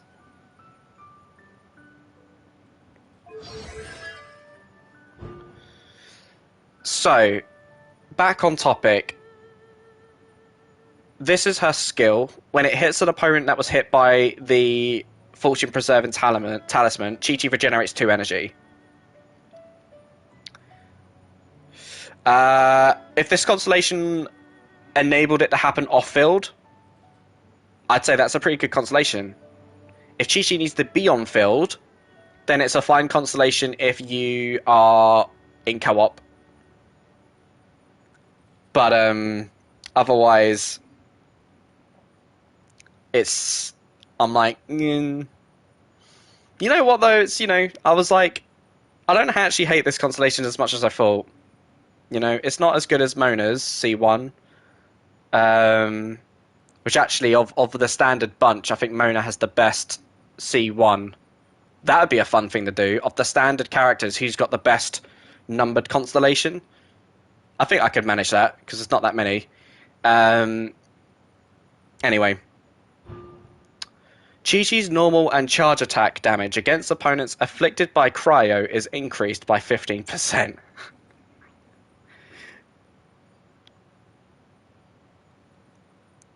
I hate that's such an annoying question because it's really not a good amount, right? Because what we need to know is you're asking me good math questions, and I'm not the math man to know this answer for. But if the energy cost is 80, and we get and Chi-Chi in that context was what, 2 energy, right? Then you then need to times that by whatever Chi-Chi's energy recharge is, which I would imagine would be 131. So 100% is basically...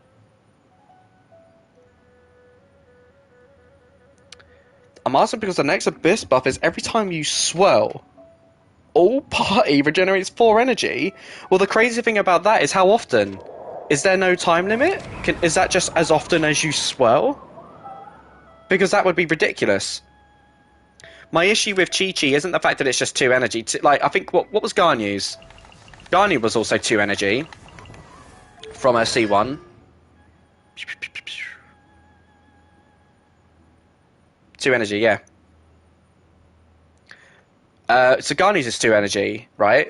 But Garnu's ult only costs 60 instead of 80, and it's not reliant on using Chi-Chi skill that has the horrific long cooldown.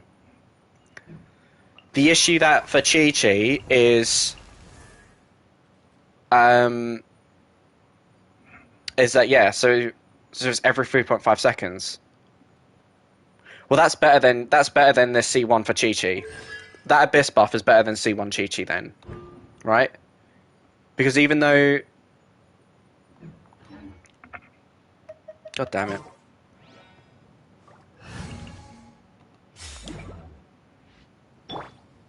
Okay. Oh, no, sorry, I'm in a cooldown. You gotta wait. All this time I can't get energy.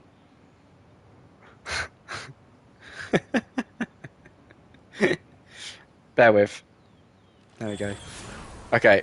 1, 2, 3. So, 1. Well, that was quick. 1, 2. Ah, so it hits quite quick on the second time. So you got to think of it. Each time that hits, you're getting 2 energy back. If you amplify it by your energy recharge, which if you don't have any energy recharge, it's on 100. So that'd be what? If my math, correct me by the way if my math's wrong. I haven't done math in a while. I'm not going to give you the correct math, but I would say 100% of something is double. You know what? I'm not going to go there. I can't say with confidence, actually. My math isn't that good. If Polly was on chat, I could be like, Polly, tell me. Polly's not here, so never mind. Right. So, if you're asking me what's a good number, 2 or 4, I don't know. Let's say the more the better.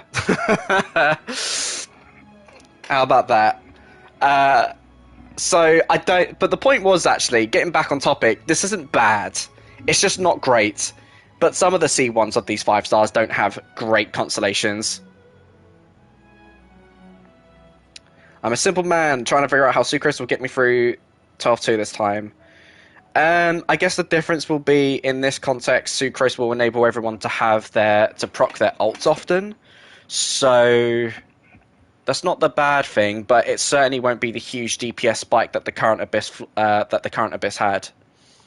I think, in theory, it's one of those things where you should survive longer because you've got more chance to have iframes, because you're going to have your ult a lot more quicker. But I don't know how... It depends. No, you know what? We're not... I was just sorry, excuse me. We're not here to talk about max star in floor 12. So if you get to floor 12, you're going to survive. You'll get to 12-3. Yeah, I think that. You just need to make sure you can get past floor 11 with enough stars to get to floor 12. Otherwise, yeah, I actually do think you can get to 12-3. Iframe stands for invincibility frames. So that refers to a period of time that you cannot take damage. Yeah, because think about it. Because we're not here to talk about how quick can you beat the Abyss. We're talking about if you can survive. So in that context, you could manage. And the irony is, again, this is the reason why you value Chi-Chi more. It's because Chi-Chi's going to make sure you don't get wiped. Okay, great. That's all that matters, isn't it? I forget that perspective. So you need to also appreciate that's why people are so hard on Chi-Chi. They want a character that can make them clear content faster. Chi-Chi can't make you clear content faster. She just makes sure you don't die. So that's a question of your values. So when you're early game and you're getting your ass handed to you, hell yeah, Chi-Chi's awesome, because you're not going to die with Chi-Chi around, hopefully, fingers crossed. Because Chi-Chi will make sure that you'll survive with the abundance of food that you can use as well. It's only when in the context of Abyss. But I use Chi-Chi. My early days I used Chi-Chi in the Abyss, because Chi-Chi I used Chi-Chi over Barbara in the end because I had Barbara as my second healer, and when I got Chi-Chi, I used Chi-Chi. But it was really funny at the time. I asked the community, Chi-Chi or Diona, and they said, "Well, what's your constellation on Diona?" I said it was C3, and which was her healing being upgraded, and they still said Chi-Chi. And yeah, ironically, if I asked that question now, everyone would say, "Oh my god, of course Diona."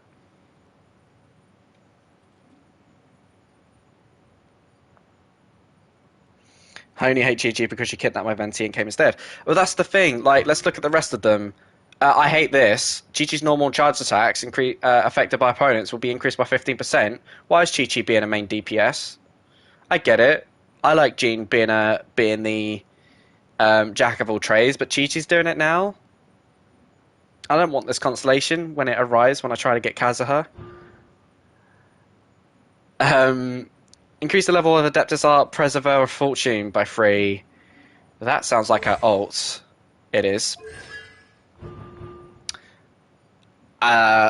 Cool, I guess. I think for me, the thing is with Chi-Chi is I wouldn't mind which one came first. They both heal.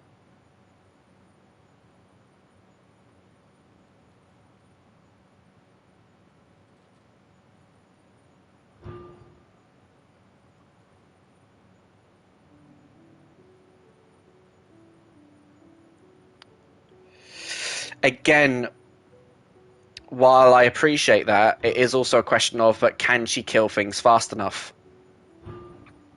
Increase in normal, like is she? So is Chi-Chi? Would Chi-Chi be a physical? I would look at this and be like, give Chi-Chi a crit of Avonia, give her slap official on her, and make a physical Chi-Chi. She attacks fast enough, right? With the and you'll superconduct pretty often. I do want to. I should show you Haruka like the true power of a sacrificial sword Chi-Chi because I showed it to Lauren, and it is very very good. Admittedly, like I think what my sacrificial sword is like on refinement 3, and if I ever got more sacrificial swords, I wouldn't take it to 5. I would make a second sacrificial sword and give it to Chi-Chi. Should we show Haruka, Lauren? Let me go through the rest of these constellations, and we'll show Haruka sacrificial Chi-Chi. Right. Increase the level of. Yeah, we've done that. Talked about that. Right. Okay, this is pretty cool though. It's the issue of like, well, it's the issue of well, in the context of Shield characters, this is as bad as Jean's C6, but it's still kind of cool. Anyone who's marked by the fortune will have their attack decreased by 20%. That's still nice. I'm actually a fan of that. Unironically, I'm a fan of it. Oh my god, you're going to be asking me, Callum, where do you stop? Imagine C4 Chi-Chi. Constellation 5. Yep, it's the other hill. Fine.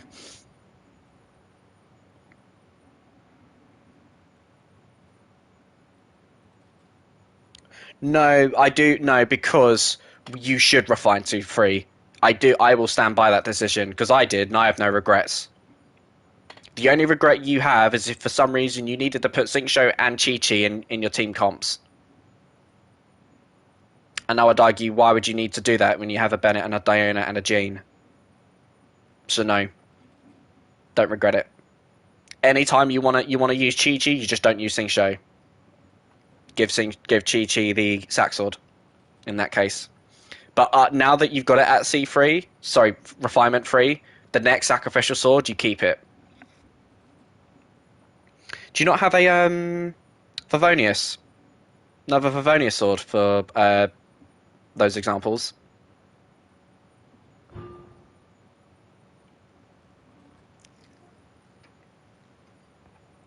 Right. We need to talk about this constellation. Right, so when you use your ult, you can now revive the entire party and regenerate half their HP back. So here's your answer, Haruka, when you were saying to me, like, oh, Chi-Chi can mass heal. I guess she can at C6 if everyone's dead. However, I'm going to blow everyone's socks off. This cannot work in co-op. I've seen the video of a man who got nothing but Chi-Chi, didn't get the other 5 stars, got Chi-Chi at C6, and could not revive teammates in co-op. Could not. This is only good in single player.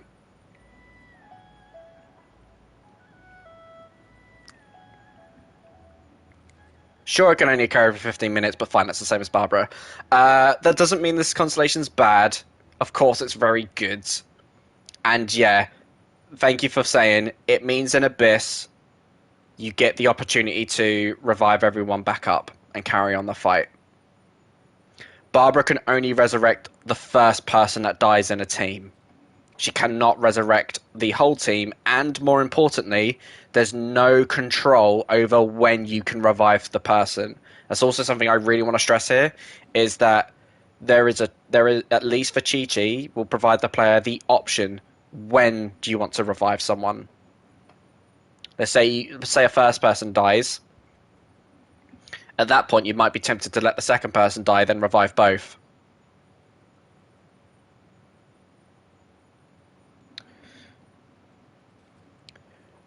The only people who can revive is Chi-Chi and Barbara. Jean cannot revive.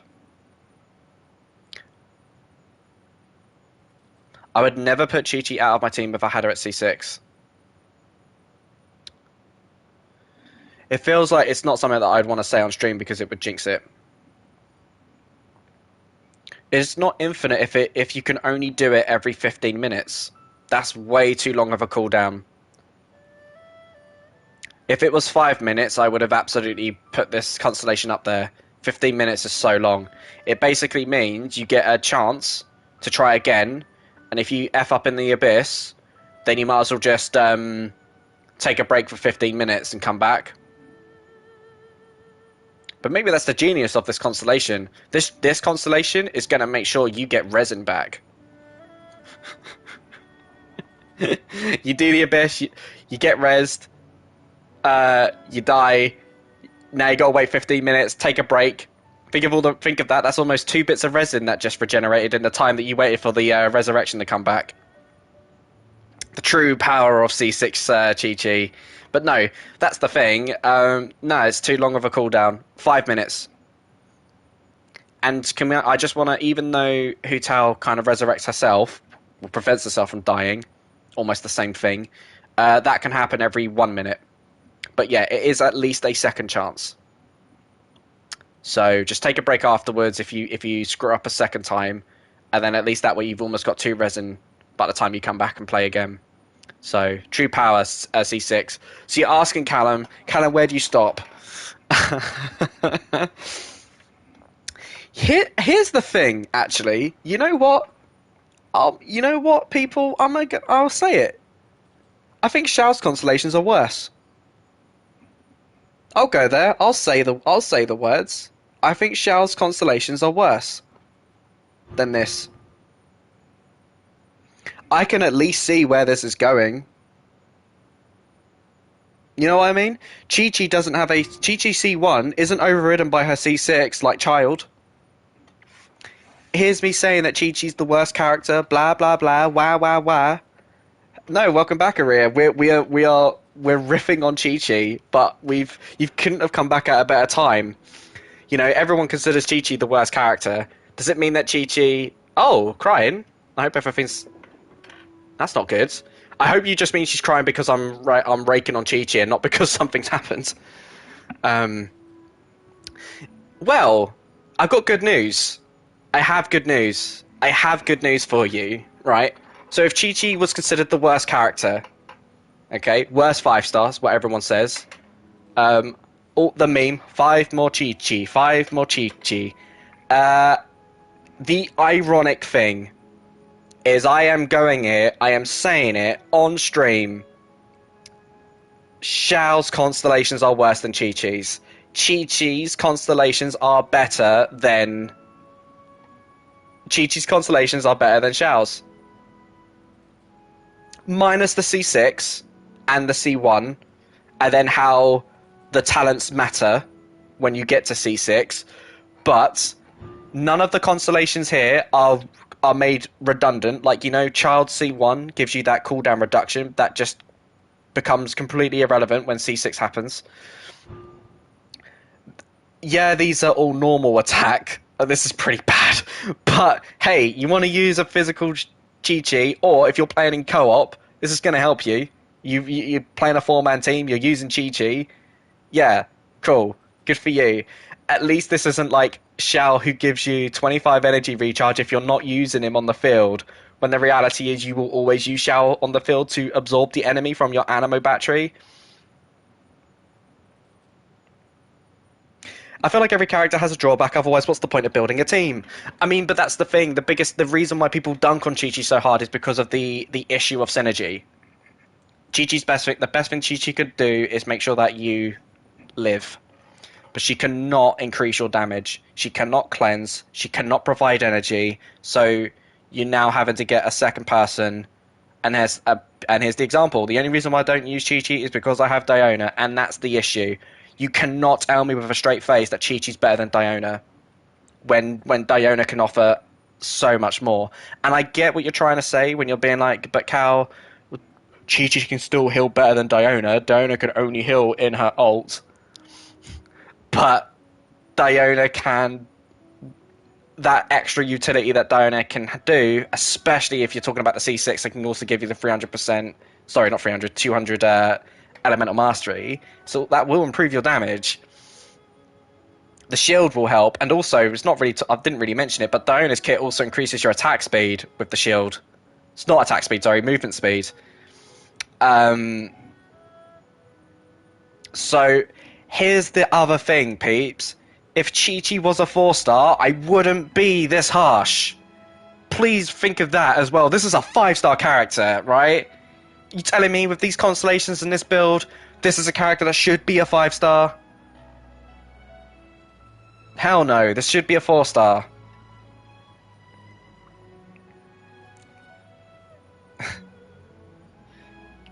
She does shield you with style. So yeah, that's the stance. But despite the dunking and the riffing on Chi-Chi, at least she doesn't have the worst constellations in the game. Because it's currently a toss-up between Shao or C1 Child. Because you know what? That's not the worst thing to have. At least it's not... Yeah, and this is it's at least it's an attack debuff, even though shields make it redundant. And at least this gives you the ability to revive everyone in your team once every 15 minutes, but it can't happen in co-op. At least it's something. I mean, I kind of put it on par with Shao, to be fair. It's hard. It's really hard. But if you're telling me if I'm going to do a constellation standoff between the standard characters, there's not a single Chi-Chi constellation that's going to be the best constellation of the standard group. I like that theory. I believe Chi-Chi was able to heavily DPS. She forgot how. I would also argue that Chi-Chi also was able to provide herself with energy, and she kind of forgot how. And this constellation is a hint of her trying to regain that knowledge. Chi-Chi should have been a 4-star. If she was a 4-star, I wouldn't be this harsh. Simple as. Right, moving on. Rosaria. Oh, sorry. No, we're not on Rosaria.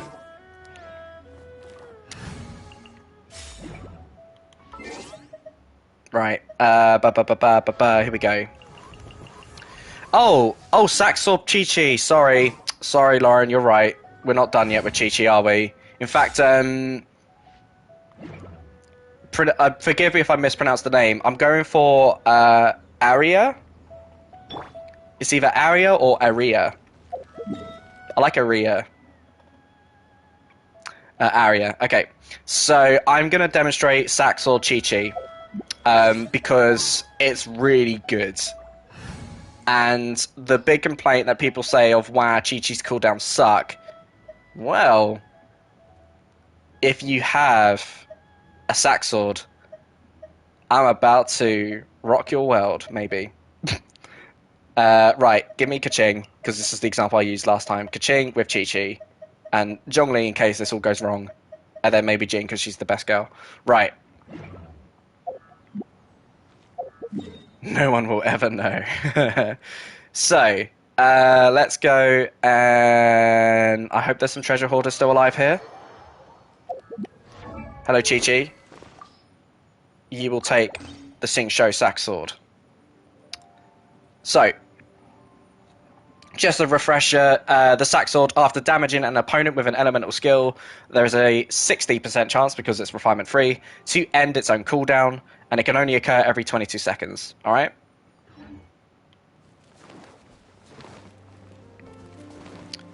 At refinement free, you more or less... The Sword of the Dissension is a PlayStation exclusive weapon. Is it good? It was awesome at the beginning, and it's bad. It's very bad. It's like a worse flute that gives you 60 attack for the Traveler, and it's not even base attack. Right. So, our Kaching's pretty beaten up, so... Reset. Now I can use Kaching. I'm using my Kaching, that's really low level. I don't even know what weapon I'm using for Kaching, it doesn't matter. Point is, Chi-Chi Sack Sword procced, so now I can swap to Kaching and I'm getting healed. Yeah? Oh, it's gone? No worries. Chi-Chi. Now, you notice that the cooldown is over 20 seconds, but that's not the cooldown of the Sack Sword. And now it's resetted, I'm back on Kaching again.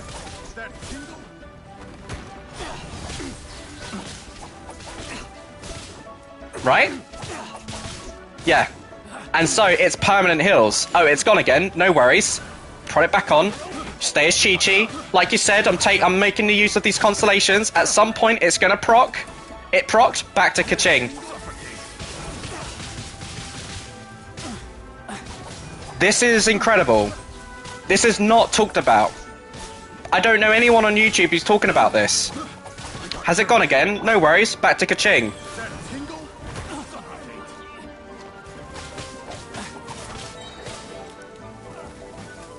It's procced, back to Kaching. Oh, don't worry. Hey, Kaching's energy recharge so bad. Why do I have her ult? Let's use it.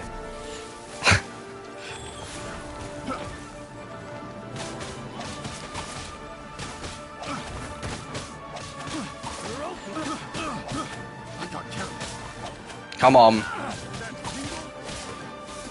There it is. Back to Kaching.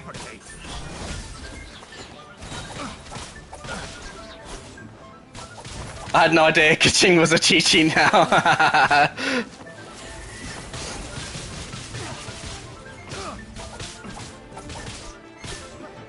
Yeah. Oh, hang on. Let me get the Sack Sword again. It reset. Great. Back to Kaching.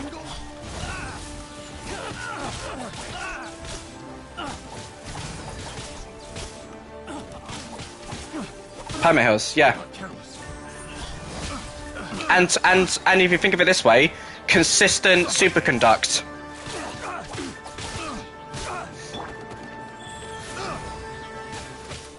There it is, back to Kaching again.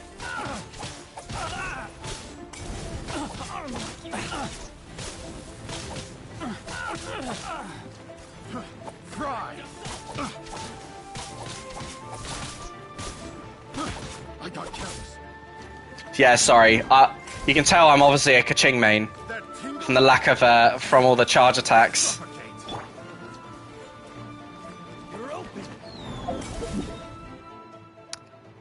So like that's not even a. I wasn't gonna die as Kaching, even though I had Zhongli and Jean ready to babysit to make sure nothing bad was gonna happen.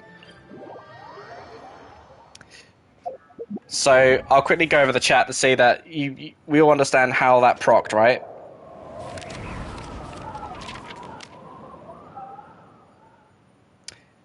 So yeah, it's kind of why... So, because Chi-Chi's cooldown is so long, but because the Sacrificial Sword says, after damaging an opponent with an elemental skill, it just means each time it hits, it has a 60% chance of it hitting. The cooldown is shorter than Chi-Chi's own cooldown, and the more this gets refined, the better it's going to be. because that's the sacrificial sword proc, and that's what sacrificial weapons do. They remove your cooldown completely, wipe it clean. Oh, we're not over, by the way. We're not over, like, because that's what. Yeah, does that make sense, Haruka? Because that's what the sacrificial sword does. The sacrificial sword reduces the cooldown, resets it, so you can just do it again. And so this is the genius, right? I don't need to spam it the moment it resets. I will let the skill end naturally, and that takes a set amount of seconds. That's eating up the time, right? Because again, currently according to the weapons, only happen every 22 seconds. So I can just let the heal play out naturally. The more seconds that passes, the quicker the sword's just going to be able to reset the cooldown again.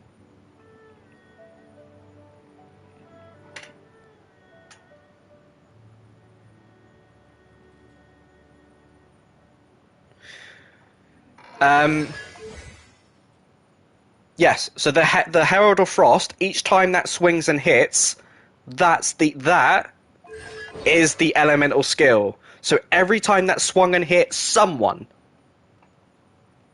if it hit multiple people, then it's even higher. Each time it hit, there's a 60% chance it could have resetted. We're not over yet. We're not over with like big brain Callum plays, right? People were saying, "Oh wow, Bennett's so good. Oh, just give Bennett Noblesse. The Millilith set, isn't that only good for Zhongli?" Actually, ladies and gents, it's the best set for Chi-Chi. What? Hear me out. So, Millilith, please tell me I have at least one so I can talk about this. I think it's on my crown. I've got it randomly. Oh shit, did I get rid of him? Ah, perfect. Here we go. Right. When an elemental skill hits an opponent, the attack of all nearby party members is increased by 20%, and the shield strength is increased by 30%, whatever, for 3 seconds, and it can be triggered every 0.5 seconds, which, for the record, it means each time Chi-Chi's Frost Herald hits, it's going to permanently give the entire party the 20% attack increase. I am grinning ear to ear that I can actually say, unironically, that Chi-Chi is one of the best characters that can. I can't even talk. I'm losing my mind over this. A Sack Sword Chi-Chi is one of the most consistent attack buffers in the game. Take that, Gene. Gale, what? Diona, who? Because that's the genius of this weapon. Each time that ball hits, it's going to continuously proc this attack boost. It comes from love, alright? Gene understands. Gene understands, alright? It comes from a place of love. I love my best girl. We can riff. We can riff. Besides, she kind of like, I do have a bit of a bone to pick with the best girl because she currently is now the 5-star I've not seen the longest since Mona came. So since I got Mona, it's like, right, Gene, you are now the 5-star I've not seen the longest of the standard bunch. What's happening? What's going on? So hopefully, if I do get if it happens and I lose my coin toss against Kazuha, why did I not know of this channel before? Because I just started making some Crash videos and I was making some Genshin stuff, and it's a bit goofy, and I really stream just to hang out with a few people that are happy to stick around. Here's what I will promise, and it's on stream, it's on record. If Chi-Chi gets more constellations than Jin, who currently is at C2, I will unironically build Chi-Chi with a Millilith set. I will ascend her, I will make it work, and I will use her in Abyss with the comp shown to prove that Chi-Chi works. but that's gonna make life miserable. That will be rough. But Chi-Chi needs basically 2 more constellations to go above Jean. So for the record, who of the standard bunch, who's got the most constellations? It's a tie between Jean and Mona and Kaching. Exactly. 5 more Chi-Chi, 5 more Chi-Chi. So it's one of those things, right? The reality is like, hey, I'm just trying to take on people. It was kind of doing its thing. But I'm thinking, if I'm going to do a Millilith set Chi-Chi, what was I even using here? What's my energy? Oh. Okay, well, some of that came from the sack sword, right? Well, 45. A fair amount of that's coming from artifacts. So yeah, I'm going to need energy recharge on Chi-Chi because she's not perfect. So, I would farm for a Millilith set then. And then the benefit would be, well, any power flames I can actually contribute to Eula, right? Maybe. But this is something I'm not looking forward to doing. If I was a whale though that resin refreshed, and I was stupid enough to spend £300 a month just to play the game, then yeah, probably the resin that I would be paying to spend, I would be doing on this meme. But the reality is, it would be £300 a month to create a meme piece. But yeah, it's attack Millilith with energy recharge substats. And then maybe that should be enough in its own right. And it would work. But the irony is that if you were able to make a really cool DPS Chi-Chi with with your crit rate shenanigans. But yeah, I probably... The thing is, Chi-Chi's cryo application isn't long enough to do... It doesn't happen fast enough that I don't think I could do good melts. I'm just trying to think of like, okay, well, if I was trying to make it a team comp, so I was thinking like, yeah, it probably would be good for, for Kaching, like physical superconduction shenanigans like that. Razor actually be a good person for Razor. It would be good. She'd be good for a Hydro character, so you just have permafreeze. So ironically, if you had like a DPS, Sing Show or Child, that could be a thing. Bloody hell. But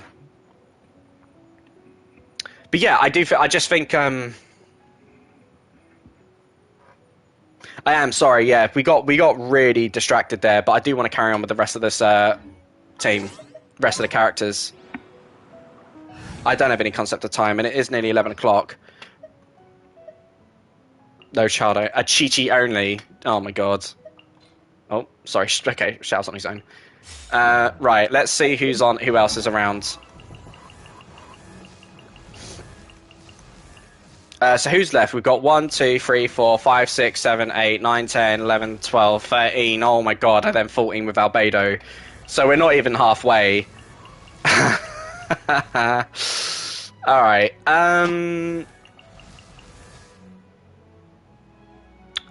let's see. I do want to do Kaching minimum, and after Kaching we can look at, of the standard group, who's got the best constellation per constellation.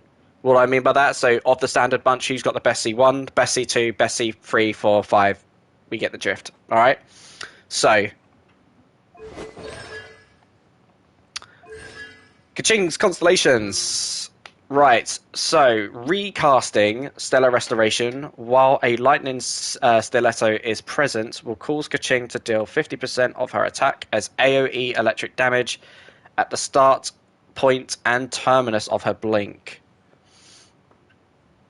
In English, when she teleports after the second trigger of her E, or trigger if you're PlayStation, you're going to create an AoE electric hit on the before and the after. You never twisted arm. That's shit. Yeah. Twisted arm for Chi-Chi constellation. C6. You know what? C6.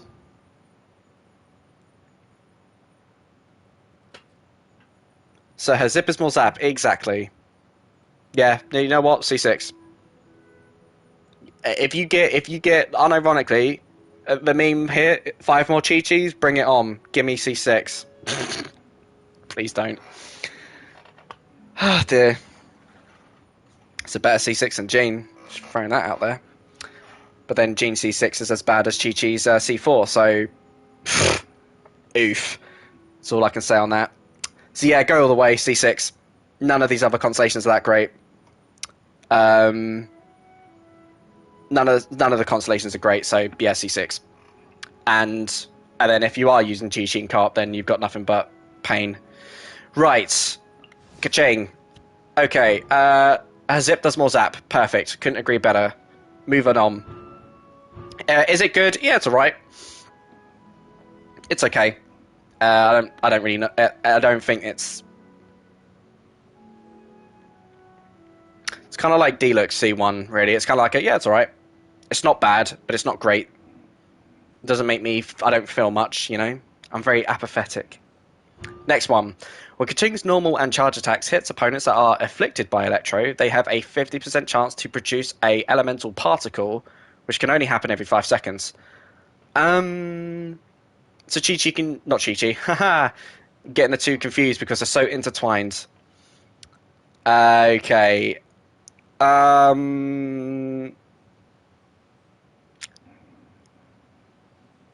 would really like to know... I would assume this is better than Chi-Chi's.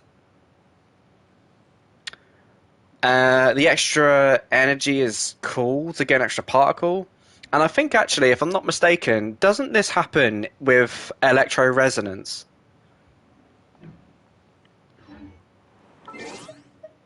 If I'm not mistaken, I'm pretty sure.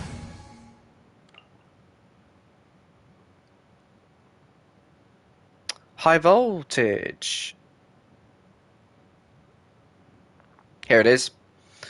So if you do an electric reaction, you will generate a electric elemental particle every 5 seconds. So if you have a C2 Kaching and you're in a double electro comp, you are going to be hopefully bouncing off the walls with 2 extra particles every 5 seconds. That's 2 particles, right? So if you pairs, you probably would. The thing that frustrates me though with this is like the best electric pair up, if it's not Chi-Chi, haha, kind of would say Sing Show, right? Because Water and Electric is a very good comp, but there's no way in a straight face would you ever give Sing Show over to Kaching. It's sacrilege. Sing Show is just so much more needed than... This is interesting. To be honest, a cooldown can feel too long for the energy regen, which is weird. I again, you can see from my own experience, I have not built Kaching. So a lot of this doesn't come from my personal experience. So you might...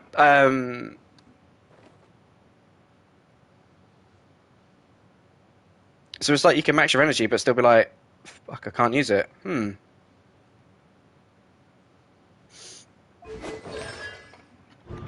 Not keen on it, basically. Yeah, it would be... It's... I dig it, but I'm kind of like...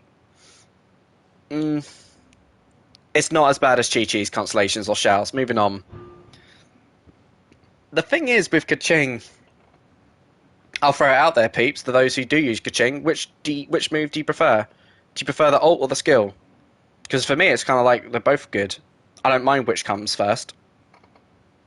I don't use Kaching often enough to feel like this is the one that I want upgraded. I think if I was making a Noblesse Kaching, because I lacked the Gladiator pieces, or I didn't want to do Thunder and Fury, then that might entice me to want the ult more, if that was something I was using. You're saying Stiletto. I don't like the knockback on an ult sometimes. But you don't want to. You don't want to pair Electro with Pyro. Then that's the worst thing about Overcharge. Send everyone flying. Okay, so next one. For 10 seconds after Kaching triggers an Electro-related elemental reaction, her attack is increased by 25%. Hang on. There's no drawback to this. It's any time you do a reaction. Am I reading that right? Anytime you do a reaction, you get 25% more attack. That's what I'm reading here.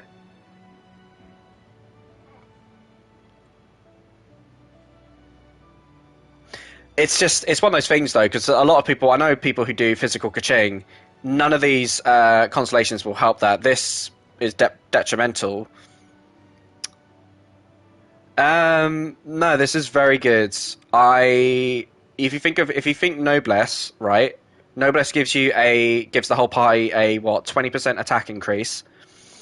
I think the thing is though. No, the important thing is, Haruka, is although it can't be stacked, it means it can keep going on. It can last infinitely. So long as you keep doing reactions, you will infinitely have 25% more attack. That's what makes this good. I wouldn't expect this to keep stacking on top of each other, but I do expect that it would just keep going. An extra 10 seconds get added.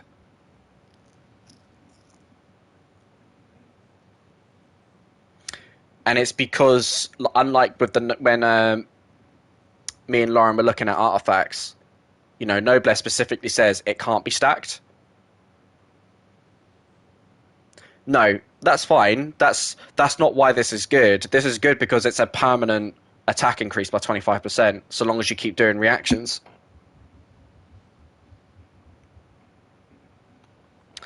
I think the issue here that we need to remember is Kaching herself needs to be the one to trigger the reaction for this to work.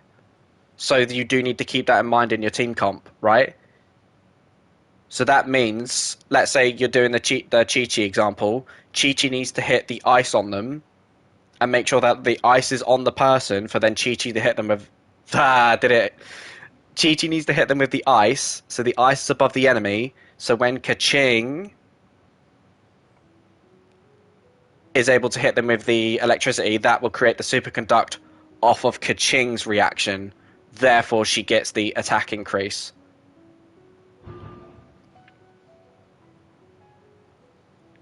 Which may even come from here as well. Maybe get the energy. So it sounds good, but this takes managing.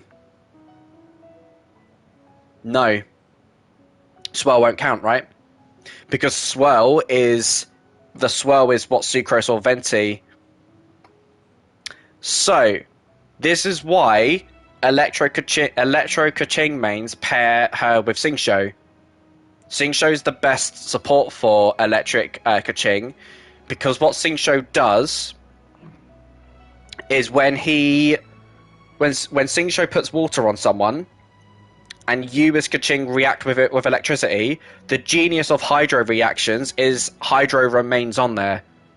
So the water effect remains on the person, so that will enable Kaching to put electric on a second time.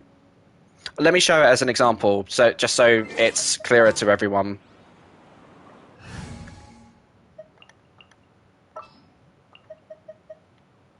So we need Kaching with Xingqiu, and then just for safety, Mum and Dad. Right.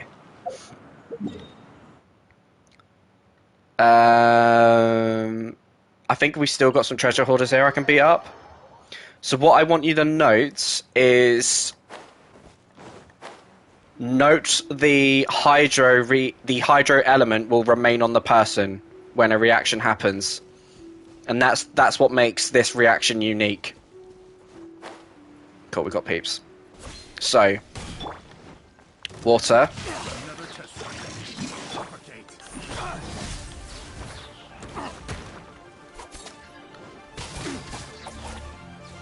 Suffocate. Looked like it didn't do that. Looked like I'm lying.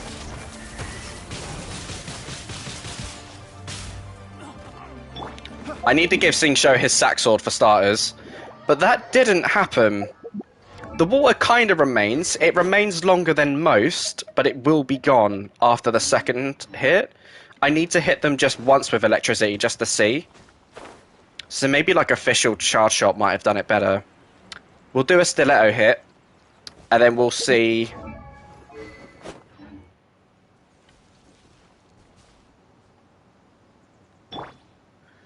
Oh, as in if I what? Just if I just bumped into them. It would. Okay, so let's say, because I get what you mean, because it's kind of like Barbara, isn't it? So if I was using Kaching, and I've got Xingqiu's water swords around her, and I put electric on someone, and then I bump into them with Xingqiu's water swords, and then Hydra gets added. That is not Kaching's reaction. That would be Xingqiu's. And that's why, and that's the thing with Barb. You need to make sure that the Hydro is on quicker than Kaching. I don't know with Barbara if Hydro will remain on fast enough than Kaching can.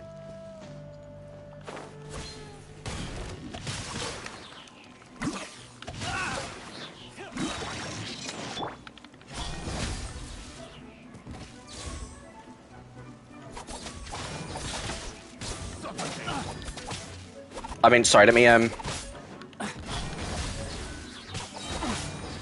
you noticing here, like, pretty much... Am I out of stamina already? God, I don't know how you peeps do it.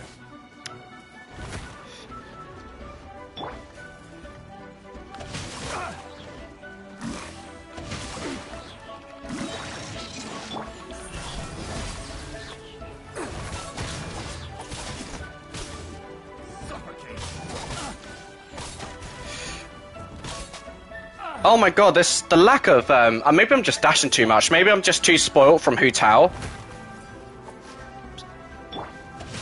Being a Kaching main's tough, people. I don't know how you do it.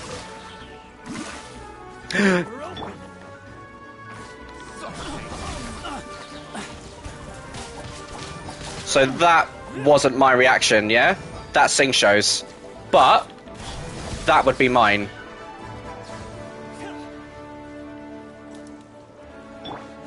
Right.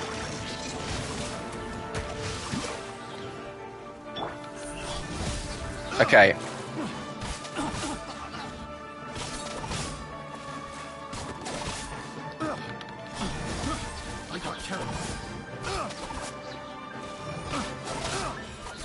So that's kind of what you'd have to do. Oh, now it's raining. That's like the perfect weather for Kaching.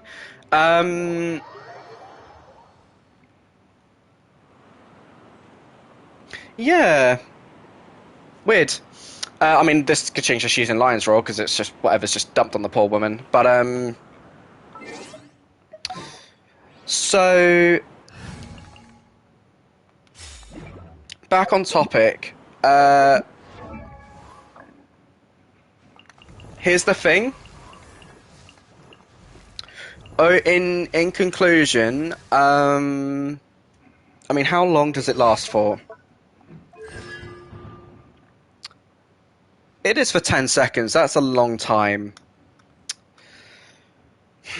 It's just... It's difficult to make sure you consistently get electro-related reactions. I don't think it's as good as Deluxe, right? Deluxe, come from... They're just much easier to manage. Kaching needs to make sure she does reactions, and so she needs to make sure that the enemy... Sorry, that her supports apply the element first before she attacks too quick to apply it on herself. So Sing Sho's probably the best person that I have in my mind who can do that, but then the issue is Sing Sho's so important for Pyro characters, it would be insane to take him away to put on Kaching. It is the best constellation so far. Likely, if you're twisting my arm, it might be where I would say sure. But I'm not feeling it. Ult upgraded, cool. Like I said, I'm a fan of both of her skill and her ult, even though I wasn't really doing her ult. Um, so for that to be upgraded, yep, cool, no complaints. Right, what's happening here? So when initiating a normal attack, a charge attack, an elemental skill, or a burst, so anything, Kaching gains a 6% electric damage bonus for 8 seconds.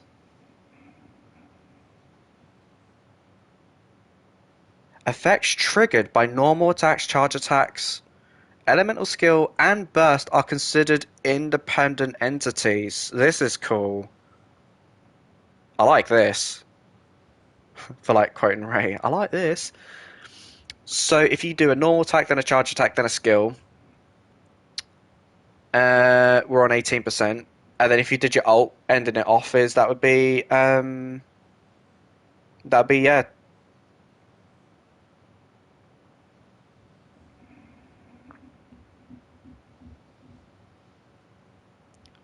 Do you know? Oh, do you know when this will end soon? I will end it. What I will do is I will end it after here.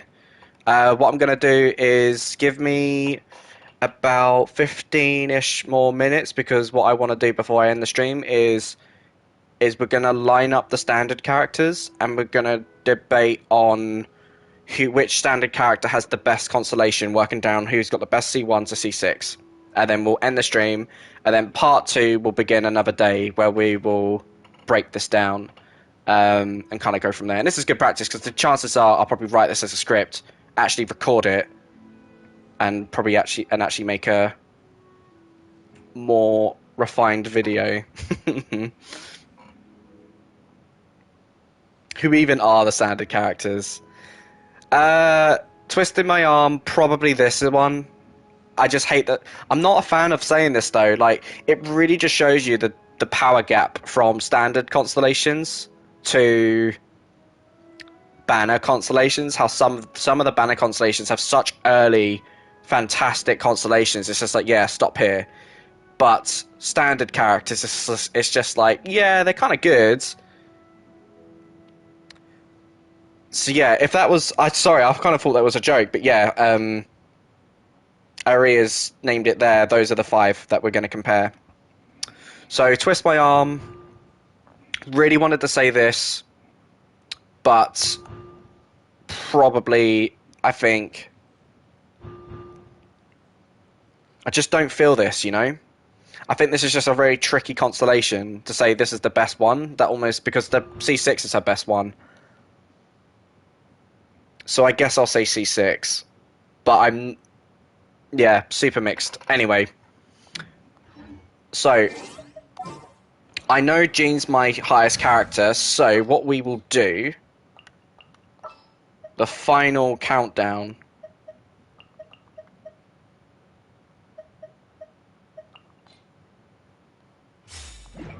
Because if I now go into my characters, oh, Zhongli's ahead. How the hell did Zhongli get ahead of Jean? Huh. I always assumed it was based on who had the most experience, and Jean recently overtook Zhongli because Archipelago, but never mind. Right. No, I've got the song stuck in my head. I know, right. Best C1, right. It's not this. Very, very likely it's going to be this. That's okay. Not that.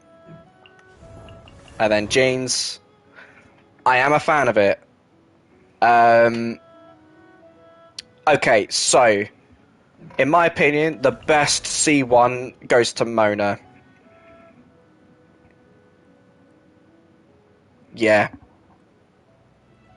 It's Mona. But just because I said Mona's the one where I say stop at, doesn't mean her other constellations are bad. It just, if anything, it just shows you how astronomically insane this is. This constellation is so good. This constellation is something you'd expect from a new 5-star, not a standard. So yeah, no, this is the best. This is the best C1. Right, point to Mona. I feel very bad for Chi Chi, but we'll see. Right, C2. Um, so Kaching gets to generate more energy. Um, fine, fair enough. Yeah, I did not make that pun on purpose. I promise you. I honestly didn't. Normal attacks hit. There's a 20% chance that the attack will automatically be followed by a charge attack. No. D-look. No. The fact he has to be hit to do it. No. No. Not this. And yeah. I mean, look, I wanted to give people the benefit of the doubt. I wanted to check before just outright saying it, but there's just no way Jean wasn't going to win this. I'd argue that this is one of the best second constellations in the entire game. Not just out the standard banner. I'd almost go as far as say this is one of the best constellations of all constellations. It's that good. This constellation should have been a C4, and I'm so glad it's not. So,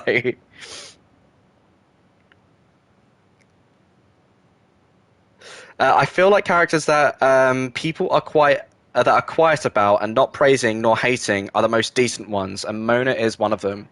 Yeah, yeah, Mona is definitely fits that description very nicely. Right, this is going to get hard. This is basically a debate on who's got the best skill, which talent upgrade is going to benefit this the most. So let's think about it. Starward Sword that's Kaching's ult. It is right. Kaching's ult versus Mona's ult versus Deluxe Searing Onslaught versus Jean's ult. Okay. Alright, let's get my favorite character out the way. Upgrading the Dandelion Breeze is only going to increase the amount you heal, but Jean's heal's so good anyway, you don't need this. So not this. What was Chi-Chi's is this one.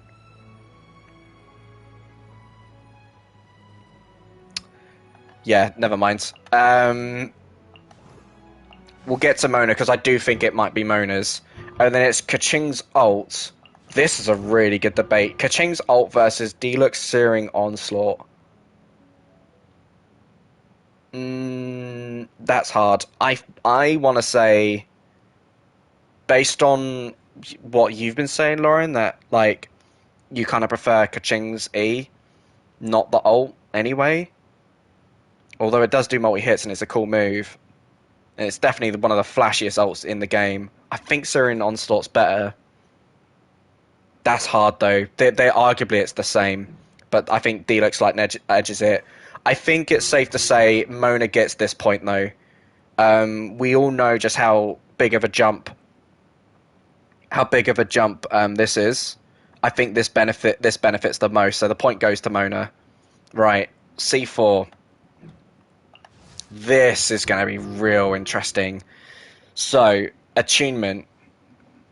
If Kaching does a reaction, that's Electro, that she herself has to do. Her attack is increased by 25% for 10 seconds, and it can happen technically infinitely. I've been live 5 hours. About to end the stream. We're now comparing constellations of the standard, who's got the best. So we've said Mona's got C1, Jean has got C2, Mona's on C3, we're now on C4. Who of the standard has the best ones? So pretty good, but held back by having to do electric reactions. Next one. Ooh. Ooh, though. Ooh. If a party member hits the opponent that's affected by Omen, the crit rate is increased by 15%. Oh, Mona. Oh, that's gonna... Okay, let's keep looking. It might be Mona. Okay, D-Look. Cast and Searing Onslaught. This is the huge damage jump, though. Right? It's 40% more damage.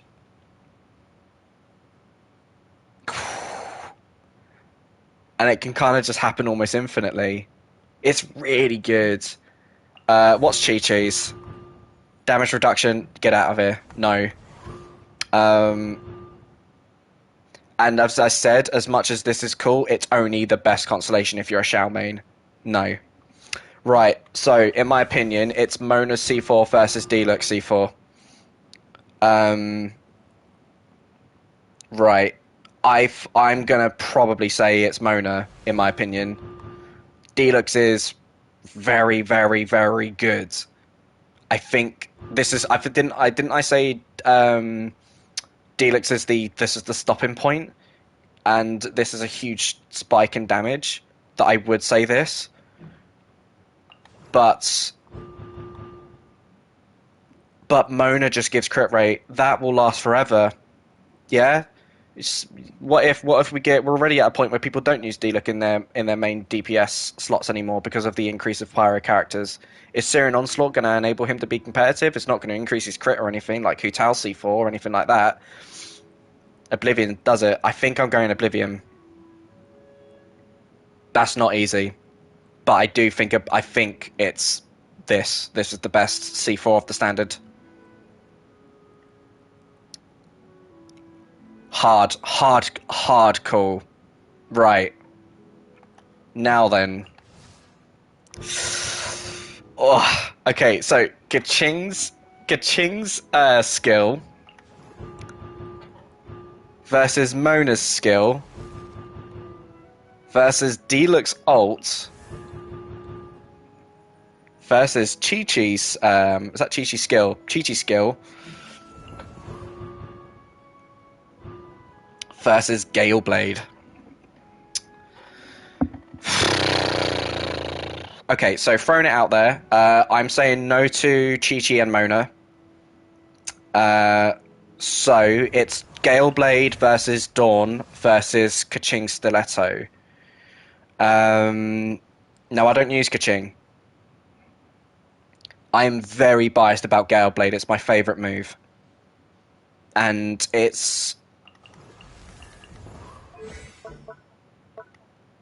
is a 6-second 526 damaging move.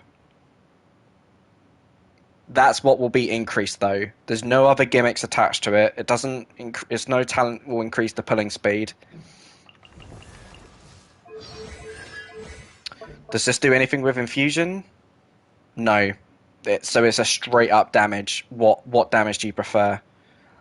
How about?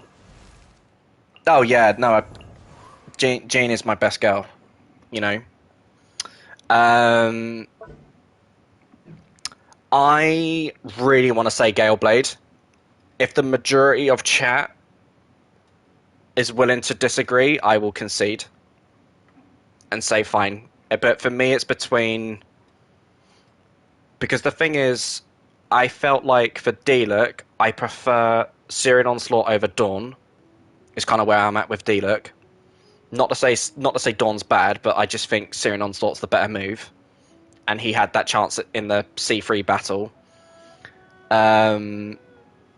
You go with what you want. I'm gonna, yeah. Sorry if it's me. It's my rules.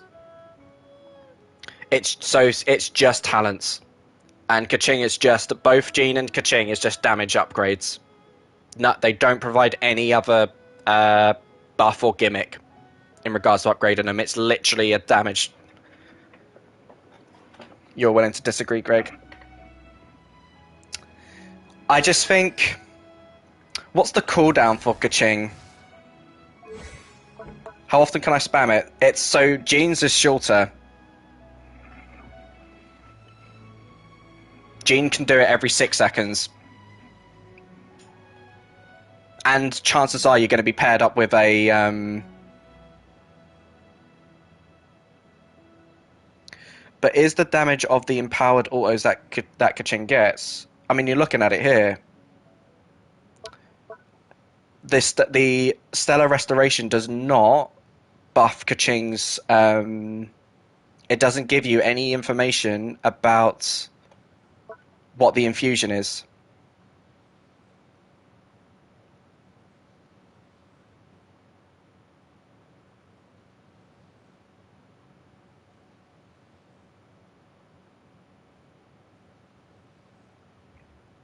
This is a legit hard one. Because if you're again, what we need to remember here, people, is it's not even then. It's a really hard debate of like, okay, what's the better skill? What I'm asking is which talent jump is the better constellation.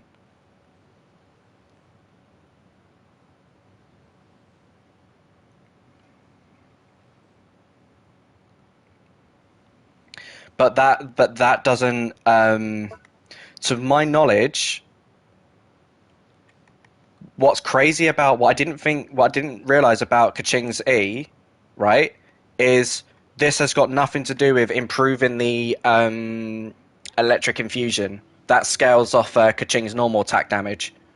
So what I mean is Kaching's skill, in terms of what's getting upgraded here, is only the stiletto that gets shot, and when you teleport and when you do the slash, everything that comes after it is not affected by upgrading the talent.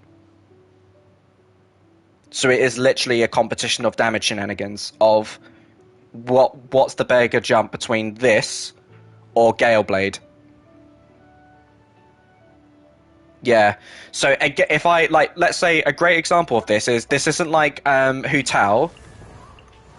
So Hu Tao's, if you can see here,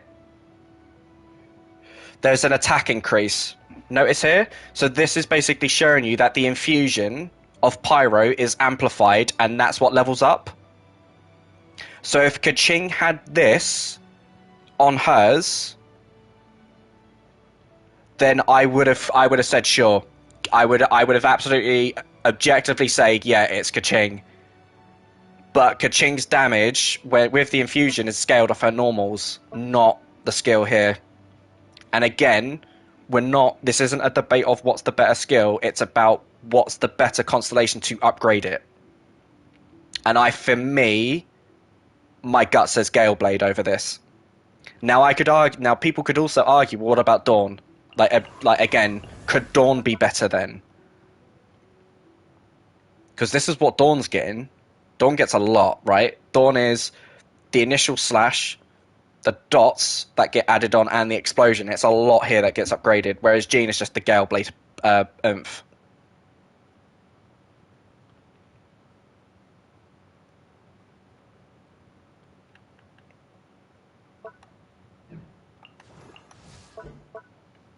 That's an interesting one. I use physical Kaching, so I use the explosion, not the infusion.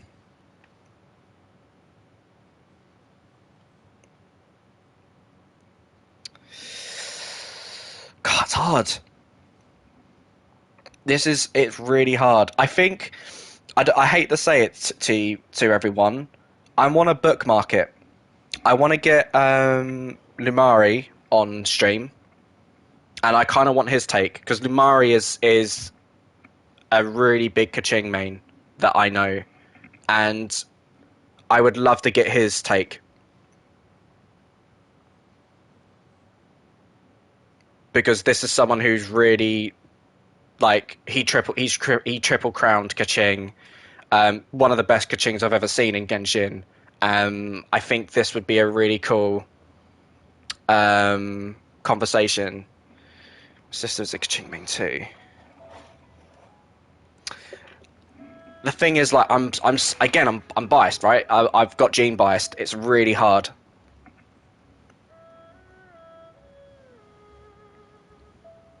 I just think for it's a really, I think it's a good debate. But then I'd argue, here's the thing. My argument is, yeah, I'm ready to think about it. So the argument of, okay, well, I do the explosion damage that comes from physical Kaching.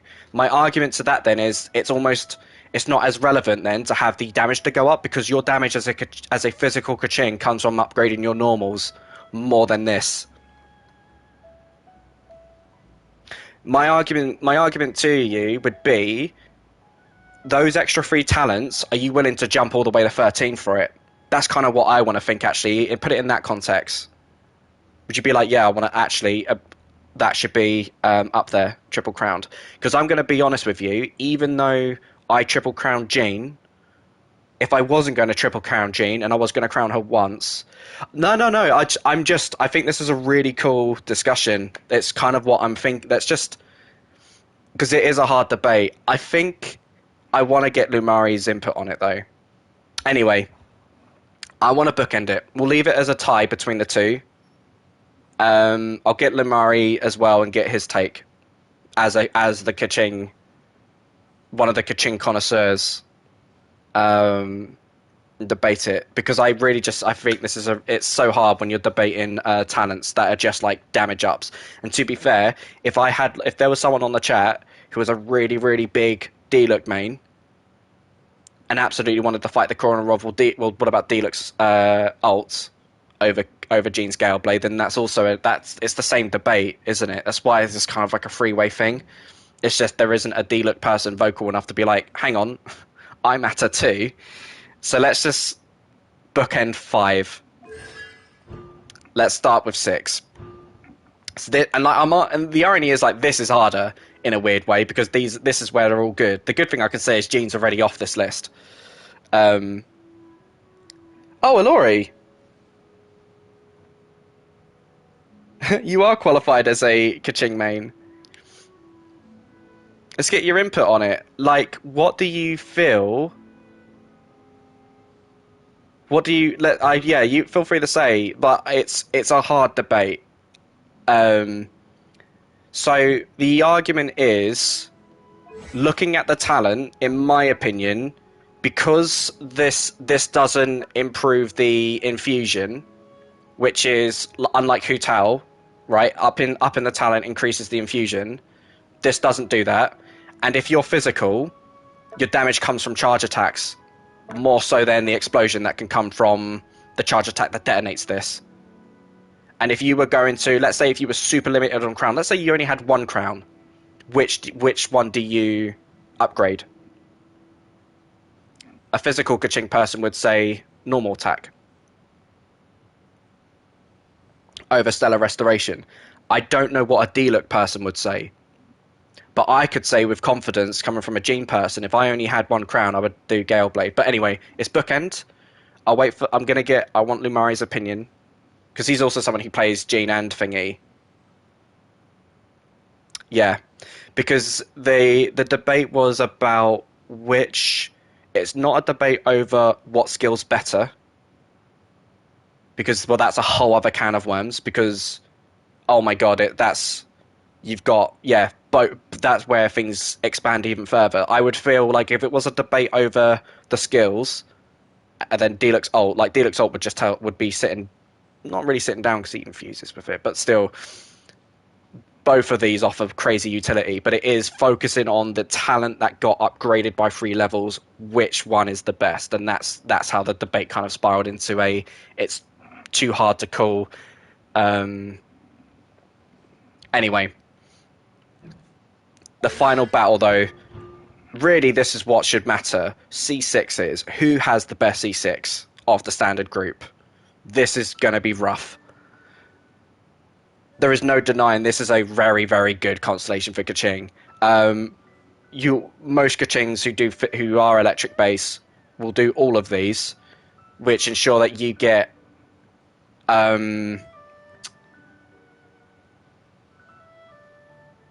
what's that? So 1, 2, and 3. You're gonna get 18% electric damage bonus like this. So we got 18. So we have 18 electric damage bonus versus 60% increase in damage of the next charge attack per second of the movement. I'm going to be honest. I don't understand this constellation enough to defend it. So I'm not saying this. I'm putting this is out. For the record, I should just say it outright. No to this. This is not a good C6.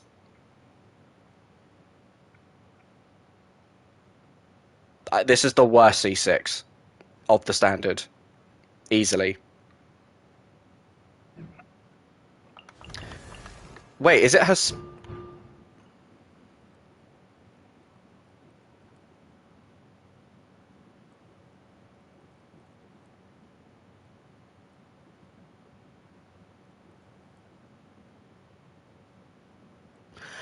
Got it. Okay, I understand now. Right. So while you're swimming, you can stack up to 180 damage. No, sorry, I didn't get it. My brain couldn't comprehend it. That's why I weren't so keen about this. Yeah, I realised the swimming, and it's so silly because I use Mona, but I don't use Mona to deal damage. I use Mona to taunt and ult. So that's what I'm. Okay, I'm not saying no to that. Okay, next one. If we can't decide on this, then we'll leave it for tomorrow. Oh, I would very much like to accept this to see what's going to happen, but I'm saying no. Because I'd love to speak to random people that join for no reason, see what they're up to. If he asks, to be fair, if someone ever requested twice, I will accept the second time because they clearly want to join me for a reason. Instead of just going through the co-op and just spamming on everyone. Right, this is insane. I can, Laurie, if you're willing to stay up, we'll do Final Fantasy. I'm ending this. I'm just ending the constellation comparison because most people want to go to bed. But if you're willing to stay up, I'm happily stay up and we can do Final Fantasy or something.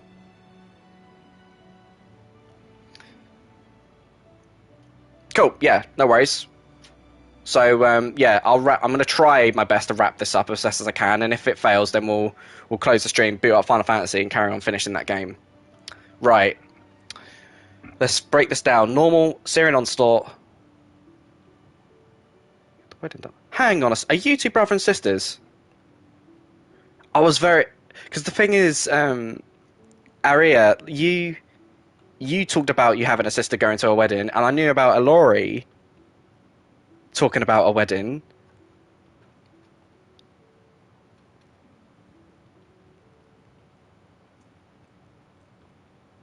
Ah, I see. Well, Aria, if you if you think that Alori should not stay up late and watch the stream, then I guess I won't stream. No, no. I thought it was someone. I thought it was someone who randomly came into who was interested in Final Fantasy VII Remake. But then when I noticed the gacha thing, I was like, huh, maybe you play Genshin.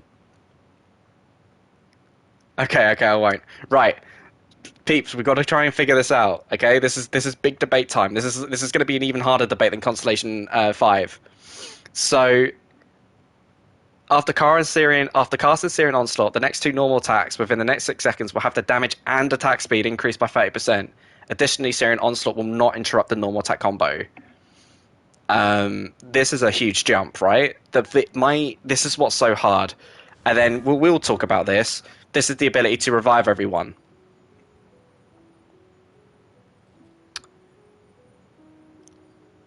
So as Haruda said, this is really good for the Abyss, right?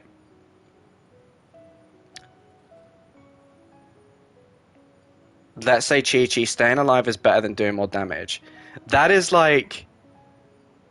That's so funny to be like, oh, by the way, Chi-Chi has the best constellation. The thing is, Haruda, I would have given it.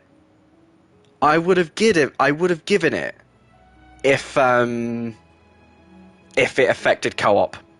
Or if the cooldown was less than 15 minutes and was 5. Those two are big, glaring issues that I don't know if I can confidently say, well, that makes it the best C6, despite those horrendous flaws. What does that say about the rest of the standard characters if this is the best constellation that they can muster? Here's where I'm thinking. It's almost ironic that I've got Mona biased, but we've got to talk about what's everyone's opinion on, because Kaching and Deluxe constellations make them do more damage. buffs them up. Mona, Mona's constellations have been support based, and they kind of make her do more damage. She's not really considered a main DPS. If you had this, would you make Mona a main DPS? And I'm gonna be blunt, no pressure, but if anyone says if anyone's gonna say no, then I'm not putting this as the best C6.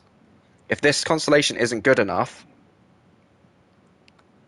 to say that I'm actually willing to make Mona my main DPS,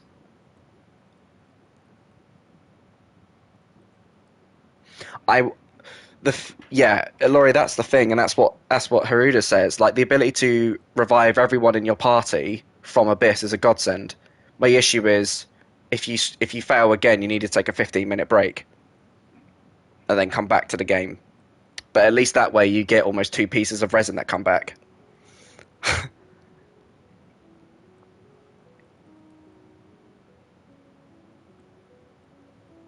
Hmm. If the majority of chat wants to say C6 Chi-Chi is the best, I will concede.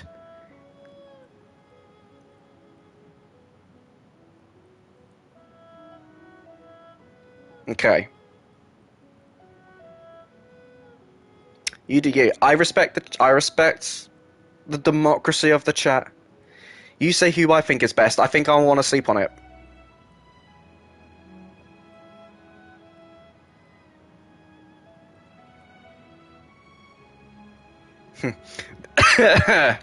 Okay. You do. Sorry, that made me choke because that's actually a very funny and a fair point. You do have to wait 15 minutes, but without her constellation, you don't even have the second chance. Yugashin over Mona and Kaching should still be in the running. Kaching and Diluc are still in the running. There's no denying that. The only one who's definitely out is Jean. Now, while this Mona one is very good, my argument, personally, is how often are you going to use this and be like, excuse me, that comment made me aspirate. Um, my gut is saying no to Mona. None of you have said that this constellation is good enough that you would make Mona a main DPS from it. And if that's the case, then I'm not putting this down as the best constellation. I'm putting Mona out. And Mona's had enough wins. I think Mona's had the most wins of the standard peeps so far. So Mona's out.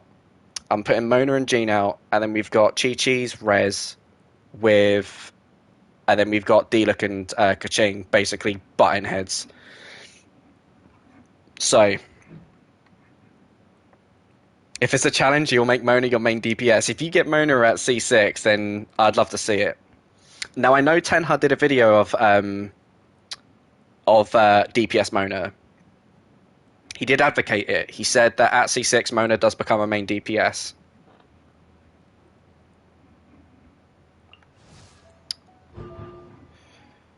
So we've got basically, let's try and headbutt with these. We've got 1, 2, 3, 4. 4 times 6% is Callum math, beep boop, 24%. We've got 24% electric damage bonus versus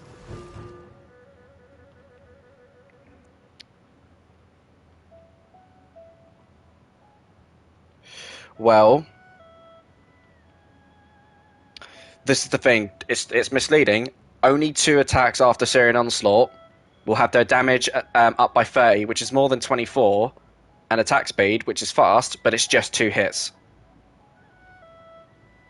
So we've got really cool utility constellation with damage and attack speed versus pure power of this constellation, and then you've just got full utility here with a glaring flaw, I might add. I love a style, just don't have the artifacts for it. I'm gonna say I do like, yeah, it's just This is interesting. This is interesting. Mona is good too, but imagine this. If you're at Spiral Abyss for free and you've taken half of the enemy's HP, and then everyone dies, and you have Chi-Chi, she resurrects them, and you just have to do your best. Without Chi-Chi, you would leave the Abyss and re-enter every floor.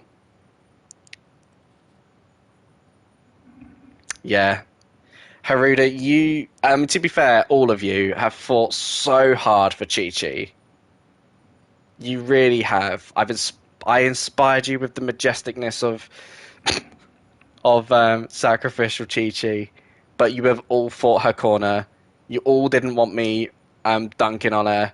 I conceded when I was going in. I was going in on this, and I was thinking, Chi-Chi's got the worst constellations, and yet here we are. We are going to crown.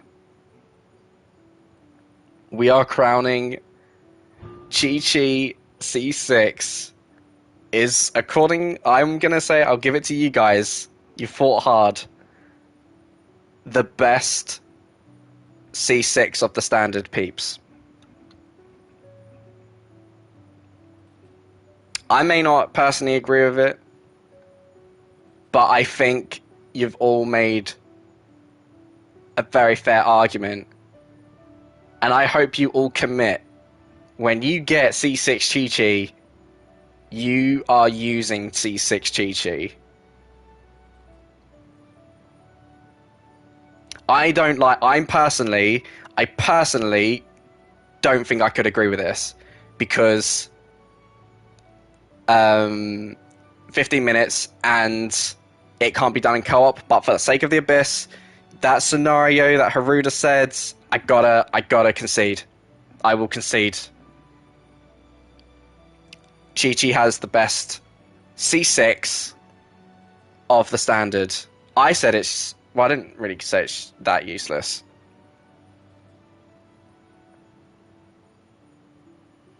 Well, yeah, remember, everyone needs to remember that when she does do that heal and revives everyone, well, that's in her ult. So the mark is on them. So that's got plenty of time for you to swap into your DPS people to, beat them up and get the health back. Which, if your Chi-Chi's built, which of course she should be if you had her at C6, then everyone should get the health back quite quick. But I do think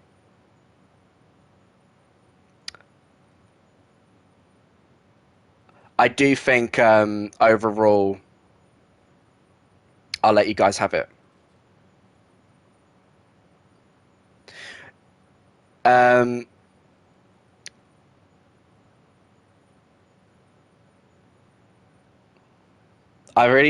It's just... So then the debate comes down to skill of the player, right? The value of the constellation is tied to the skill of the player, and more so, it's a nice save that you can use.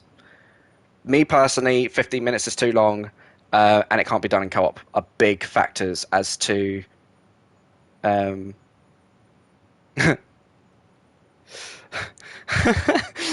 doesn't hate. Lauren does not hate Chi-Chi at all. She loves Chi-Chi. I think Lauren is fighting my corner of my debate on despite that, does it mean this is is it the best constellation? But chat has spoken. This is a majority. I will concede. Chi-Chi has the best constellation. So we will end it there. Tomorrow we will go over the rest of the roster, and break down everyone else. I will at some point hope to get Lamari involved, so we can have the debate versus Galeblade Jean versus Stiletto Kaching. But no, I think it's a really fun thing. What I'm so tempted to do is just be a complete anarchist, go to the Genshin Discord, and just throw the question out there, throw the bomb down, and be like, right, everyone, here's the sitch. Of the standard group, who's got the best C6 and why is it Chi Chi, and just sit back and just watch chaos unfold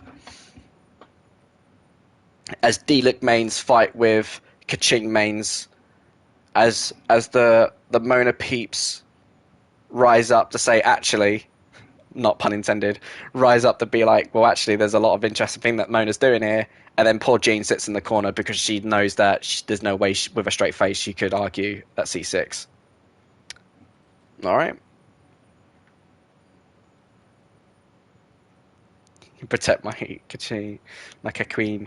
I think it's, yeah, I do think it's also a really fun debate of like what's better between a C6 Kaching versus C6 Deluc as well. Um, so this is the thing, Aria. I have everyone except Albedo.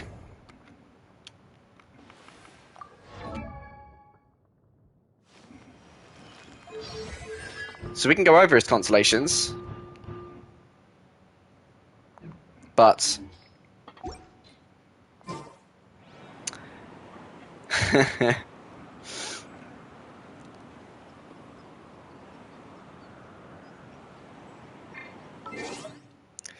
you're saying Deluc because he does more reactions. I'm ending the stream and you guys are willing to keep talking, keep going on.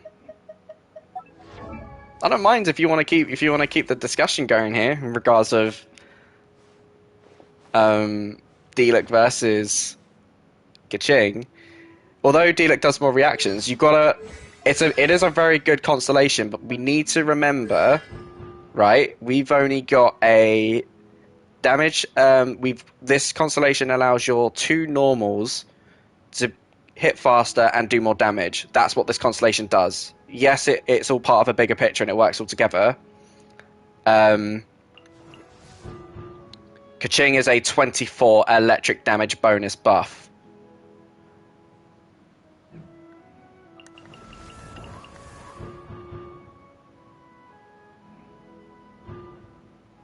Now, the thing is, if you are going to do a debate over as Kaching versus Deluc, then yeah, Deluc's better. Because Deluc has, because he's Pyro. Yeah, that's the reality. Pyro will enable you to melt or vape. But the debate isn't Pyro versus Electro. The debate is what C6 constellation is the best one. Between what Deluc can do, which is all that C6 is, it's not saying it's bad, but that C6 is basically after a Sin Onslaught, two normals will get 30% damage increase and attack speed increase. Kaching, from just using her skills, will end up with a 24% damage increase.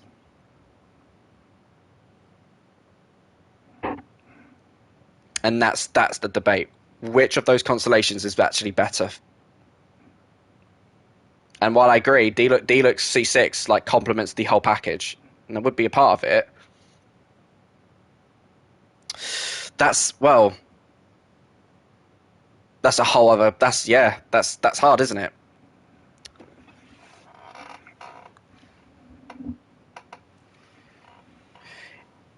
It's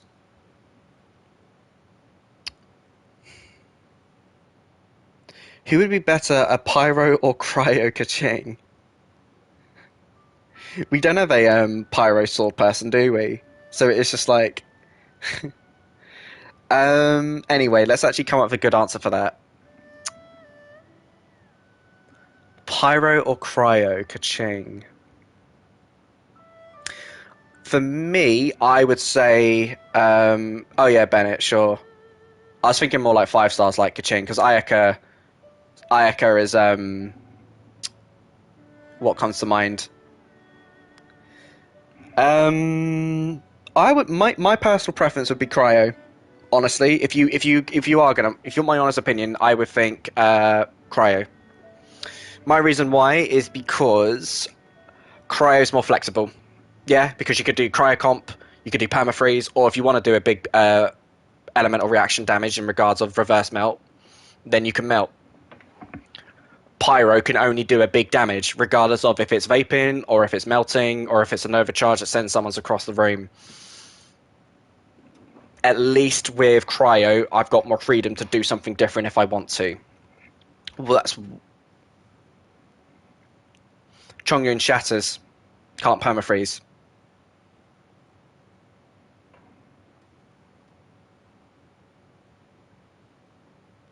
We don't know what Dendro will do to Cryo.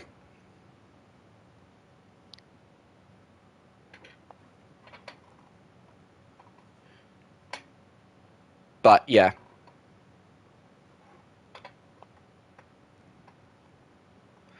Oh, so, hang on, you're confusing me now. So you're saying I meant for Cryo Kaching. So are you arguing? Oh, I get what you're saying. So you're saying if you were using Kaching and you were debating which Kaching is better, a Pyro or a Cryo? Pyro Kaching. But that's really biased. The reason why Pyro Kaching's better is because Pyro Kaching is enabled because of a C6 Bennett. So you're going to have a big spike in damage. Assuming that's what you're doing, right? Because if you're thinking that's a big commitment, but then actually, you know what? No, Cryo-Kaching. You know what? I'm gonna argue. Nah, I'm taking it back. Taking it back. Sorry. Cryo-Kaching. Why? Because to enable Cryo-Kaching, as you said, Aria, you just need Chongyun. Who the hell uses Chongyun? Do you know how many people use Bennett? Too many. And you're telling me you want to C6 Bennett just to make Kaching Pyro? I think that's a waste of your Bennett. Not saying that I'm not saying you specifically for the record. I'm just saying in general, right? Whereas Chongyun never gets used. I would say yeah.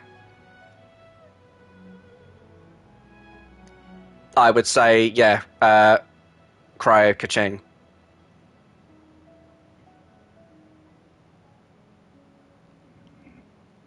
Because then you would pair her up with Because then you could probably do maybe like a Chongyun with maybe Zhangling, some sort of like pyro enabler to enable Kaching to do the melt hit.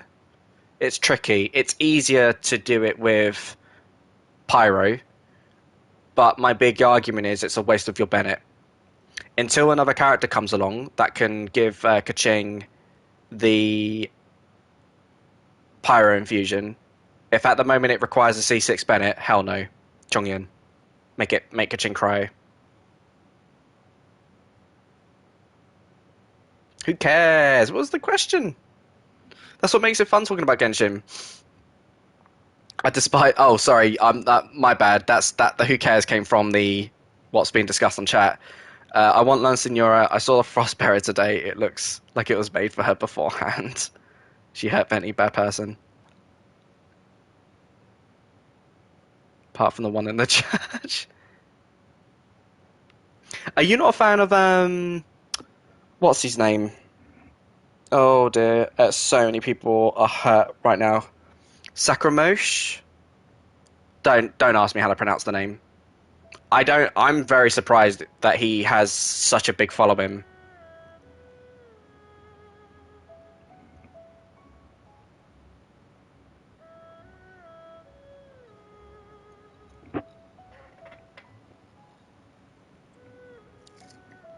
It's nice to hear that, actually.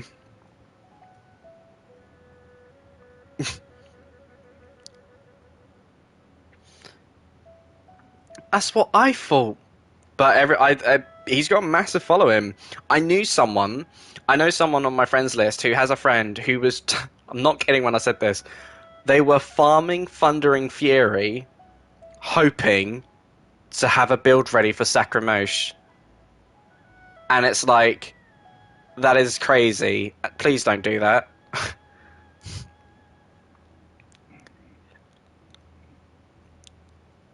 Yeah, yeah, very funny.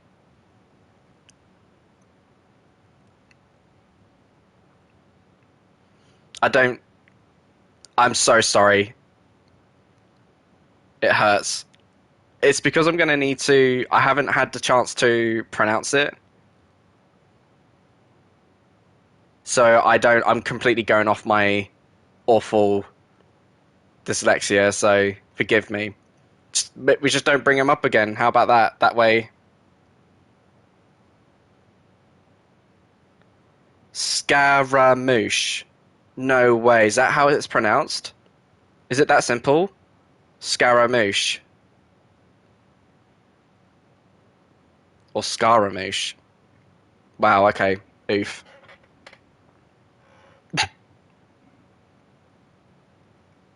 Listen to the song.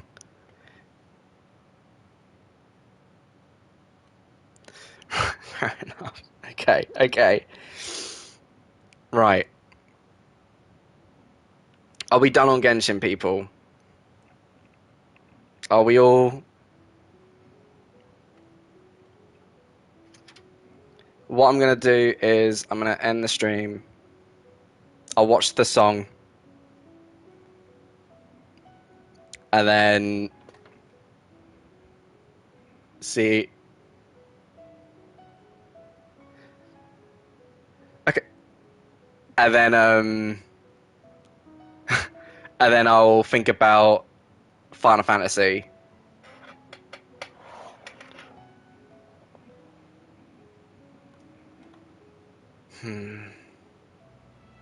Yeah.